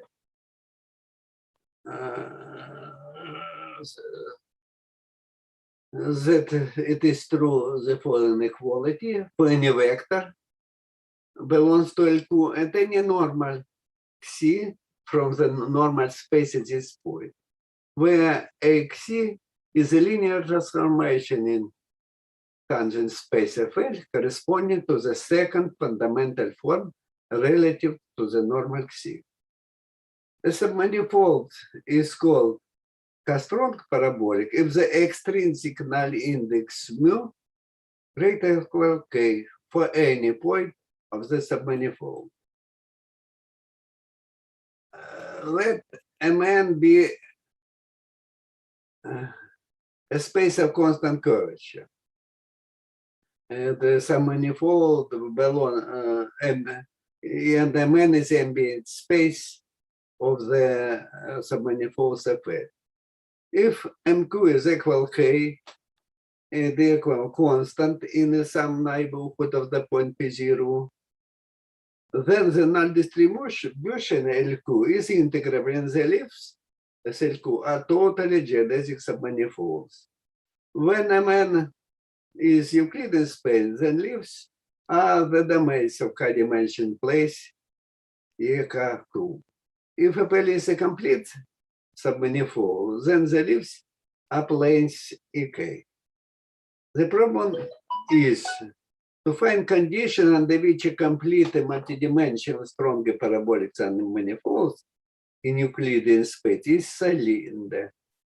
In general, it is not true. The surface F3 in Euclidean space in the four-dimensional Euclidean space explicitly given over three-dimensional plane by the equation.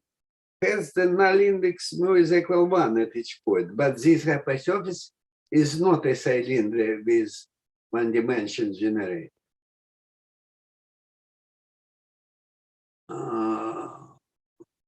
But the question is when this submanifolds would be cylinder, we have to give some definition. Let FL be submanifolds in Riemann space band. Denoted by R cube C, the rank of the second fundamental form at point Q relative to the normal C. The rank of second fundamental form of the submanifolds FL at the point Q is a non-negative integer, where RQ is maximum, R cube C, where C is normal from the normal space.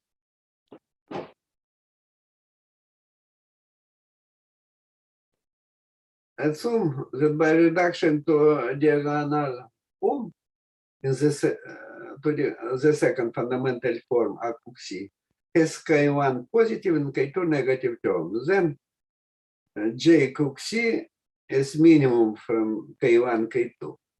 The type of the point Q is the number JQ minimum J cube C, but where the minimum is take over all normal C at Q, such that RQ C is equal RQ.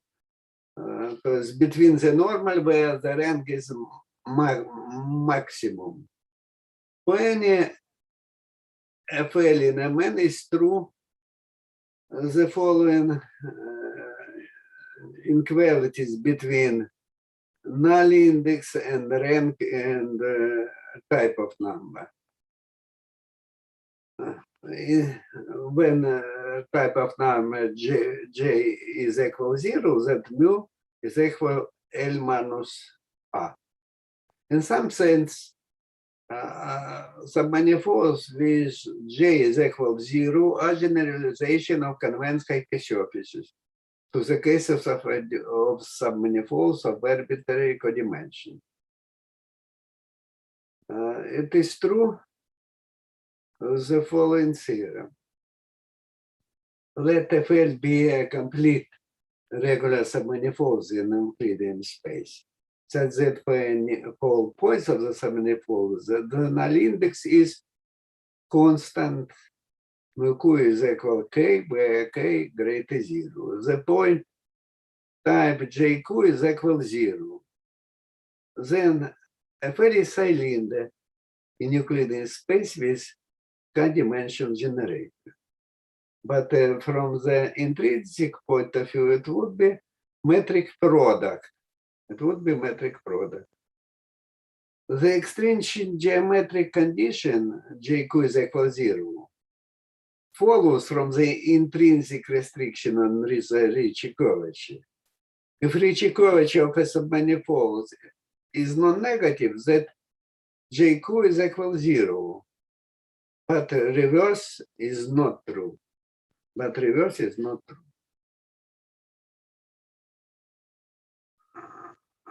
There are many generalizations of Confors-Toponogov's theorem for Lorentzian case. Galloway had proved the following theorem. Let MG be a connected globally hyperbolic spacetime that satisfy that Ricci-Kovács greater or equal 0 for all time-like vector. If MG contains a completed time-like line gamma, then MG is isometric to this, where such is completely Riemann orthogonal and the factor is Euclidean line with metric minus dt squared. Here, line is time-like. Here, line is a time-like geodesic, which realizes the maximum distance between any two points on it. The Lorentzian distance is continuous in satisfy the reverse inequality if PQR belong to M, we satisfy the following. No, with PQRs, I forgot the word, упорядочены.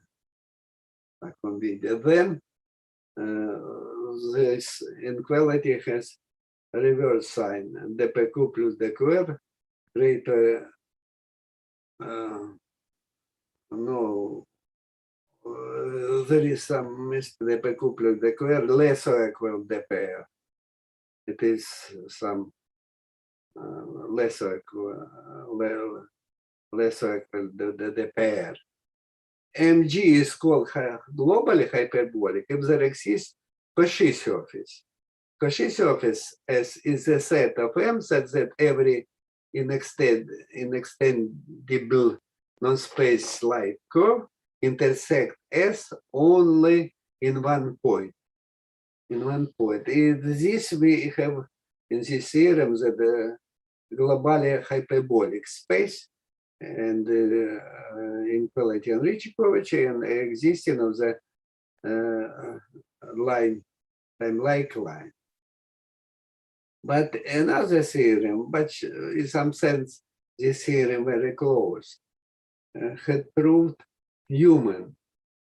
This condition of the globally hyperbolic space substitute by the condition of the geodesic complete space-time, time-like geodesically complete. Suppose MNG is a time-like geodesically complete space-time with Ricci-Kovic greater equal 0 for time-like direction.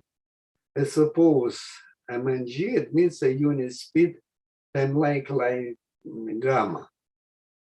Then MNG is a metric to metric product Mn minus 1 and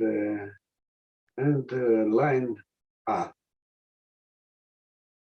The work of Galloway establishes that the condition of theorem are maintained if the hypothesis of time-like geodesic completeness is replaced by hypothesis of global hyperbolism. It is true the lemma analogical to the lemma which was in Euclidean space. Suppose that M12 is a C1 regularity surface in pseudo-Euclidean space E1, and the surface is isometric to the strip of the Lorentzian plane E12 with signature plus minus. If there exists a time-like straight line of the envelope in space, of the ambient space, so that it lies on the surface M12, that the surface is cylinder with time-like generators, time-like generations. And the same way, we obtain condition when intrinsic metric product in the pseudo-Euclidean space would be cylinder. It is true the following theorem. Suppose M1L is a time-like complete geodesic complete submanifold in pseudo-Euclidean space E1N with null index M0 greater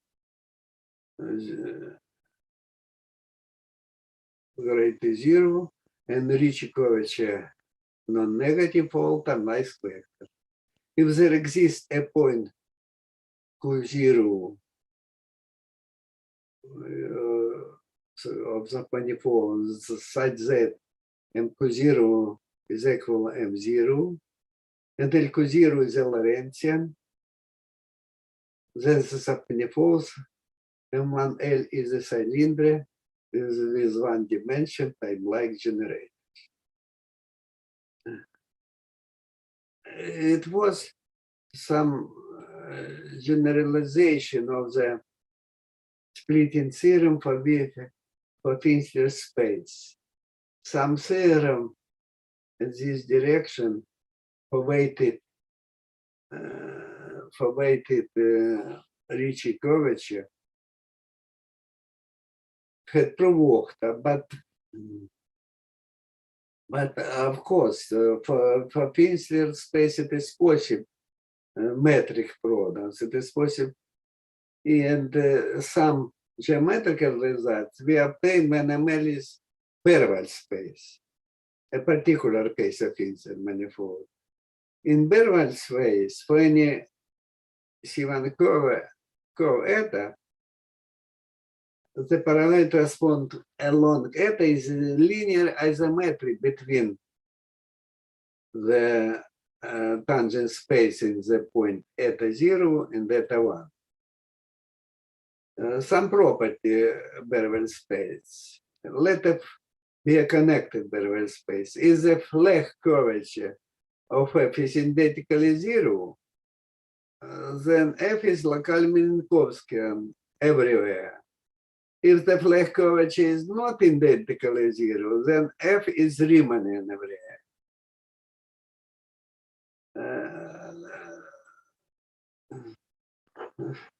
Suppose that M is geodetically complete, Ricci-Kovic greater equal Z, and weighted Ricci-Kovic 2. But now I formulate this case and contains a straight line. Then for any T is a measure preserving isometry. Z 0 M0 is equal MT, where MT is the surface of the left surface of the Boseman function, and Ft is a one parameter family of C infinity transformation generated by gradient of the Boseman function. But it is a measure preserving isometry. But in general case, and for weighted Kovic for Riemann manifold, we obtain that there is some transformation of T which where the measure preserving, but we don't tell about isometric.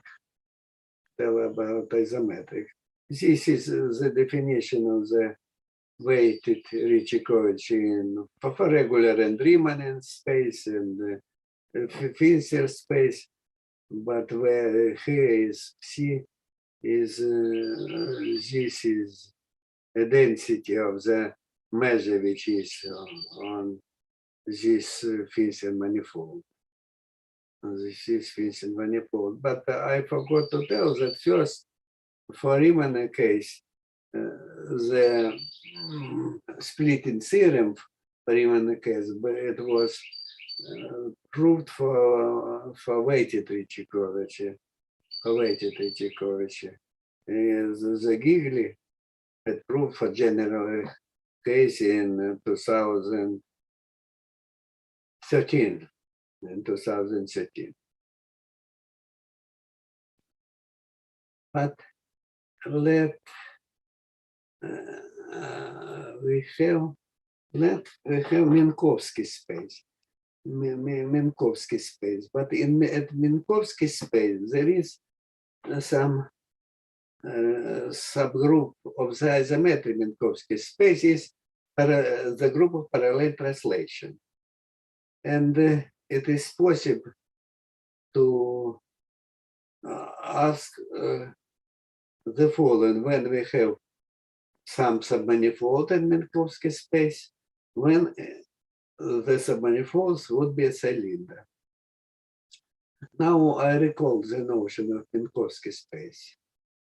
Let F0 be a compact convex hypersurface in Euclidean space, defined by the implicit function. The function satisfies the following condition. But this condition, it means that this compact convex surface is regular and the second quadratic form is positive at any point. Then the length of the vector defines the following case. If we have the let be in the we have some Euclidean metric where we have this convex surface, and we have this Euclidean length and this Euclidean length, and the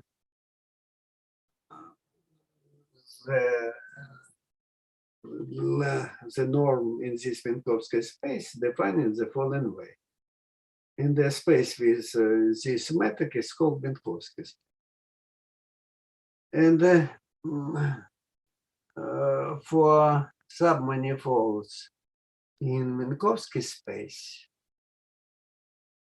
it is true the following theorem. The following theorem. Let a man be a complete connected smooth regular hypersurface in Minkowski space at n+1. Suppose the Ricci coverage of the induced Finsler metric on a man is non-negative. A man contains a straight line gamma of the ambient Minkowski space. And third condition for all points of the hypersurface, the type of the point GP not equal 0. Not equal 0. Then Mn is cylinder regenerated gamma. I recall how define the Finsler metric and the flat curvature in the Finsler space.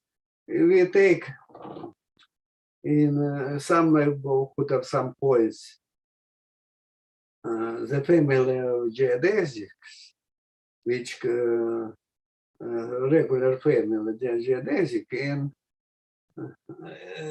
this the tangent vectors to this geodesic line generate some Riemannian metric. Some Riemannian metric on this Finsler space.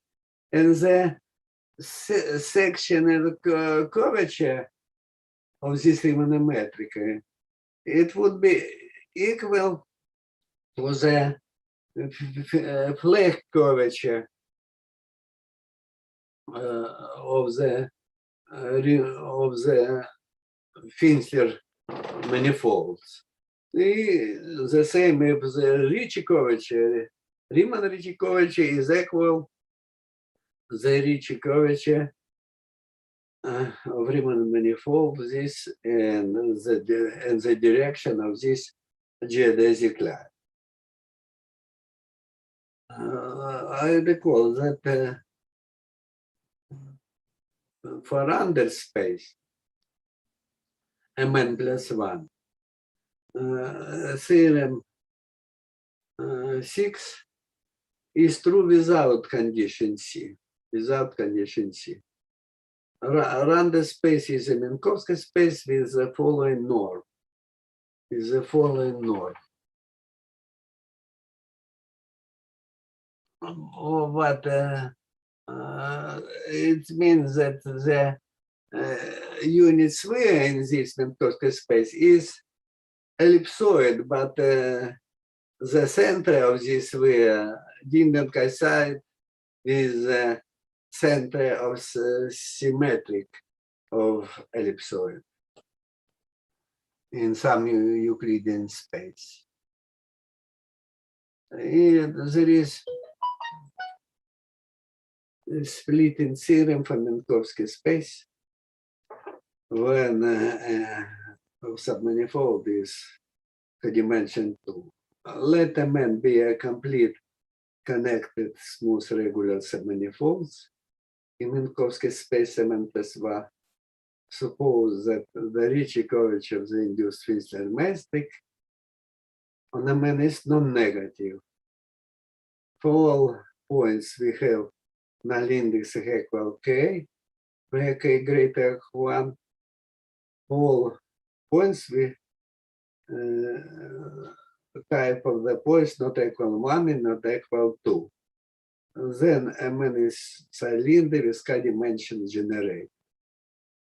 There exists a smooth Minkowski metric on R3 and a smooth surface M2 belongs to R3 and the point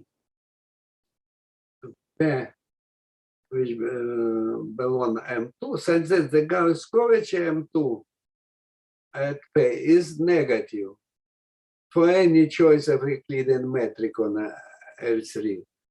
And the Flach coverage of M2 at point P with any Flach pole is positive, but for Minkowski space, extrinsic and intrinsic geometry connected very weak, very bad. Very bad, but yes. But I want to say that for submanifolds in Minkowski space, in an analogical way, it is possible to define null index mu p and the type of the point GP, and it is, and there is some theorem about when mu is constant that we obtain some distribution is integral and the leaves are plane in the Minkowski space. But in some sense, if we take some Euclidean metric on the same space, that this index coincide with will look at the submanifold as submanifolds in Euclidean space, at the submanifold in Minkowski space, but the null index and the type of the point would be coincide. Yes. Well, some literature.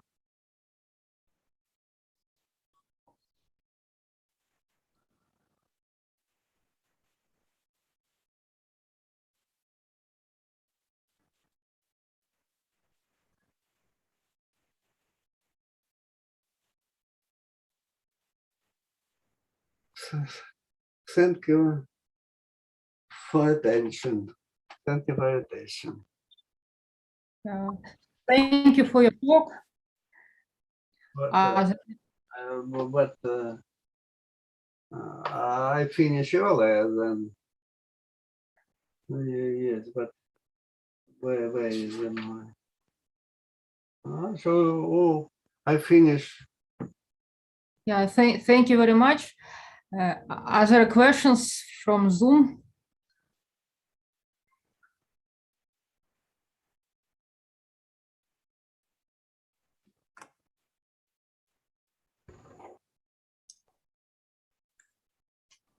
May I comment? Yes. Dear Alexander Andreevich, thank you very much for your remarkable lecture. But this poor English. But last time when I spoke English was 2 years ago at Novosibirsk. Not at all. On the when was this conference dedicated to birthday of Reshetnyak Yuri Grigorьevich. But except that, now I'm in United States, and I stand up сколько, at 2:30. 2:30. It is difficult to change time, but for 10 days I return to the Ukraine. It would be easier. Yes, it would be easier. Yes. It is all, yes.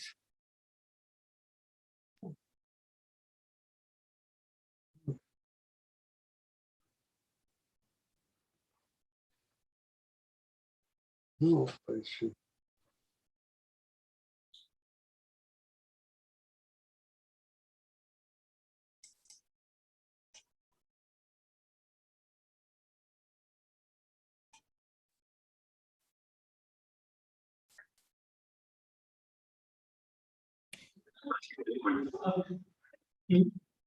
Let's thank again. Давай закроем проект. Can go to breakout rooms.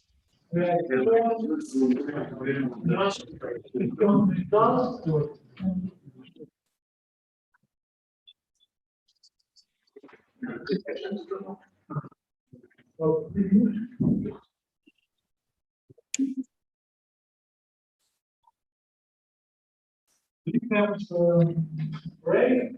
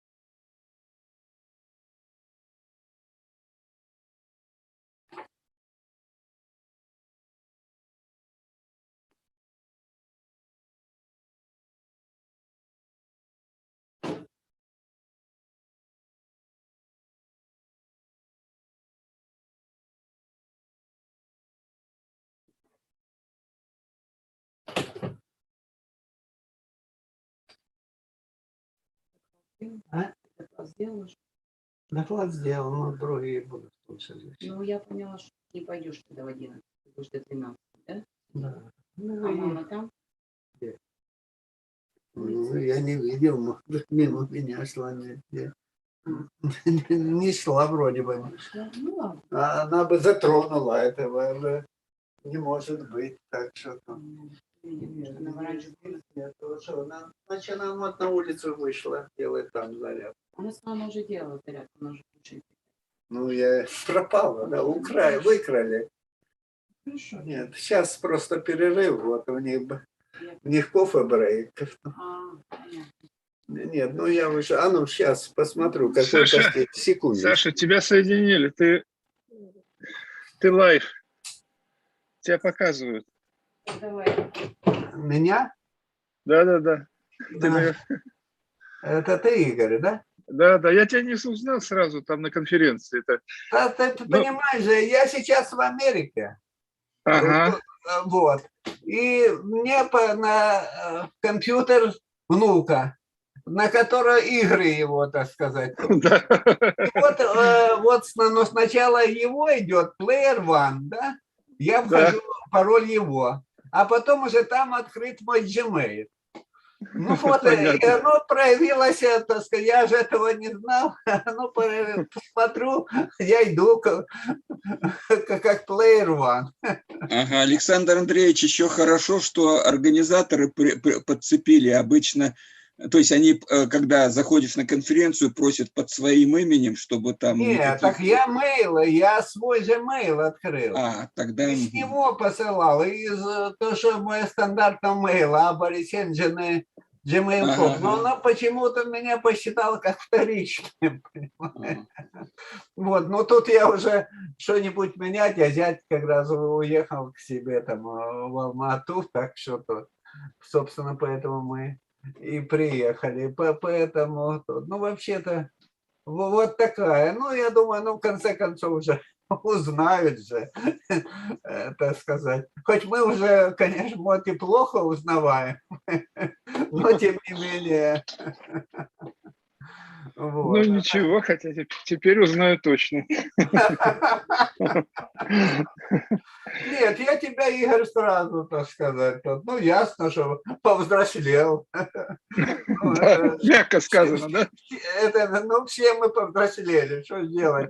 Я уже в мае 75 разменял. Молодец.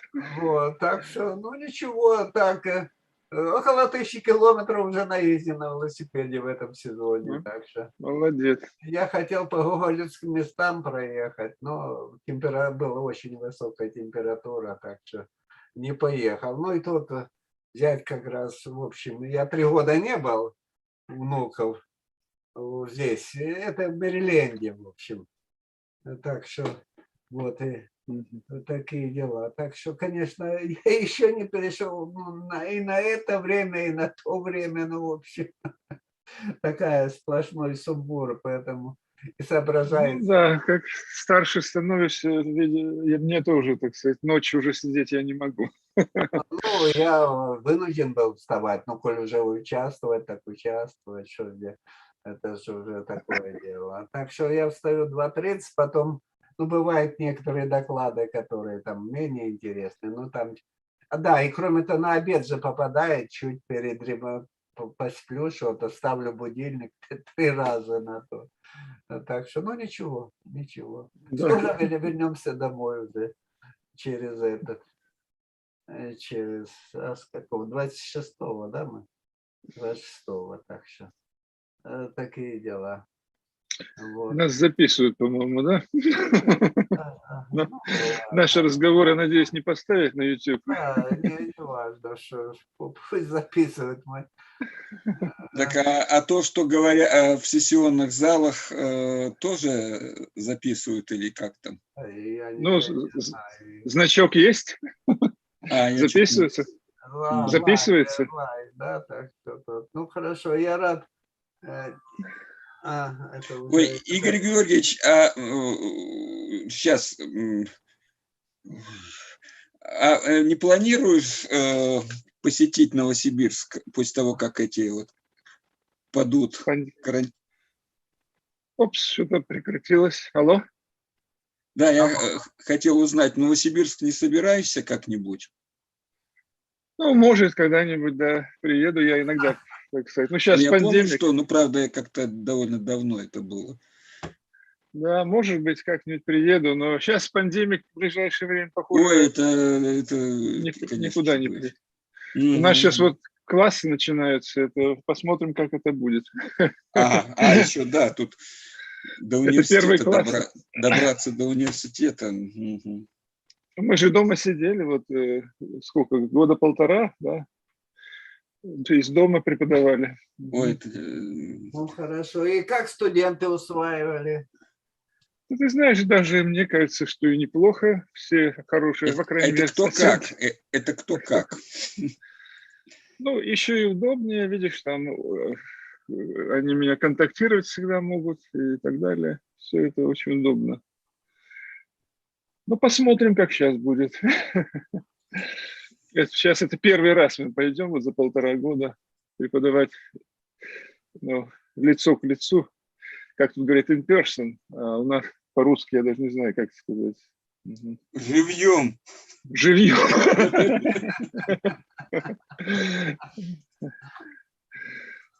Даже живем это. Точно. А нет, все-таки я вот тут, ну, с внуком он как раз кончил elementary school. Но ему прислали задание, там, так сказать, как бы перед учебным годом. Он же переходит теперь в middle school, да? Так что тут. В middle school, да? Ну да, вот он кончил тот. Ну, в общем-то. А тут было почему-то в Мэриленде все время. Вообще у нас там с 1 по 4 класс все занимались в школе. Более старше нет. А тут и в elementary school, вот, так сказать, было только онлайн. Ну, в общем, это плохо. Это привычка большая к компьютеру, так сказать, зависимость. А не может быть вместо этого играми. Ну, в общем, чувствуется. Учебника как бы не было. Я вчера там, вот и по некоторым, он говорит, а я не знаю этих теорем. Говорит, ну, а почем мы учились? Ну, присылала учительница на сайт, так сказать, что-то. Я говорю, ну, а есть остатки, есть, чтобы узнать, что... Не, у них листики, всегда листик. Мы же 2 детей уже выучили. Вот. Все на листиках, бог знает что. Ну, есть книжки, да, у них нет, есть книжки, бывают такие, но очень часто это листики. Ну, вот тут, ну, в силу, что оно на веб-сайте было, они, может, не распечатали. То есть понять, а что изучили, а что нет, вот она говорит, что у нас не было. Удостовериться в этом нет никакой возможности. Вот. Так что, ну и кроме того, это такая нагрузка, особенно на работающих женщин, так сказать, это. Ну и все равно же она социальная штука же. Обучение же не только знания, да. Всего. Вот так что. И привыкают, что-то, не знаю, ну, у тебя же уже дети-то большие. Да. У меня все уже, я, слава богу, как говорится, этот процесс прошел. Ну, знаешь, как моя мати казала, я скажу по-українськи, малі діти спать не дають, а великі жить. Да, я прекрасно знаю. Вот, а так как я 9-й вообще-то, так что, ну, она это на своем опыте тот. Так что, поэтому они приносят другие проблемы, но хуже всего, что ты не можешь на них повлиять. Так что, ну, у меня ж тоже уже, сыну уже 52, так что, а дочери 47, 48 будет в феврале, так что тоже, так что такие дела. Поэтому тут нельзя сказать. Я помню, что у тебя кто-то собирался в Хопкинс поступать. Вот. Уже закончила, она уже работает у меня как раз в этом Национальном институте здоровья, National Institute of Health. Уже все, доктор. Так что Это старшая у тебя, да? Да, старшая, да. Игорь, какие перспективы с ковидом? Что говорят специалисты? Накрыться простынью и ползти, все равно сам знаешь куда. Ничего, что с бородой, но подходит. Не, ну, старо как мир, да. Да, ну верно. Учение всесильно, потому что верно, да. Так у нас говорили. Вот, ты марксист. Для тебя хорошо учили. Так, ага. Что, мы начинаем, да? То есть продолжаем. Так, я отключаюсь. Все, рад слышать тебя, Юрий. И тебя, Володя. Всего доброго. Ну, мы еще, надеюсь, завтра. Yes, so we can start now. Our next speaker is Konrad Plot from University of Tennessee, and he will talk about discrete methods in geometry and topology. There it is. Okay, so I hope everybody can hear me. So greetings from Knoxville, Tennessee. I want to start by saying that the work of Toponogov had a profound influence on my career as a mathematician, so I'm very much honored to be invited to speak at this conference.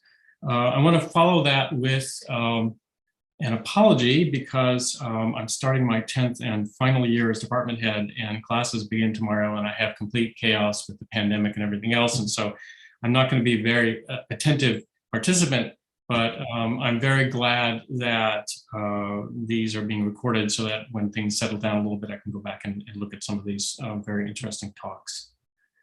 So I want to begin with a little bit of history. So I first learned Toponogov's theorem when I was in graduate school at the University of Maryland, working with my advisor, Karsten Grove. Many of you know Karsten. And I have to admit that when I first heard the theorem, I didn't understand why it was important. But I learned more about the power of geometry in the large and obviously began to really appreciate that particular theorem. In 1989, I thought I had a great result for my dissertation. I was planning to finish, so this is maybe January, February, I was planning to finish in May. I had proved that a locally compact, geodesically complete space of curvature bounded above and below in the sense of Alexandrov must be a topological manifold. Well, then, much to my horror, I found a paper of Igor Nikolaev, great paper, but of course it killed my dissertation, about the smoothness of the Riemannian metric on precisely such a space. In other words, I realized that in fact it was already known to be a smooth manifold. And that had been proved in 1975 by Valera Berezovsky. So I did what we did back then before there was internet, and I sent Berezovsky a letter on a piece of paper by airmail, and he wrote back, and that was the beginning of a collaboration that has lasted more than 30 years. As for my dissertation, I was able to repair it, and then I went to a postdoc at the Max Planck Institute in Bonn. That was 1989-90, and as you all know, a lot of big changes took place in Germany and in Europe at that time, but I was focused on mathematics, and one of my first results was a purely metric proof of Toponogov's theorem for certain spaces that included, for example, Riemannian manifolds. So what I mean by that is that you start with a geodesic space and you assume that locally you can do Alexandrov's comparisons for curvature from bounded from below, and then prove that in fact you can globally do those comparisons using only the underlying metric space. Another problem, I want to say also that, again, my proof was kind of discrete, right? So I started with one of these neighborhoods where you could do the comparisons and then sort of discretely built up the size using the neighborhoods that surrounded it. Another problem that kind of got my attention as a graduate student was the following question: when does a local group embed in a global group? Now, I won't define a local group, and by global group, I mean global topological group. And there's a story I mentioned in my abstract involving the local version of Hilbert's fifth problem. I realized I wouldn't have time to get into that now, but if you're interested, go look at the Goldbring's paper that's referenced in my abstract. At any rate, my first very naive graduate student thought was that surely every local group embeds in a global topological group. I mean, you have everything there. You have the associative law, you have definitions. The problem is that not all products are defined. And I worked and struggled to try to prove this. I couldn't prove this, which is good because it turned out to be false. And in fact, I found in Pontryaghin's book on topological groups, a paper, a reference to a paper of Malchev that showed that a local group embeds in a global group if and only if the associative law holds for all possible products. Okay, so the key there is the associative law. Berezovsky and I later found out that this was proved independently by Schreier in 1929. Okay, so I had been beat by 60 years and getting to that particular result, which I had been unable to prove. And I also to add that that was also kind of a discrete argument. They did a concrete construction very similar. And so basically you take that neighborhood or that local group and you make copies of it that correspond to translations in the global group, and then you glue all those together to get your global group. At any rate, since I had failed to prove this and it turned out to be false, I started discussing with Valery Berezovsky the following question. What happens if you start with a topological group, take a neighborhood of the identity, and then apply this Schreier-Malchev construction to produce a new global group? You're probably not going to get back the same thing. So for example, start with the two torus. Think of that as a group S1 cross S1. As you know, if you get in close enough to the identity, you don't know where you are, right? I mean, as far as you can tell, you're just in an abelian group with two generators, free abelian group. And in fact, if you then rebuild a group based on that, you actually do get the plane, okay? And so Berezovsky and I showed that, in fact, if you do this process, you always get a covering space, which of course is also a group. If the group in question had a universal cover in the traditional sense, then for a small enough, say, connected neighborhood, you're going to recover the universal cover. If it doesn't, then you take smaller and smaller neighborhoods, you take an inverse limit of the covering spaces, and you get something that has a lot of properties as a kind of generalized universal covering space. Now, important for today, at the same time, we found an alternative way to obtain these covering spaces that did not involve the group structure, meaning that we could do this in more general spaces. And so this was kind of the starting point for what I'm calling discrete homotopy theory. The proper setting for this discrete homotopy theory is uniform spaces, which I'll mention a little bit later. But I want to go ahead and start in the more familiar setting of metric spaces. And much of the work that I'm going to talk about in metric spaces is joint work with my former PhD student, Jay Wilkins. All right, so now I'm going to try to get these slides to work properly. I calculated approximately 1/4 of a centimeter space in which to drop my pencil to make them move forward. So, okay, that worked. So an epsilon change, which is going to be the replacement for a curve, is a finite sequence of points, and the distance between each of its points, each point and its successor is less than epsilon, all right? And so there's something called a basic move, and let me just draw a picture because that probably makes it easier to get at this more quickly. So let's suppose we have an epsilon chain. So one thing you could do, if you have a point and its successor in there, you're allowed to add a point to this chain. And you're allowed to do so as long as when you do that, you still have an epsilon chain, right? So that means that this distance and this distance have to be less than epsilon. The other thing that you can do is you can remove a point, right? As long as, again, you still have an epsilon chain. So removing that would mean that this distance here is less than epsilon, okay? So that's a basic move, and a finite sequence of basic moves is called an epsilon homotopy, okay? So then you can have homotopic epsilon chains, and so then you have equivalence classes, and I'm using a notation very similar to the classical notation for homotopy equivalence classes, right? So you have a chain, epsilon chain, and that's its epsilon equivalence class. And then what we did next was to just imitate basically the proof of the or the construction of the universal cover. Okay, so you start with the base point, and then you take all epsilon chains that start at that base point, and then you take their epsilon equivalence classes, and then you have a space, and you define, or a set at that point, right? And then you define, as you do in the classical case, the mapping from that space, that set, just the endpoint map, right? So each equivalence class of a chain. And remember, these epsilon homotopies, you're never allowed to mess with the endpoints. So these are basically the equivalent of endpoint preserving homotopies. So at this point, since we're in a metric space, there's actually uniquely determined, it's not unique, but it's uniquely determined in a certain way that I won't get into, metric on this new space, so that this mapping is a local isometry. So then we do the same thing as you do in the classical theory, right? You take your base point and you take all epsilon loops and take their equivalence classes. And then if you have two loops at the base point, then you multiply them by concatenating. And that's preserved by the equivalence relation, so there's no problem there. And that also acts by pre-concatenation. Again, it's the same thing, right? If you have a loop and you have a chain, all that's starting at the base point, then you just pre-compose with that loop to get a new chain, and then you take the equivalence class. Okay, and so it turns out this thing is a regular covering map with deck group pi epsilon of x, that group we just constructed.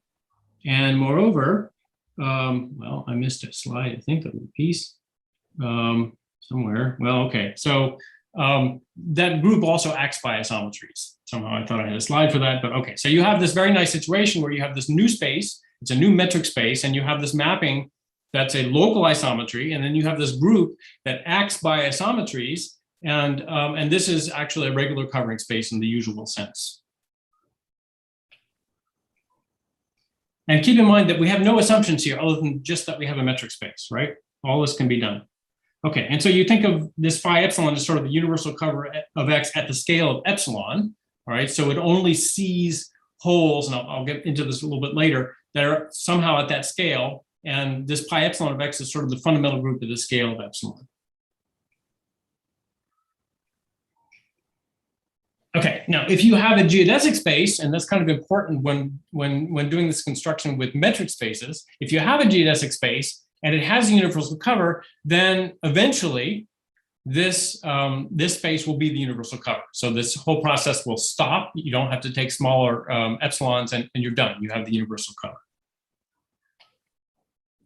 So what happens here is that geodesic spaces unroll at a discrete set of values called the homotopy critical spectrum. So let's just have a look at the circle, and I kind of gave away the punchline there because I clicked in the wrong spot and got that, but okay. So let's just take a circle. Suppose it has length L. This is a geodesic circle, right?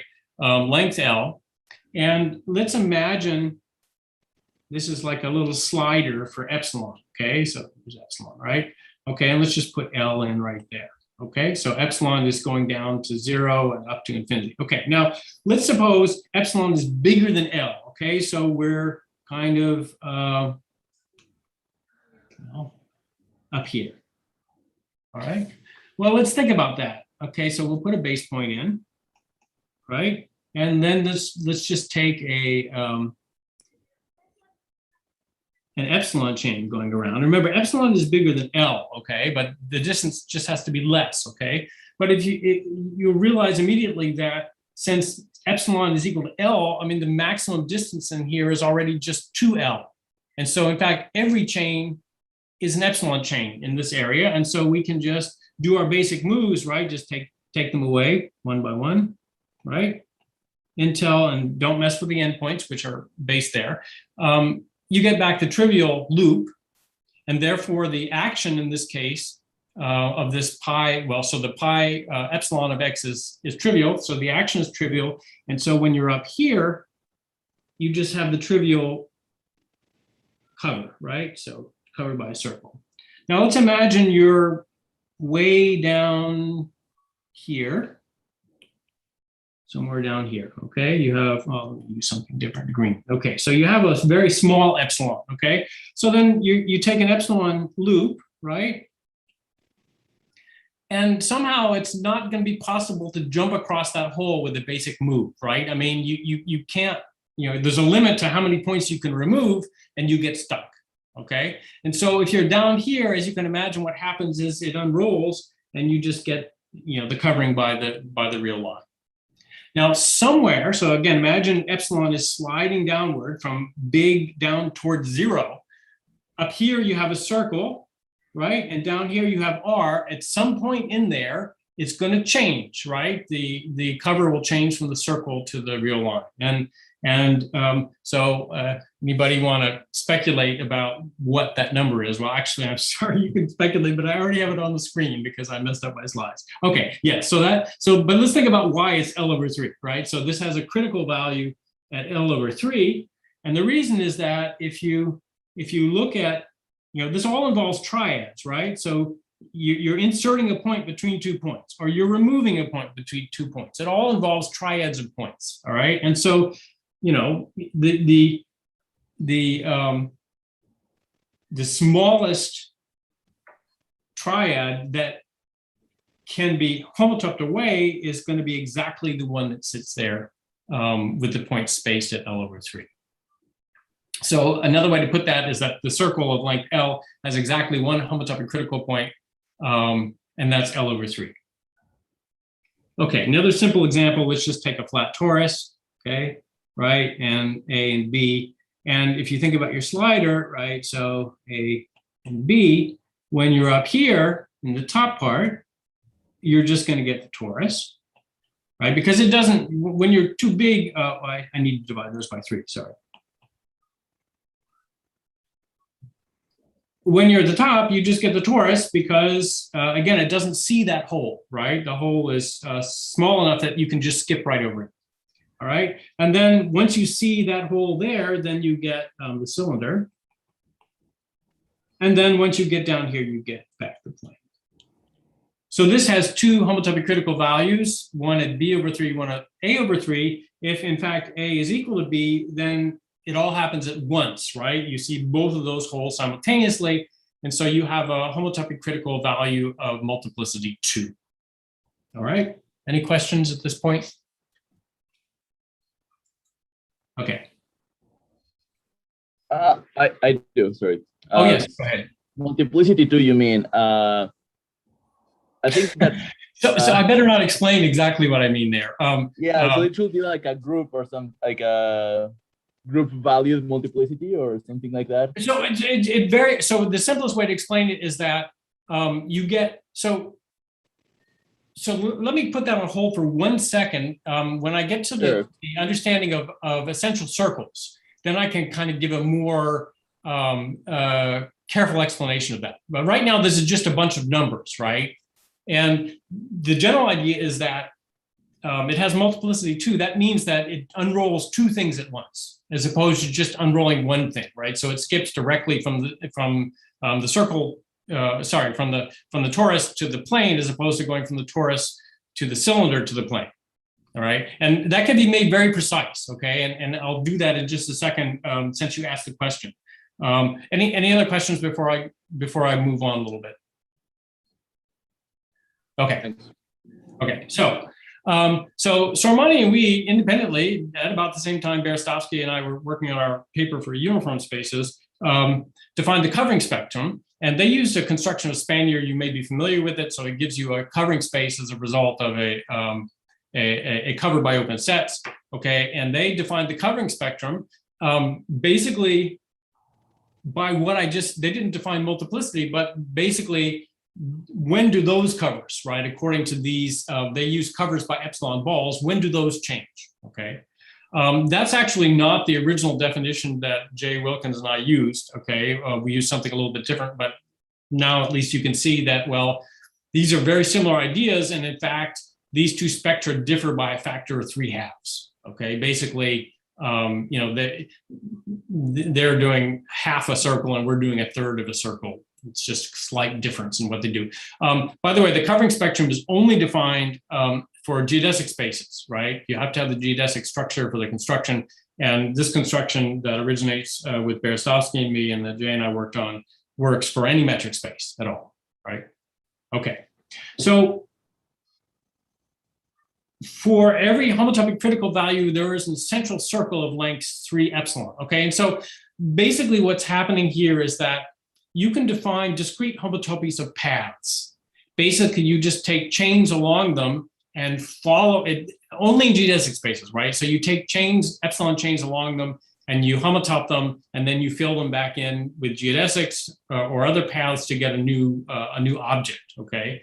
And so if you think about it, the smallest loop that can possibly be not null homotopic, not epsilon null, has length 3 epsilon. And so the homotopic, the essential circles are precisely circles that have that minimum length, all right? So that's another way of thinking about them as being critical values, right?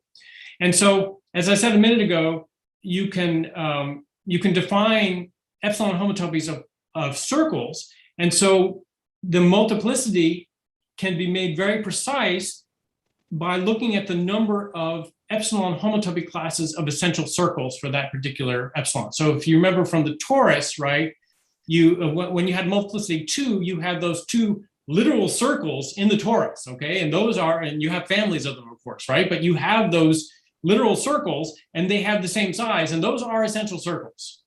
But they're not epsilon homotopy equivalent when A and B are different. Well, when they're the same, they're not equivalent, right? You can't homotop one onto the other. You can't even do that with standard homotopies. If you can do it for standard, you can do it for epsilon homotopies. And so that's why we say that has multiplicity 2. You count the number of equivalence classes of essential circles associated with that particular value. Okay, questions about that? Yep, that answers the question. Thanks. Okay, so, and one thing I want to say, that essential circles are a special type of closed geodesic. And I just explained what they are, but they are closed geodesics. And in fact, they're metrically embedded in the following sense, that if you take any 2 points on an essential circle, then the distance between those 2 points and the ambient space is equal to the distance between those 2 points within the circle, right? Just take the intrinsic geodesic metric in the circle. That's the same as the distance in the ambient space. So that's going to be a geodesic, right, going across there, all right? The converse is not true, right? I mean, even like in the sphere, you all know that there are things that have that property, circles that have that property, but they don't represent, I mean, they're null homotopic, okay? So they can't represent anything like this, okay? But as closed geodesics, this gives us a connection to the length spectrum, right? Which is the lengths of closed geodesics, right? Which makes sense in this particular setting. And so the homotopic critical spectrum contains 1/3 of the length spectrum, or 1/2 of the covering spectrum. I think that's right. Oh, sorry, 3/2 of the covering spectrum. All right, so these spectra are related. Of course, in general, the length spectrum is much bigger, but they're kind of interesting questions that one can get into. I'll mention something later connected with it, when you have Riemannian manifolds and, you have isospectral manifolds, so they have to have the same covering spectrum and so on. So there are a lot of interesting questions there that I'll kind of touch on later. I didn't really contribute to some of those questions, but I think they're worth mentioning at some point. Okay, now another kind of interesting thing about this is you can use counting arguments, right? And so here's the first thing I want to show you is a little argument that delta closed epsilon chains are epsilon plus delta homotopic, okay? So here's how that works, okay? So here's my first epsilon chain. And let's get another, well, I want red. Okay, and let's do another epsilon chain with same endpoints, okay? Now, I'm drawing them with the same number of points, and you say, well, that's a pretty big restriction, but actually it's not, okay? Because one of the things you can do with discrete homotopies is you can repeat points, okay? Right? You just take a point and you just duplicate it, okay? So you're adding that point before or after the original one, it doesn't matter. And that's still a basic move, right? It doesn't, right? The distance is 0, okay? So it's certainly less than epsilon. So you can, if you have two chains that are different sides, you can just go ahead and, add some to one of them until they're the same size. And this allows you to do sort of Ascoli type theorems and so on. And it also allows you to use counting arguments like the one I'm about to use, okay? And so what I'm going to show you is a very simple, some steps in a epsilon plus delta homotopy from the blue guy to the red guy, okay? And so the first thing that you're going to do is you're going to duplicate, let's just start in the middle somewhere. You're going to duplicate this point here, okay? So again, what all I'm doing there is I'm going through the same chain, but I'm repeating that one point twice, okay? So now I have these 2 points that are in this sequence. They're the same point, but one is before the other in the sequence. So I can add a point in between those two. So what do I do? Well, there's a point that's delta close, delta close to it because they're delta apart. And so I can take this guy and I can add it between that repeated point. Okay, and so this acts a little weird, but it's the best thing, the closest thing I have to a laser pointer. So what I've done now is I've taken my original, which goes like that. Okay, now I got to get rid of all that stuff. Okay, and now what does it do? Now it goes like this and then back like that. Okay, and that's all done. Sorry about that weirdness. Okay, that's all done with. So far, we just use delta homotopies, right? Okay, delta chains. Okay, so, and now what I'm going to do is I remove one of the copies of that point, okay? And so now what happens, now my chain goes like this. All right, everybody see that? Okay, get rid of that stuff. Okay, now what has happened here, this new chain, right? This part here, that distance by the triangle inequality is epsilon plus delta. So I no longer have an epsilon homotopy, I have an epsilon plus delta homotopy. Okay, and then the last thing I do then is I just toss this guy out here. And so now my path, my chain goes like this. Okay. Yeah, sorry about that. Okay, anyway, so I've managed to replace one point by a red point using an epsilon plus delta homotopy. And as you can imagine, I can just iteratively do this. It's all finite, so then I can get done. So I can move from the blue one to the red one with an epsilon plus delta homotopy. So I lose a little bit, right? But these homotopy critical values I mentioned before are discrete, and for a geodesic space that's, say, semi-locally simply connected, they stop at some point. And once I get below that, I got all the freedom I need, right? All I need. Okay. And so what you do with this sort of thing is you, for example, a standard strategy would be to, where's my thing? Okay. You would get the right pen first. Okay. And then you would cover the space by epsilon balls. Okay, and then if you take any epsilon chain in there, wanders around through here, right? Well, by what we just said, you can replace the points on that chain. And again, you might be repeating some of them, right? But you can replace all the green guys by red guys up to a 2 epsilon homotopy. So what's the advantage of that? Well, that means that your points in your chain are being chosen only from this finite set. And if you bound the number of points that are in your chain, then you have only finitely many possible chains. And so what this is telling you is that you're getting only finitely many 2 epsilon homotopy types, as long as you control the size, the length of the chain. All right. Now, as it turns out, and this goes back to Gromov, and I'll talk about this application in a minute, but if you have a compact space, you can actually always boil this down to generators that have that bounded length. And so that allows you to get bounds on the number of generators. Okay, so very specifically, let's look at a theorem of Gromov. This is from the famous Green Book, right? So it says the fundamental group of any compact Riemannian manifold of diameter at most d has a finite set of generators having representatives of length at most 2D and relations of the form GI equals GJ GM. Okay, so this is actually very, very important. Okay, because what it tells you is that if you control the number of generators that you have, then you only are allowed to choose 3 of them to make a relator for this, right, or relation. And so then that gives you only a finite number of possible choices for relations for a group, for this particular group. And therefore, if you have only finitely many generators, you actually have only finitely many isomorphism types of groups. Okay? So now Jay and I want to not get the punchline here, so I'm going to try to click this. Yes, okay. Okay, so Jay and I proved the following statement, and let's just compare. So it says, let X, suppose X is a semi-locally simply connected compact geodesic space of diameter D, let epsilon be bigger than 0, then pi 1 of X has a set of generators of length at most 2D in relations of the form. Okay, so at this point, it looks exactly like Gromov's statement, except for 2 things. First of all, we're using semi-locally simply connected compact geodesic space.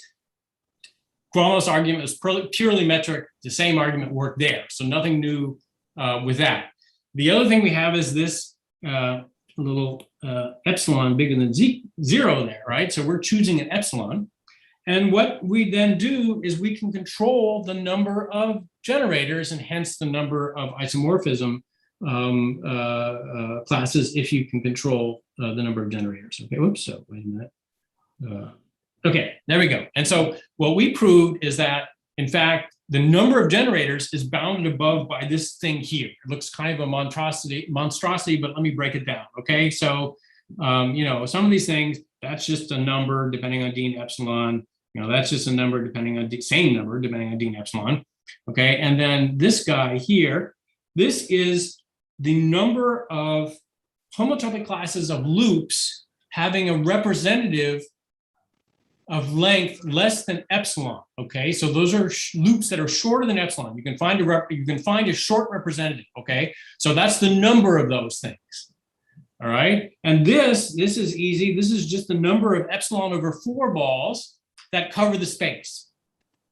Now, probably everybody here is familiar with the Gromov, Hausdorff, metric and precompactness and all that, right? And so the precompactness is controls the number of delta balls globally on all spaces, the number of delta balls that you need to cover an epsilon ball. And so it definitely controls the number of epsilon over 4 balls that you need to cover the entire space. So if you're in a Gromov-Hausdorff precompact class of spaces, that one is already given, right? There is such a number, okay? So you get a bound. And so this is the only one you have to worry about. And so I will state that now as a corollary. Yes, okay, so this just tells you what it is, right? Those 2 things are, just for those who, who view this later without hearing me. Okay, so here's the corollary. If you have any Gromov-Hausdorff precompact class of semi-locally simply connected compact geodesic spaces, if there are numbers epsilon and n, if there exist these numbers, so that this number of homotopic classes with representatives less than epsilon, if that number is less than or equal to n for all the spaces, then there are finitely many possible fundamental groups for the spaces in that class, okay?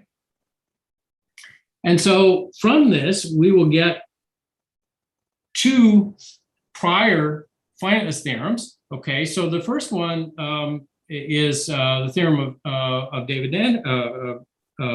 Anderson, and that involves n manifolds with a global lower bound on volume and reach of curvature and an upper bound on diameter. All right.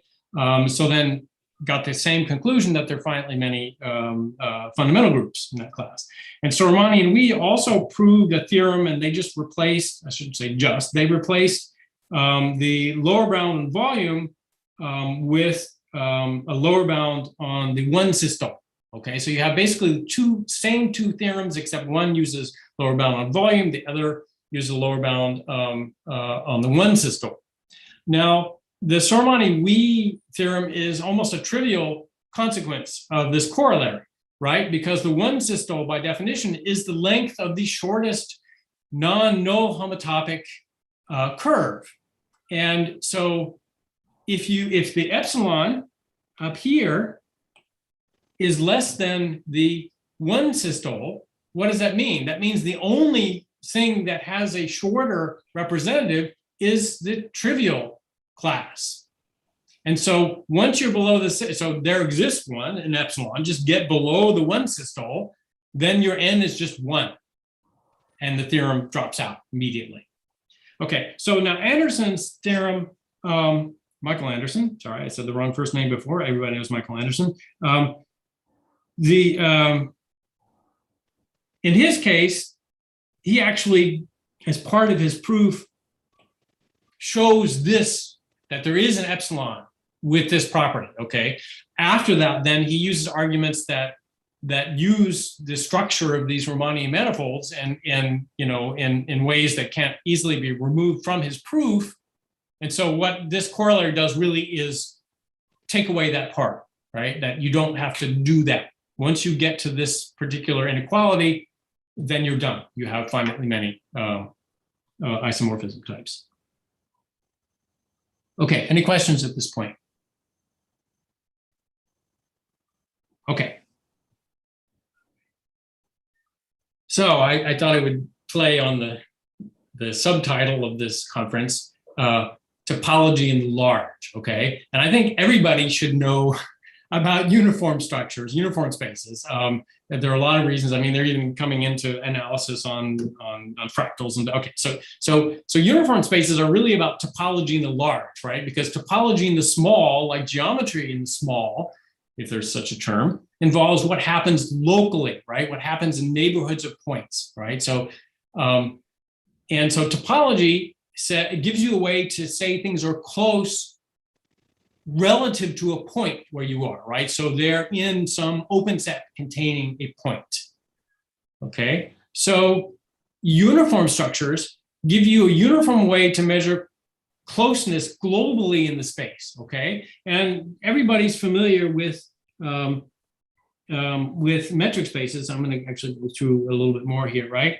To get straight to metric spaces, and then I'll go back and review these slides a little bit, okay? So basically, a uniform structure consists of entourages, and entourages are, if you take your space, you take the product with itself, these are symmetric, I'll try to draw that symmetric, close enough, symmetric neighborhoods of the identity, basically.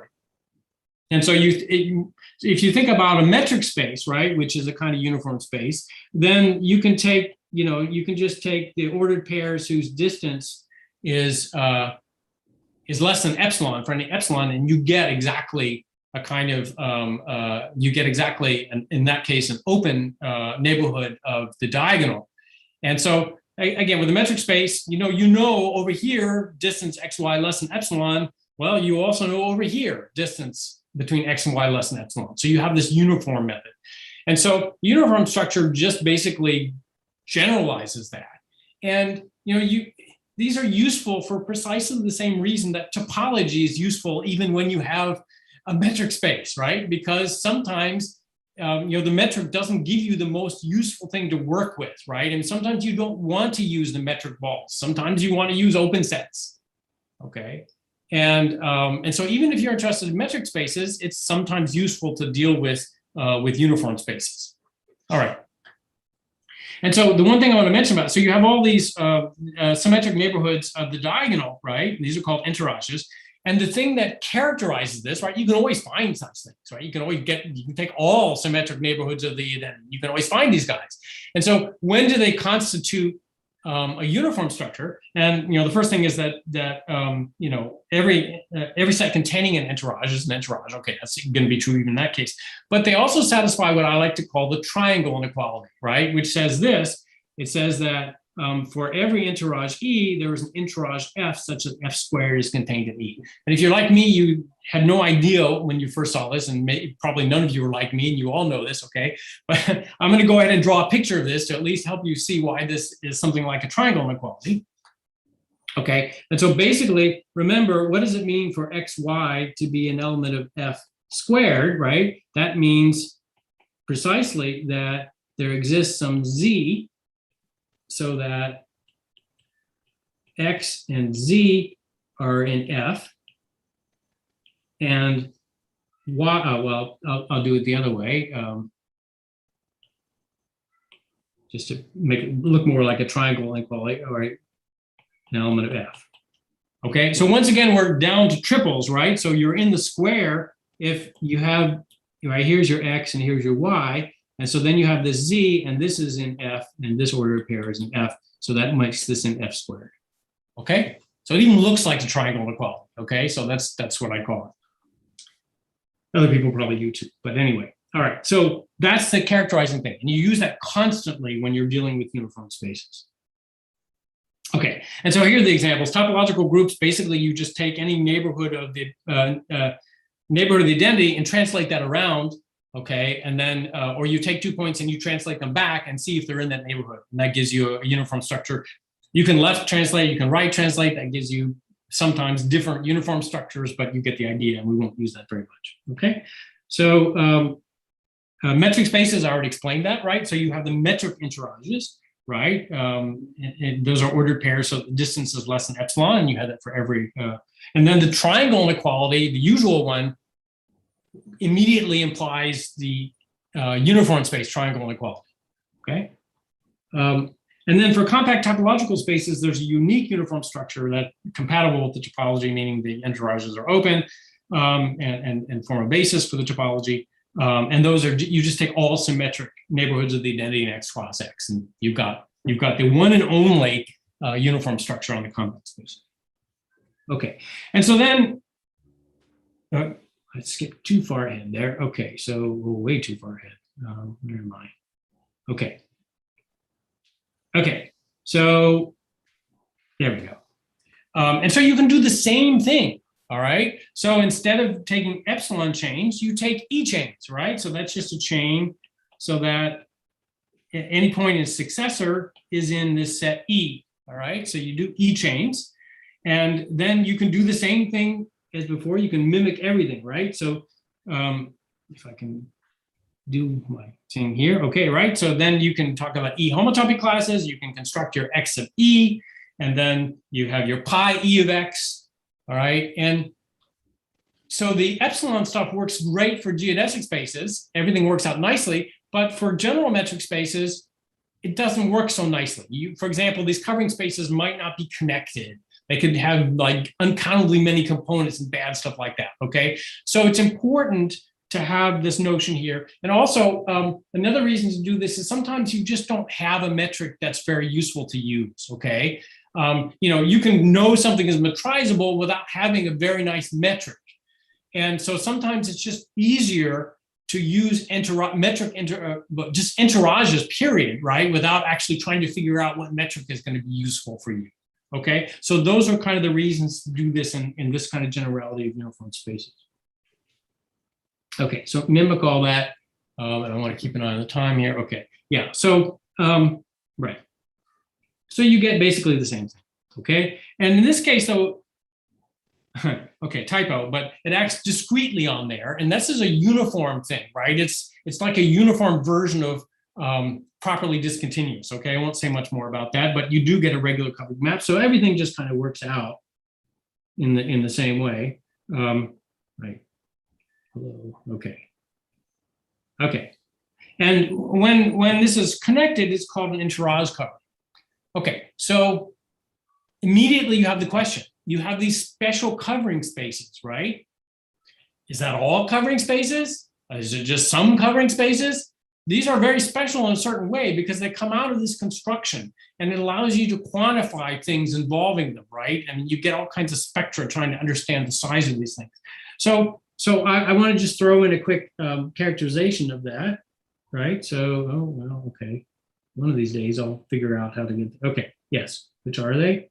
And here's the theorem I proved recently. So if M is a compact smooth manifold of dimension at least 3, then the entourage covers are precisely those corresponding to subgroups of the fundamental group that are normal closures of finite sets. Okay, so remember you have this Galois correspondence, right? If you take the fundamental group and you have a nice space, right, and you have a universal cover, you take the fundamental group, then you have this correspondence between normal subgroups of the fundamental group and the regular covering spaces. You just take the induced covering space by taking the initial quotient. Okay, so but these are exactly the ones, and no more, no less. These are the ones for smooth manifolds of dimension 3 or higher.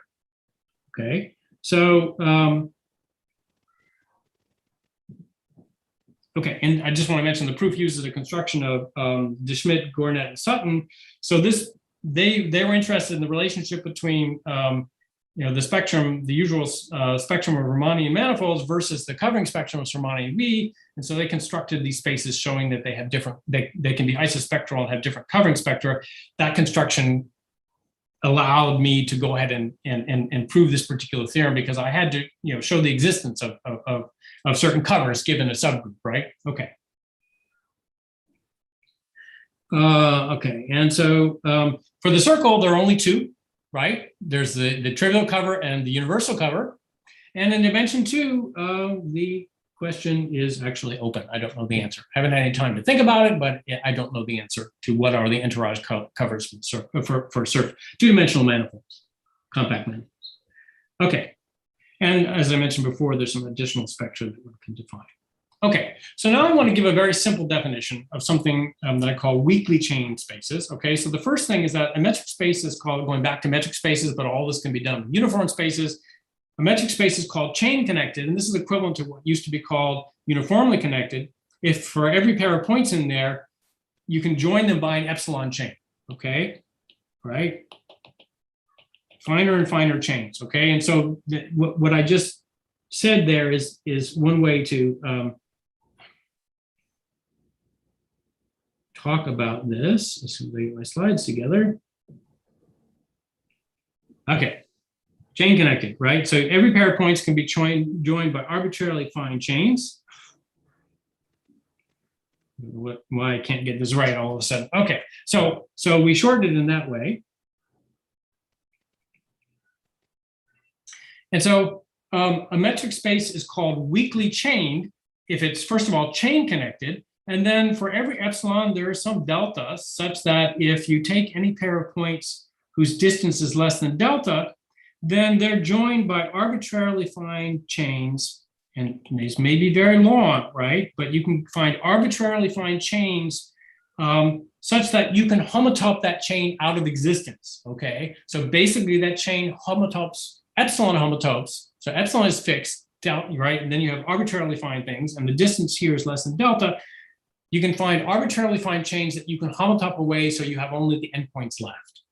And I like to think of this as sort of a infinitesimal, semi-locally simply connected condition. It's very, very, very simple to define, but basically it's telling you that no matter what epsilon you choose, you can squeeze down, and then when points are close enough, you can join them by curves that can be epsilon homotoped away.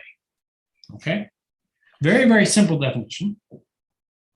It turns out it's equivalent to some interesting things. So let me just continue. Okay, so first motivation is the uniform universal cover, and I want to just mention this very briefly because I want to make sure that I have time, right? Okay, so basically, remember you have these metric spaces that are these covers that are unrolling. Okay, and if you have a nice space, the unrolling stops and you get the universal cover.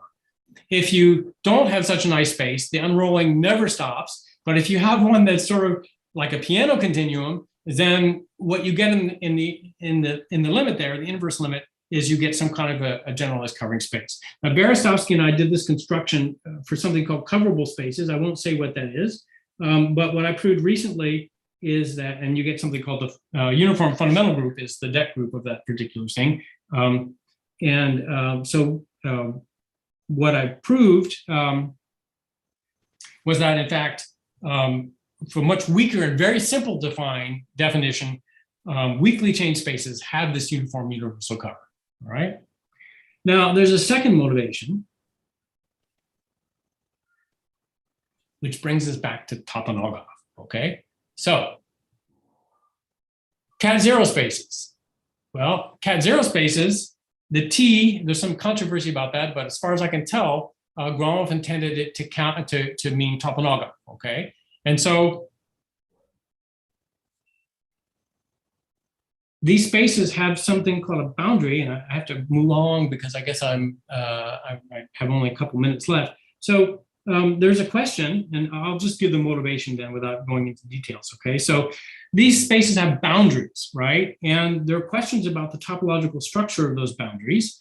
In fact, there's a longstanding conjecture about that. And that conjecture lately was shown to involve something from shape theory known as pointed one movable. Okay, I'm not a shape theorist. I can't repeat the definition to you. But what's interesting about that is that for compact metric spaces, weakly chained, in fact, is equivalent to pointed one movable. And so what this means is that this old conjecture boils down to trying to understand when the boundary of a cat zero space is weakly chained. And again, now we have this very simple definition, and using that definition, it's possible to prove some theorems about inverse limits to get a particular statement. And this is not really, again, I don't have a lot of time for this. I can talk about this later if you want, but this is a purely geometrical statement about when a polyhedral complex has this kind of boundary, okay? Normally, people prove this by trying to understand the relations, the presentation of the finally presented fundamental group of the space. This has nothing to do with that. This is purely geometric with no knowledge of the group, allows you to know that that the boundary is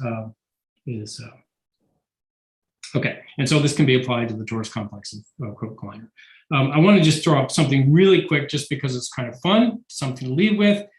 This came into the proof of what I was working on. A distance sink is a pair of points so that you can't move them closer to each other without moving them farther apart. Okay, so there's a local minimum at those 2 points. And a metric space is sink free if it has no sinks. And so it's kind of a generalized geodesic space, except rather than having geodesics, you may have these really long curves, but as you move both points along those curves, they come closer and closer and closer together, okay? And this happens in these cat zero spaces in the spheres, okay? And so it was very useful for this, but I want to finish just with a quick conjecture that I have, okay, involving these spaces. So lots of examples. And so the conjecture is that every compact weakly chained metric admits a sink-free metric. Okay, so this is like a generalization or an extension of the old theorem. It was a conjecture of Menger, or a question of Menger, about putting geodesic metrics on piano continua, basically is what it amounts to. And that was answered by the Bing-Moyes theorem. This is kind of an extension of that. So if you have a compact weakly chain, much weaker, right? Can you put on it a sink-free metric? Okay, don't know the answer to the question. And with that, since I'm definitely out of time, I will say thank you and open for questions. Thank you very much for your interesting talk. Are there any questions from Zoom?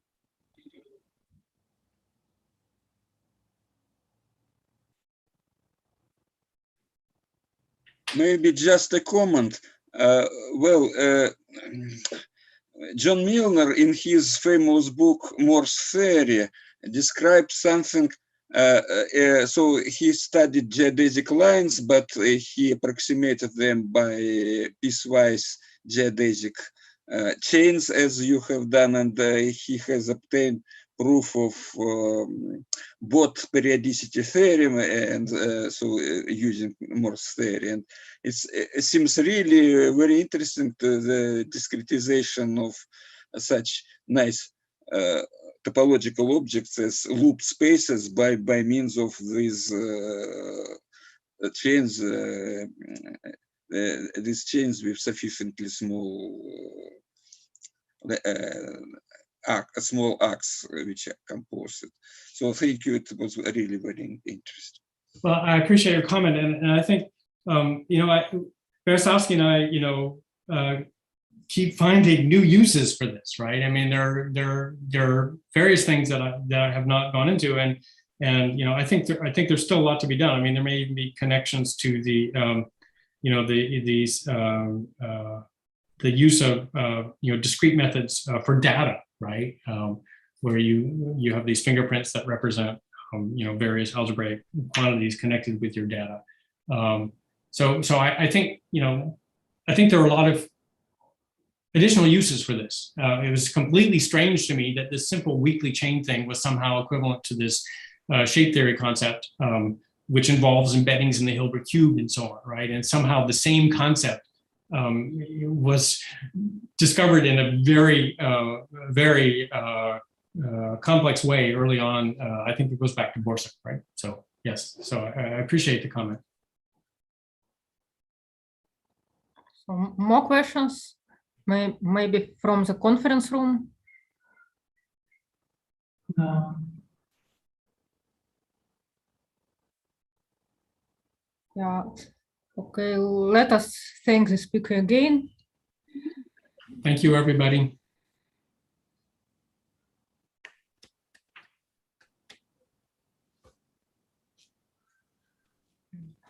Okay, and we will proceed in 2 minutes.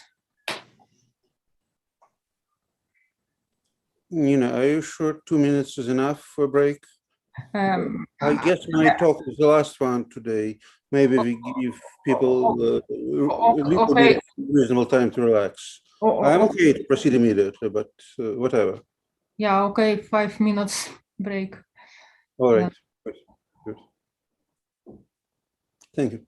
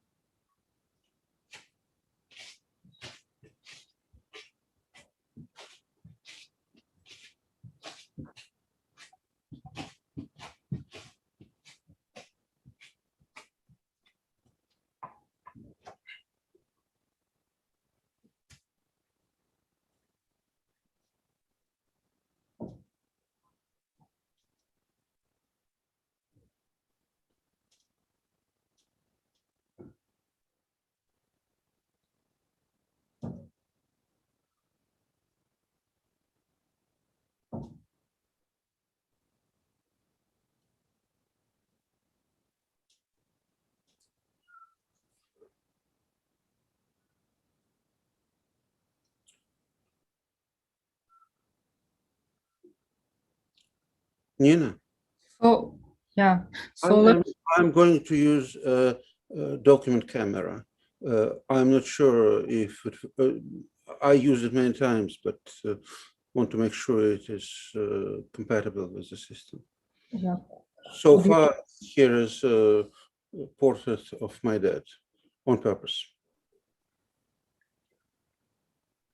Okay, would you try it? It is working. Wherever you see my image, there is what I displayed there. Here are my fingers. Yeah, it's okay. Yeah. Okay. It is working. Yeah, okay, let's start. Our next speaker is Dmitry Buraga from Pennsylvania State University, and he will talk about geometry problem involving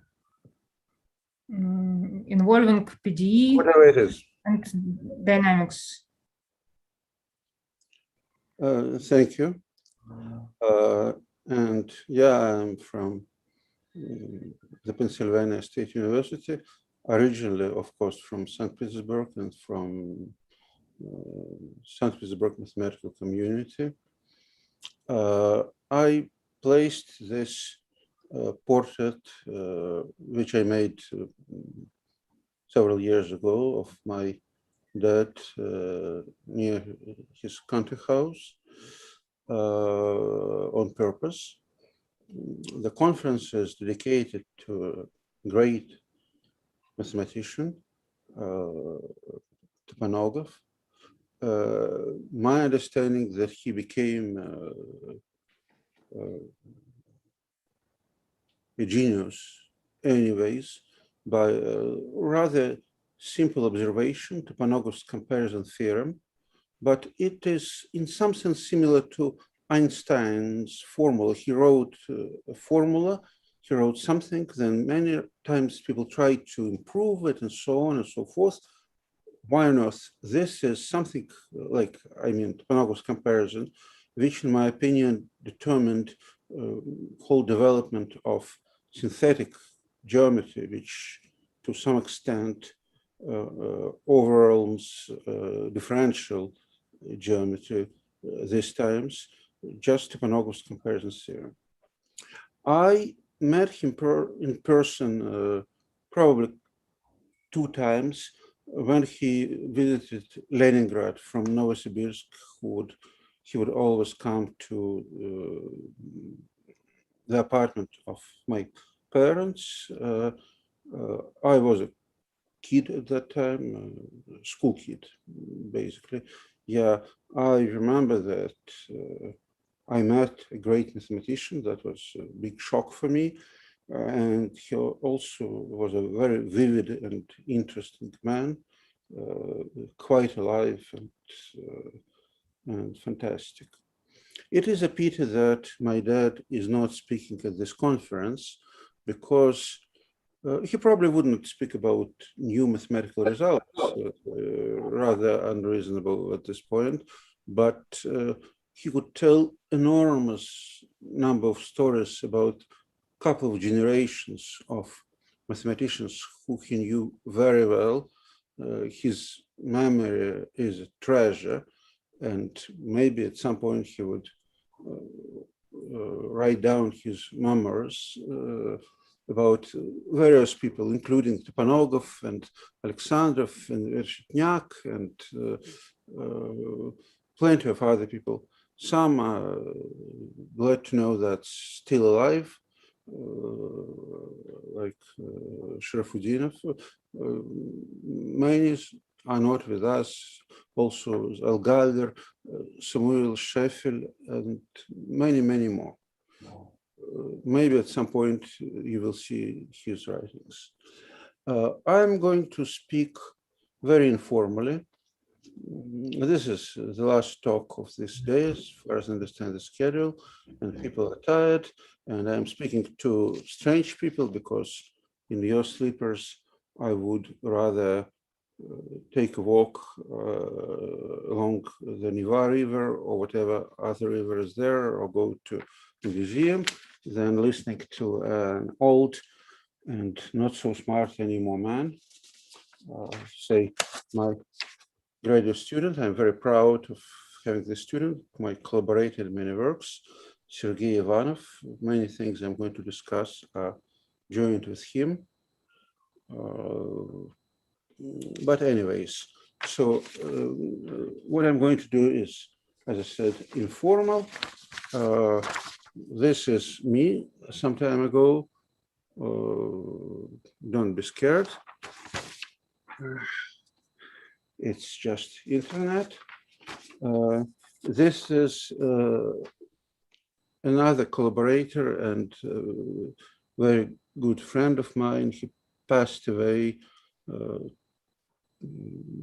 less than 2 years ago, I guess, Slava Kurilov, and his name is going to be mentioned in my talk, definitely. He had huge influence on my interests in mathematics in recent years. And not only in mathematics, as I said, he's also a friend of mine. So I am speaking rather informally about different things. And the first topic I want to bring up is this story. This is a joint work with Dong Chen and Sergei Ivanov. And these are examples of systems, Hamiltonian systems, which are nearly integrable and which exhibit positive metric entropy. Positive metric entropy means that you have positive measure where Lyapunov exponents are positive, so where there is exponential instability. One of the greatest achievements in my understanding of the dynamics in the 20th century is KM theory, which was sort of invented by Kolmogorov, but realized by followers like Kolmogorov, Mozart, and Doherty, several other people, of course. Excuse me, Dmitry, can you demonstrate the screen? I can demonstrate the screen. What I have here are printed slides. I can do screen sharing, but then I have several figures, drawings, and I wouldn't be able to show them. Using my document camera, I can show them. So I don't know what is the better way. I saw that this printed text is readable, is it? No, no. It is in a small window, very small. I see. At least at my screen. I see. Then drawings will No, not in be fact, I available. can read it. It depends on the screen, but for me, that's normal. Can you make my screen displayed? I see it big. So I see perfectly this printed page. Yeah, On my notebook. I'm not good with technology, so I know how to use a screwdriver and an electric saw and such, but when it comes to computer interfaces, I'm not a modern person. It looks fine. Okay, mixed opinions. Don't know. What I definitely will do is I would send files so that everyone can look them afterwards. Here I'm talking, and as I said, I'm going to be informal, vague in some things and so on. So let me try to follow this way. I can do screen sharing, but then drawings would not be available. And I was planning to write something as I'm talking. You just need to put it in speaker view, and then it will fill your screen. It's a document camera, so how can I do that? I don't understand. No, I'm talking to the people in the audience. Oh, I got it. Yeah, thank you. Yeah. I see. Thank you. So here is the thing. Once you perturb a completely integrable system like the Earth and the Sun. You add a small perturbation, then for almost full measure of initial conditions, you see that you still have quasi-periodic motion, meaning that there is no exponential stability, of course. There are invariant tori, Km tori, Kolmogorov, Arnold, Moser. What happens in their complement? This is a long, complicated story, which is not understood yet. But at least there was a question which goes back to Kolmogorov: could there be positive measure of positive entropy? Now, what was noticed by Newhouse, and at this time, that was quite a remarkable result. Not so difficult by modern standards, because all you need to do is to find Smale's horseshoe, splitting of separatrix and such. However, at that point, that was a great novelty. Topological entropy can be positive, can live on zero measure. What we proved with Sergei Ivanov and Dong Chen is that take any nearly integrable system, you can make arbitrary small C infinity perturbation and get a system where on positive measure, even though diminishingly small, very small measure, but some measure, you have positive Lyapunov exponents and you see hyperbolic dynamics. This is, well, first we were able to do that with Sergei by perturbing dynamics on the sphere of sufficiently large dimension.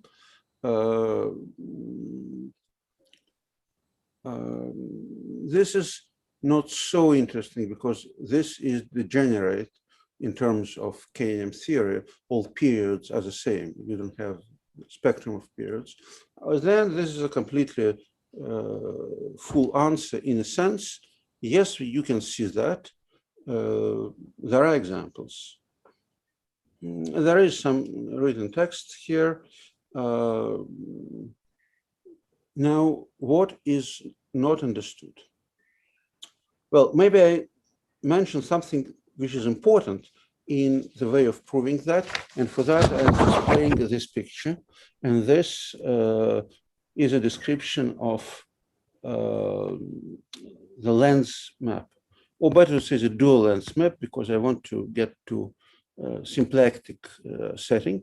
So rather than with the tangent bundle, I am looking at the cotangent bundle. The drawing here shows tangent vectors, but I go to the star, the cotangent bundle, and then I have some region. I have no idea what is going on in this region so far, but for every entry vector, I know how I get out. So I get a map from entry vectors, tangent at the boundary, to exit vectors there. And this map, this is an easy exercise, is symplectic. And then there is a theorem by Sergei Ivanov and myself that if it is symplectic and close to the one of a standard metric, to flat one, then you can put in a metric in this region such that it realizes this exit map. So this is building a lens which realizes what you want to see. You put in something in this region so that the way rays come in and you know how they exit. This does the job. And this is the key part of the argument. However, in this setup, it was not enough to do this for just geodesics, which are trajectories of the geodesic flow. And we had to do that for Lagrangian submanifolds. So this is a symplectic setup.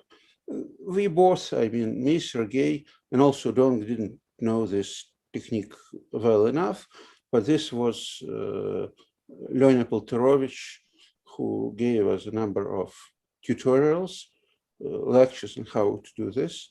And then we adopted this to Lagrangian submanifolds, and this is a part of the argument. What we don't know. We don't know if such perturbations are generic. Ours are very special, or at least if they are dense in some open set of perturbations.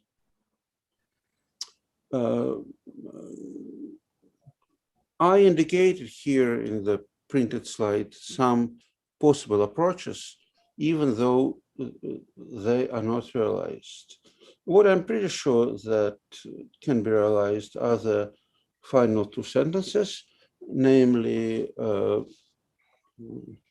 you can analyze our estimates. Our argument is a compactness argument, but it can be changed to an argument with specific analytic estimates. And the other side bound probably can be obtained from Nekhorushev's type estimates on the speed of Arnold's diffusion.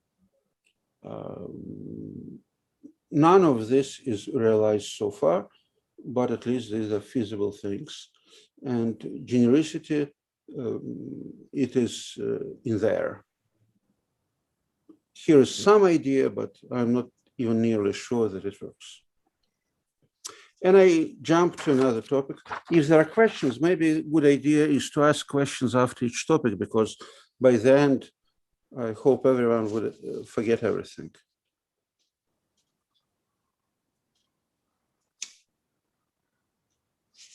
Okay. Gas models. You have identical hard balls to simplify the formulation of the same masses and so on. No gravity, no air resistance, nothing. They move freely in the empty space, collide elastically. Elastically just means that conservation of momenta and energy, nothing else. These conditions are enough. And of course, we're thinking about some fixed dimensions, a dimension equal to 3, if we believe we live in the three-dimensional world. And the number of balls is large, at least not fixed. As a matter of fact, looking at the number of collisions becomes not trivial even when the number of balls is rather small. Say for 3 balls, funny enough, well, 3 or 4, I don't remember, but whatever it is, people thought the largest number of collisions is 3, so it's for 3 balls. And this was an observation, which is the first paper of Thurston, joined with Sundry. Observations, they found a very small chunk in the phase space where the number of collisions is 4. Already this was a surprise. And when I was speaking at the ICM more than 20 years ago, I was proving an upper bound. And then rather recently, we asked ourselves, can we approach you to some extent this upper bound? We couldn't answer this question completely. Our answer is semi-satisfactory in a sense. Namely, what we can do is in dimension starting from 3. In dimension 2, we don't know anything reasonable. We know it could be cubic. It's not very difficult to show. Probably at first it was shown by other guys, but whatever it is, it's not so interesting. We don't know the answer in dimension 2, but in dimension 3, the number of collisions can be exponential. This is a kind of strange. Well, first of all, of course, I can't think about so many balls. There's too much combinatorics involved. In dimension 3, m balls means sitting in a r to the power of 3m. You need 3 coordinates of the balls, all right? Dynamics happens in tangent space. Now you need to remove something. What do you remove? You remove overlapping balls. These are cylinders. It's an elementary exercise to see that these are cylinders given by a quadratic formula. And then you have just dynamics of one point which hits those cylinders and gets reflected. Our argument goes in a strange way. Namely, instead of looking at actual cylinders and anything, we start with a polyhedral angle. In a polyhedral angle, let's say all angles are equal to pi over 2, the number of collisions is no more than the number of walls. Once a ball hits a wall, as you can see here, well, you can't see here, I'm sorry, the drawings are not displayed. Yeah, when you hit a wall, you get reflected and you never return to this wall. And a strange thing is that our examples are constructed by means of perturbing a little bit this worst situation. What we don't understand, there are collisions which are not essential, meaning that the balls hit almost tangentially. Almost no exchange in energy and momentum. Why would we care? Because Lyapunov exponents are huge, and here is another drawing which illustrates that. If you have a trajectory which goes this way, say tangential, almost tangential, and you shifted by altitude h, then it is reflected by double of the circular arc. So the angle is 2 alpha, and alpha is roughly root of h. So it's huge. Here, Lyapunov exponent is formally infinite. So they could contribute in entropy. Very unlikely in metric entropy, but maybe in topological. This is an open question. Of course, here is some obvious formal remark, namely, to speak about entropies, at least, well, at least metric entropy, but also topological, you need to have compact space.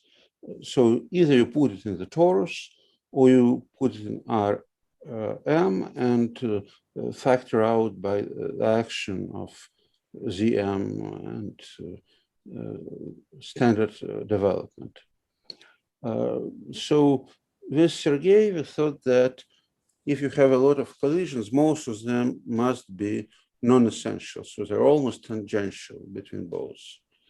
And this was confirmed in a paper by Serre. However, what happens to topological entropy, I have very little idea.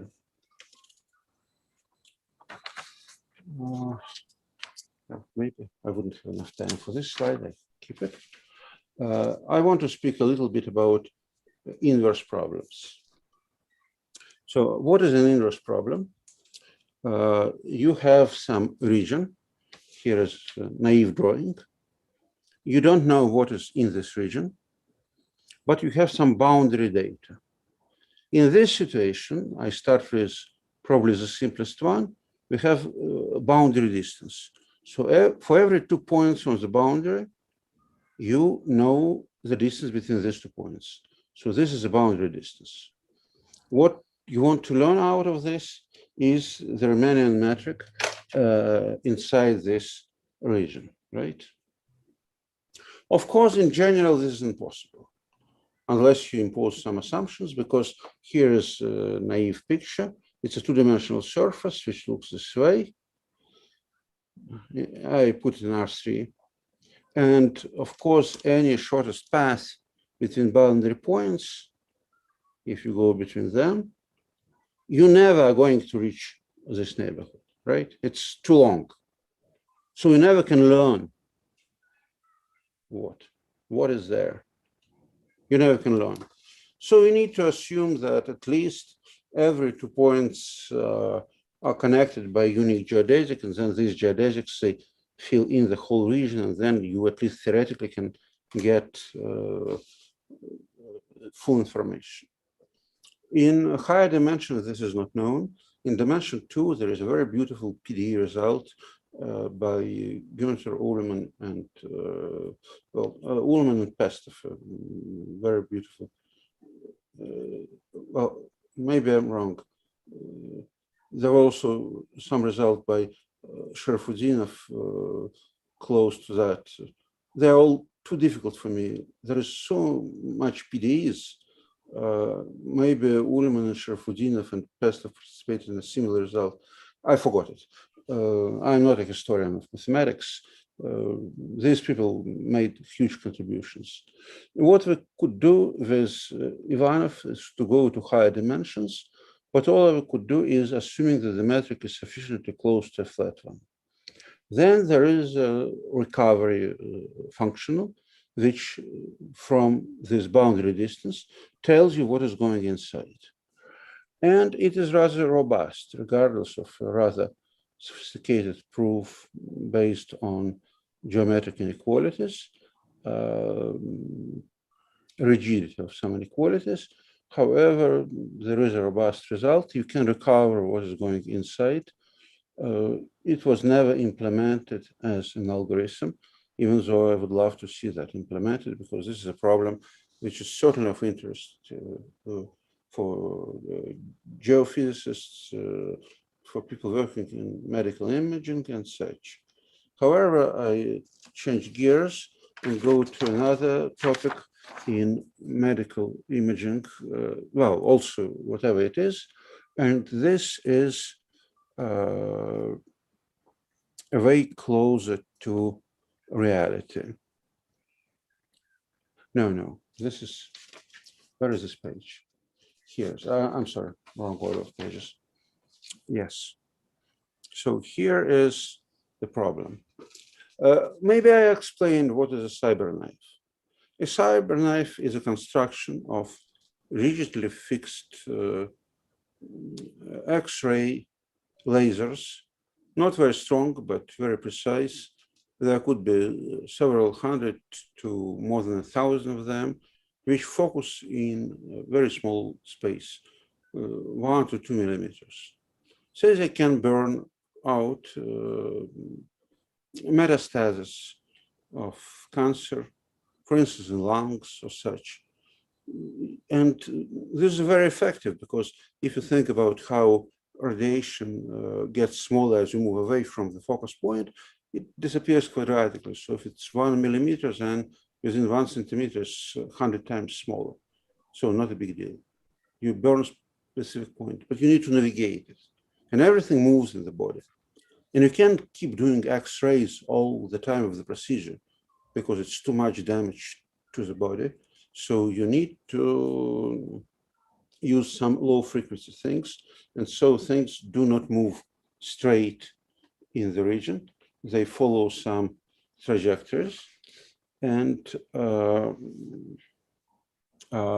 here is a result which is obtained by a team of people, including, well, unfortunately, Slava Kurov, who I mentioned, he passed away before the work was completely finished. So even he cannot be a formal co-author, even though he definitely is a co-author of this work, with Sergei Ivanov, Matthew Lasses, Jin-Peng Liu. And this is a Gelfand inverse problem. So you have a Riemannian metric on a compact manifold. You have boundary, and you can get information from the boundary of this manifold. So you look at propagation of waves in this manifold, and you look at the information about solutions of the boundary value problem that you get. And from this solution, again, what you want to know is what you want to learn the Riemannian metric in the manifold. This thing involves, I'm not going to discuss the proof It takes about more than 70 pages, and it's a mixture of PDs, which I don't understand so well, and some geometry, which again would take too much time. But anyways, you can do that. And what is very important to me is that not only you can do that theoretically, and we wrote an algorithm essentially for computer, not in any specific computer language, but an algorithm in any reasonable sense, which tells us how you can recover this data inside your manifold. With stability estimates, because usual problem, say in the inverse Radon transform or such, is that the problem is not well posed. If you perturb the data a little bit, you get something which is nothing good. In this situation, strangely enough, you can recover what is inside. And actually, I very much hope that it is going to be implemented as a practical thing.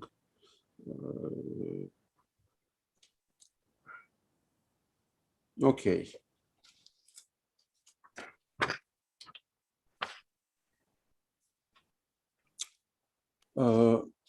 Another direct problem, well, the previous problem was an inverse problem, meaning that you know solutions of PDEs, but you don't know coefficients, you don't know the metric inside. Here we're trying to do the standard simplest thing, and this is one of the themes which have to do with discretization. Namely, you have a Riemannian metric. Of course, everything that can be handled by a computer or such, this is discrete data in any form. And what we're trying to do is we're replacing a manifold by a graph. And we keep very little information about this manifold. We need some information. What is the information? First of all, vertices of the graph form an epsilon net. Next, we remember we have two parameters, epsilon and rho. Rho is much smaller, it's roughly speaking epsilon square. We remember which vertices are at the distance at most rho. So remember which vertices are, in this sense, which vertices are neighbors. And also we need to somehow record the volume form. And so for each vertex, to each vertex we assign weight so that it approximates volume. In the sense that if you take, say, ellipsis-1 function, and you replace its integral by the sum of values with these weights, you get good approximation to the integral. So this is weak approximation. All we need to know about the manifold. After that, in the most standard way, we look at the graph Laplacian, which is a discrete operator, which is not a continuous time, of course, operator, but so it is a linear operator. It's a linear finite dimensional matrix, for which we can compute everything by standard methods. And it turns out that under these conditions, the eigenvalues are very close to what you see in the actual differentiable continuous model. We have some further generalizations of that to metric measure spaces and to Laplacian on differential forms and such, which are not well understood yet because, in fact, the operators which come up are slightly different than the Laplacian. They obviously have some genetic meaning, but the Laplacian is studied so much all across that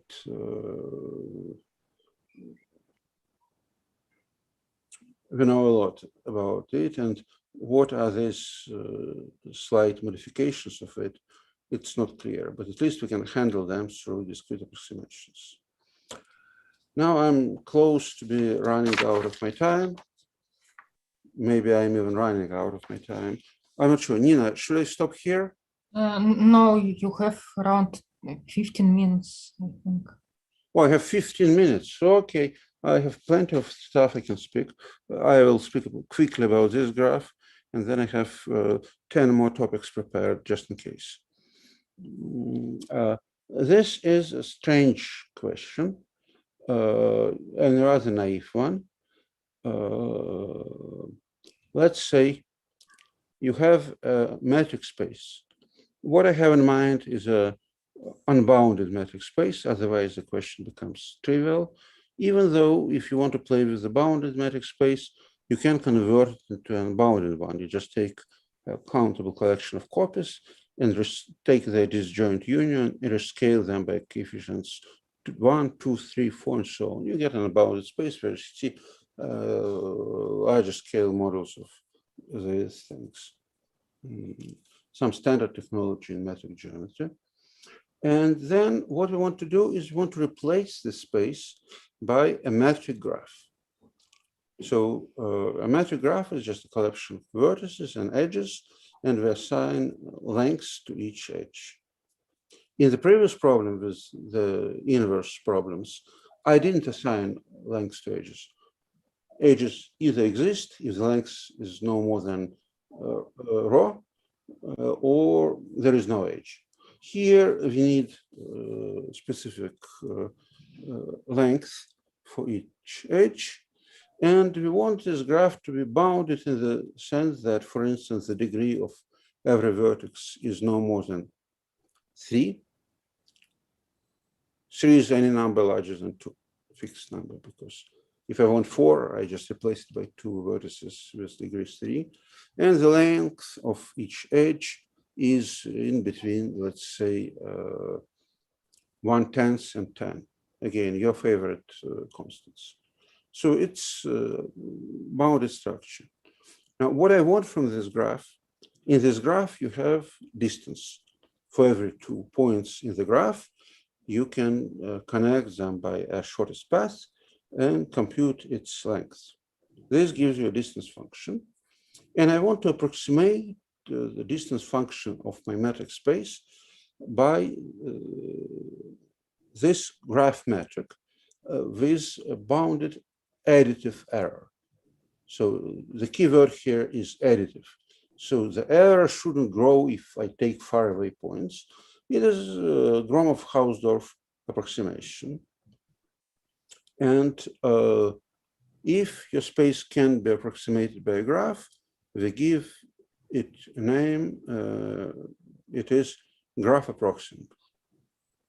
Now, a result sounds silly, is that the 2-dimensional plane is graph approximable.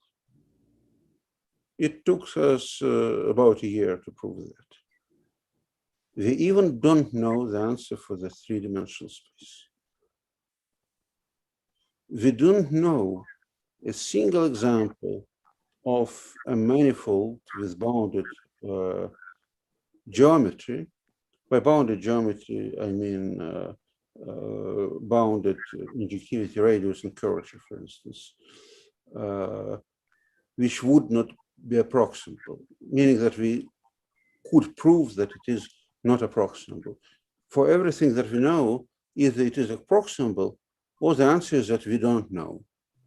We're sorry. For instance, we can prove that if you have a Gromov hyperbolic space with bounded geometry, then it is approximable. It turned out that hyperbolic spaces are easier than that. For R3, it is not clear. The key part of the story is the following thing. This is a distribution of points on an interval. You take an interval from 0 to 1, and you want to have equally distributed points, x size, I equal 1 to n. How you place them? Of course, this way. 1, 2, all endpoints. And then on every interval, if you look at interval of length I, that the number of points in the intersection of I with your collection of points is, roughly speaking, n times the length of the interval, plus minus 2. Now you play a different game. You start with an infinite sequence, exercise, from I equals 1 to infinity, and you truncate it. And then you truncate it. And you ask what you can achieve. And there is a deep result by quite a few people that the best we can do is log n instead of this constant 2. So there is an error, a growing error. However, what is this counting? Counting of the number of intersection. It is just integration of the characteristic function of an interval, characteristic function of integral I, multiplied by the delta function of xi, and then you do the summation here, right? This is counting. What you can do instead is you can take these functions, change color, x minus xi, absolute value, and add these functions, take 1 over n. It turns out that you can approximate any reasonable function with proper convexity restrictions and such, with a bounded error in this respect. And this is the key part of this theorem for the two-dimensional plane. But this analytic lemma, we don't have a generalization for higher dimensions. So it's a very strange situation in which we know basically nothing. Okay.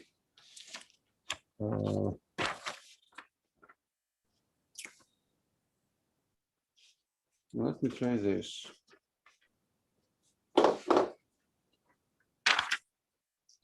A very naive question. You can take a two-dimensional torus, T2.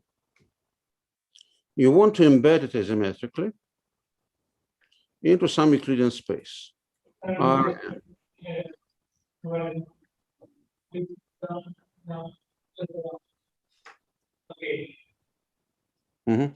Is it better?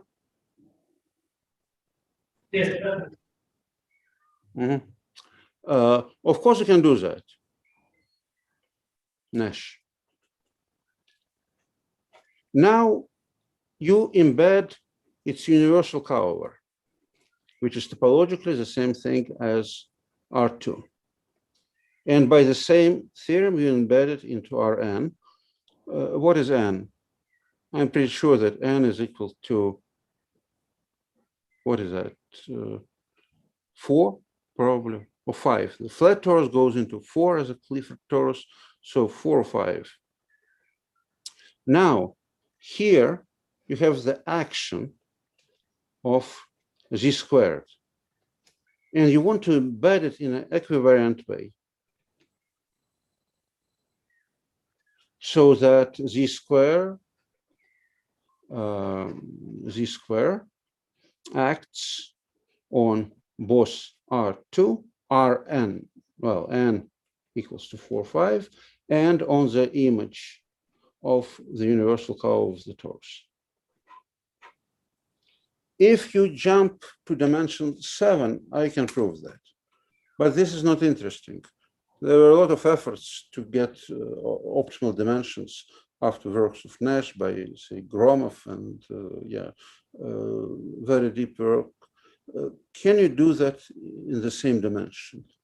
Embed it as a wave surface, which has the same action of this discrete group, z squared, which sheets the whole space. By some increase of dimension, you can do that. Can you do it in the same dimension? I do not know this.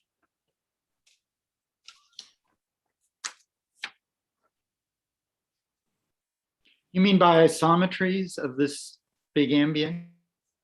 Yeah. Action by isometers of the isometers, they are isometers on both the image, the embedded surface, and isometers of the ambient space. So Z squared acts by parallel translations of the ambient space. Yes. By the way, another similar question for which I suspect that the answer is yes, is whether you can embed this cover into a compact domain. So wrap it around some torus. For the flat one, you can do that. So you can embed the Euclidean plane in a compact domain. If you put some curvature, which is periodically distributed, most likely you can, but I don't have a clear argument for this result. Yes.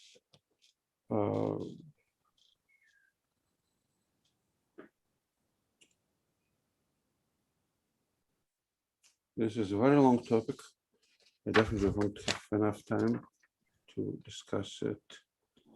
But a little part of that, well, I keep repeating the same question. There is a definition. A while ago, we gave the definition jointly with Leonid Polterovich, and then Sergei Ivanov joined us. And we say that you have a group, G. And you say that it is bounded if it admits a bi-invariant metric, D. No, well, okay, I'll change it. I'll define unbounded, it's easier for me. D, which is unbounded. You can always put a trivial metric, which gives you distance between two elements, G and H, is equal to 1 if G is not equal to H, 0 otherwise, right? And it is, of course, a bi-invariant bounded metric on any group. We are interested in unbounded metrics. Unbounded means that the diameter is equal to infinity. Then, okay, once you give this definition, you start playing this game, you pick up your favorite group, and you start asking yourself if it is bounded or not. In many cases, it is rather easy. For instance, you can prove that any infinite abelian group is unbounded. This is an exercise for a graduate student. Proves that SL2Z is unbounded, is not difficult, using some algebra. SL3Z is bounded, which requires a highly non-trivial algebraic result, relatively recent. So once you run into a group for which the answer is not obvious, immediately then it takes quite a bit of work. We wrote a rather long paper showing that the group of diffeomorphisms compactly supported. Well, no, let's take this. M is a compact manifold. MK, compact manifold. And then zero component of diffeomorphisms, isotopic to identity of M is bounded if M is odd. For M equal to the two-dimensional torus, it's an absolutely open question. Number of people thought about it after they formulated this. No one can answer it for the two-dimensional torus. If you replace diffeomorphisms by homeomorphisms, it doesn't get easier. It can be reduced to a fragmentation norm. What is the fragmentation norm? What you can do is you have your diffeomorphism, phi. You decompose it into a product, phi1, so phi k. And each one, phi k, sits in a topological disk. Okay? So what you're allowed to do in the stores, you can take a bunch of disks, and in each of them you can apply diffeomorphism, then you apply another one, and so on and so on. And then you ask for the minimal number of such disks.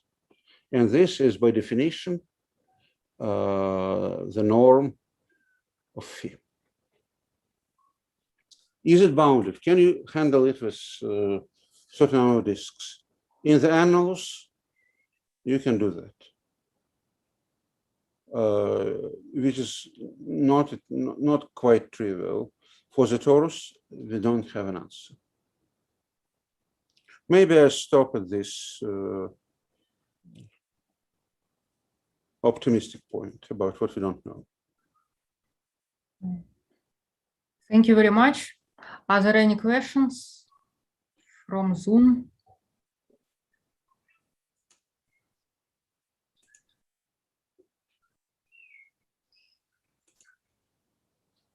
I'm changing this to so that you can see me, after all, if you want to see me.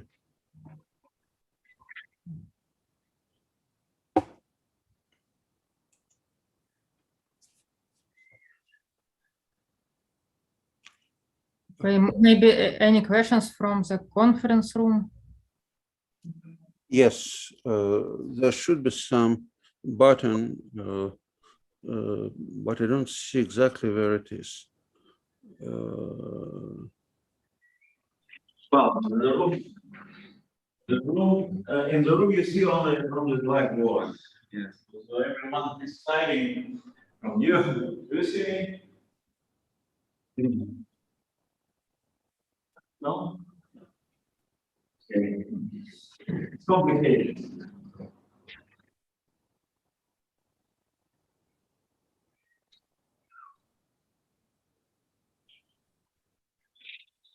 Okay, I don't see it. I'm staying here and I'm prepared to answer questions if I can answer them. Oh, yeah, then maybe there are no questions from the room.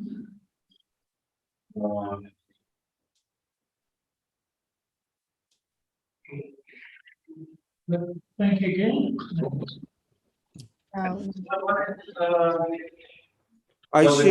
I see Sergey Ivanov there. If you want to ask me some questions, you always can ask him. He would be able to answer at least as good as me. Let's make two announcements. One for the people in the room is about tomorrow's board trip. Ladies, so some of you asked if it's possible to bring more people with you. Yes, you can. That's one. And the second one we have, as usual, we offer to this breakout rooms of Zoom so that people can park and meet in smaller groups. And we invite two speakers before the break into breakout rooms number 1 and number 2 to spend a couple of minutes to see if someone wants to talk to them or maybe discuss details in a small group. Maybe could you please send a link to these rooms so that it will be just clicking the link? I understand you're not sufficiently literate at the computer. I can just send you to the room. You will have to put some back. Okay. But so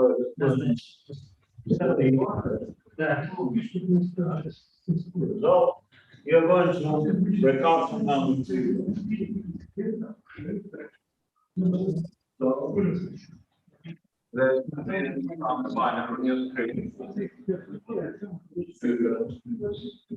it came up. Yeah. So we should agree. Also, we can send you conditionally.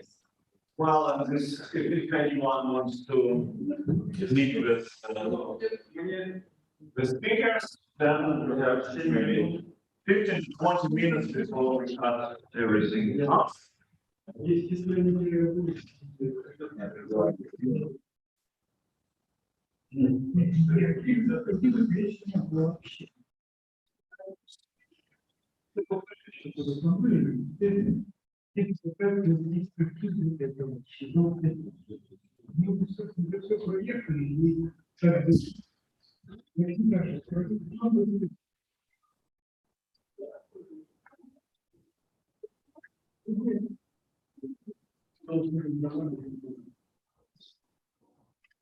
So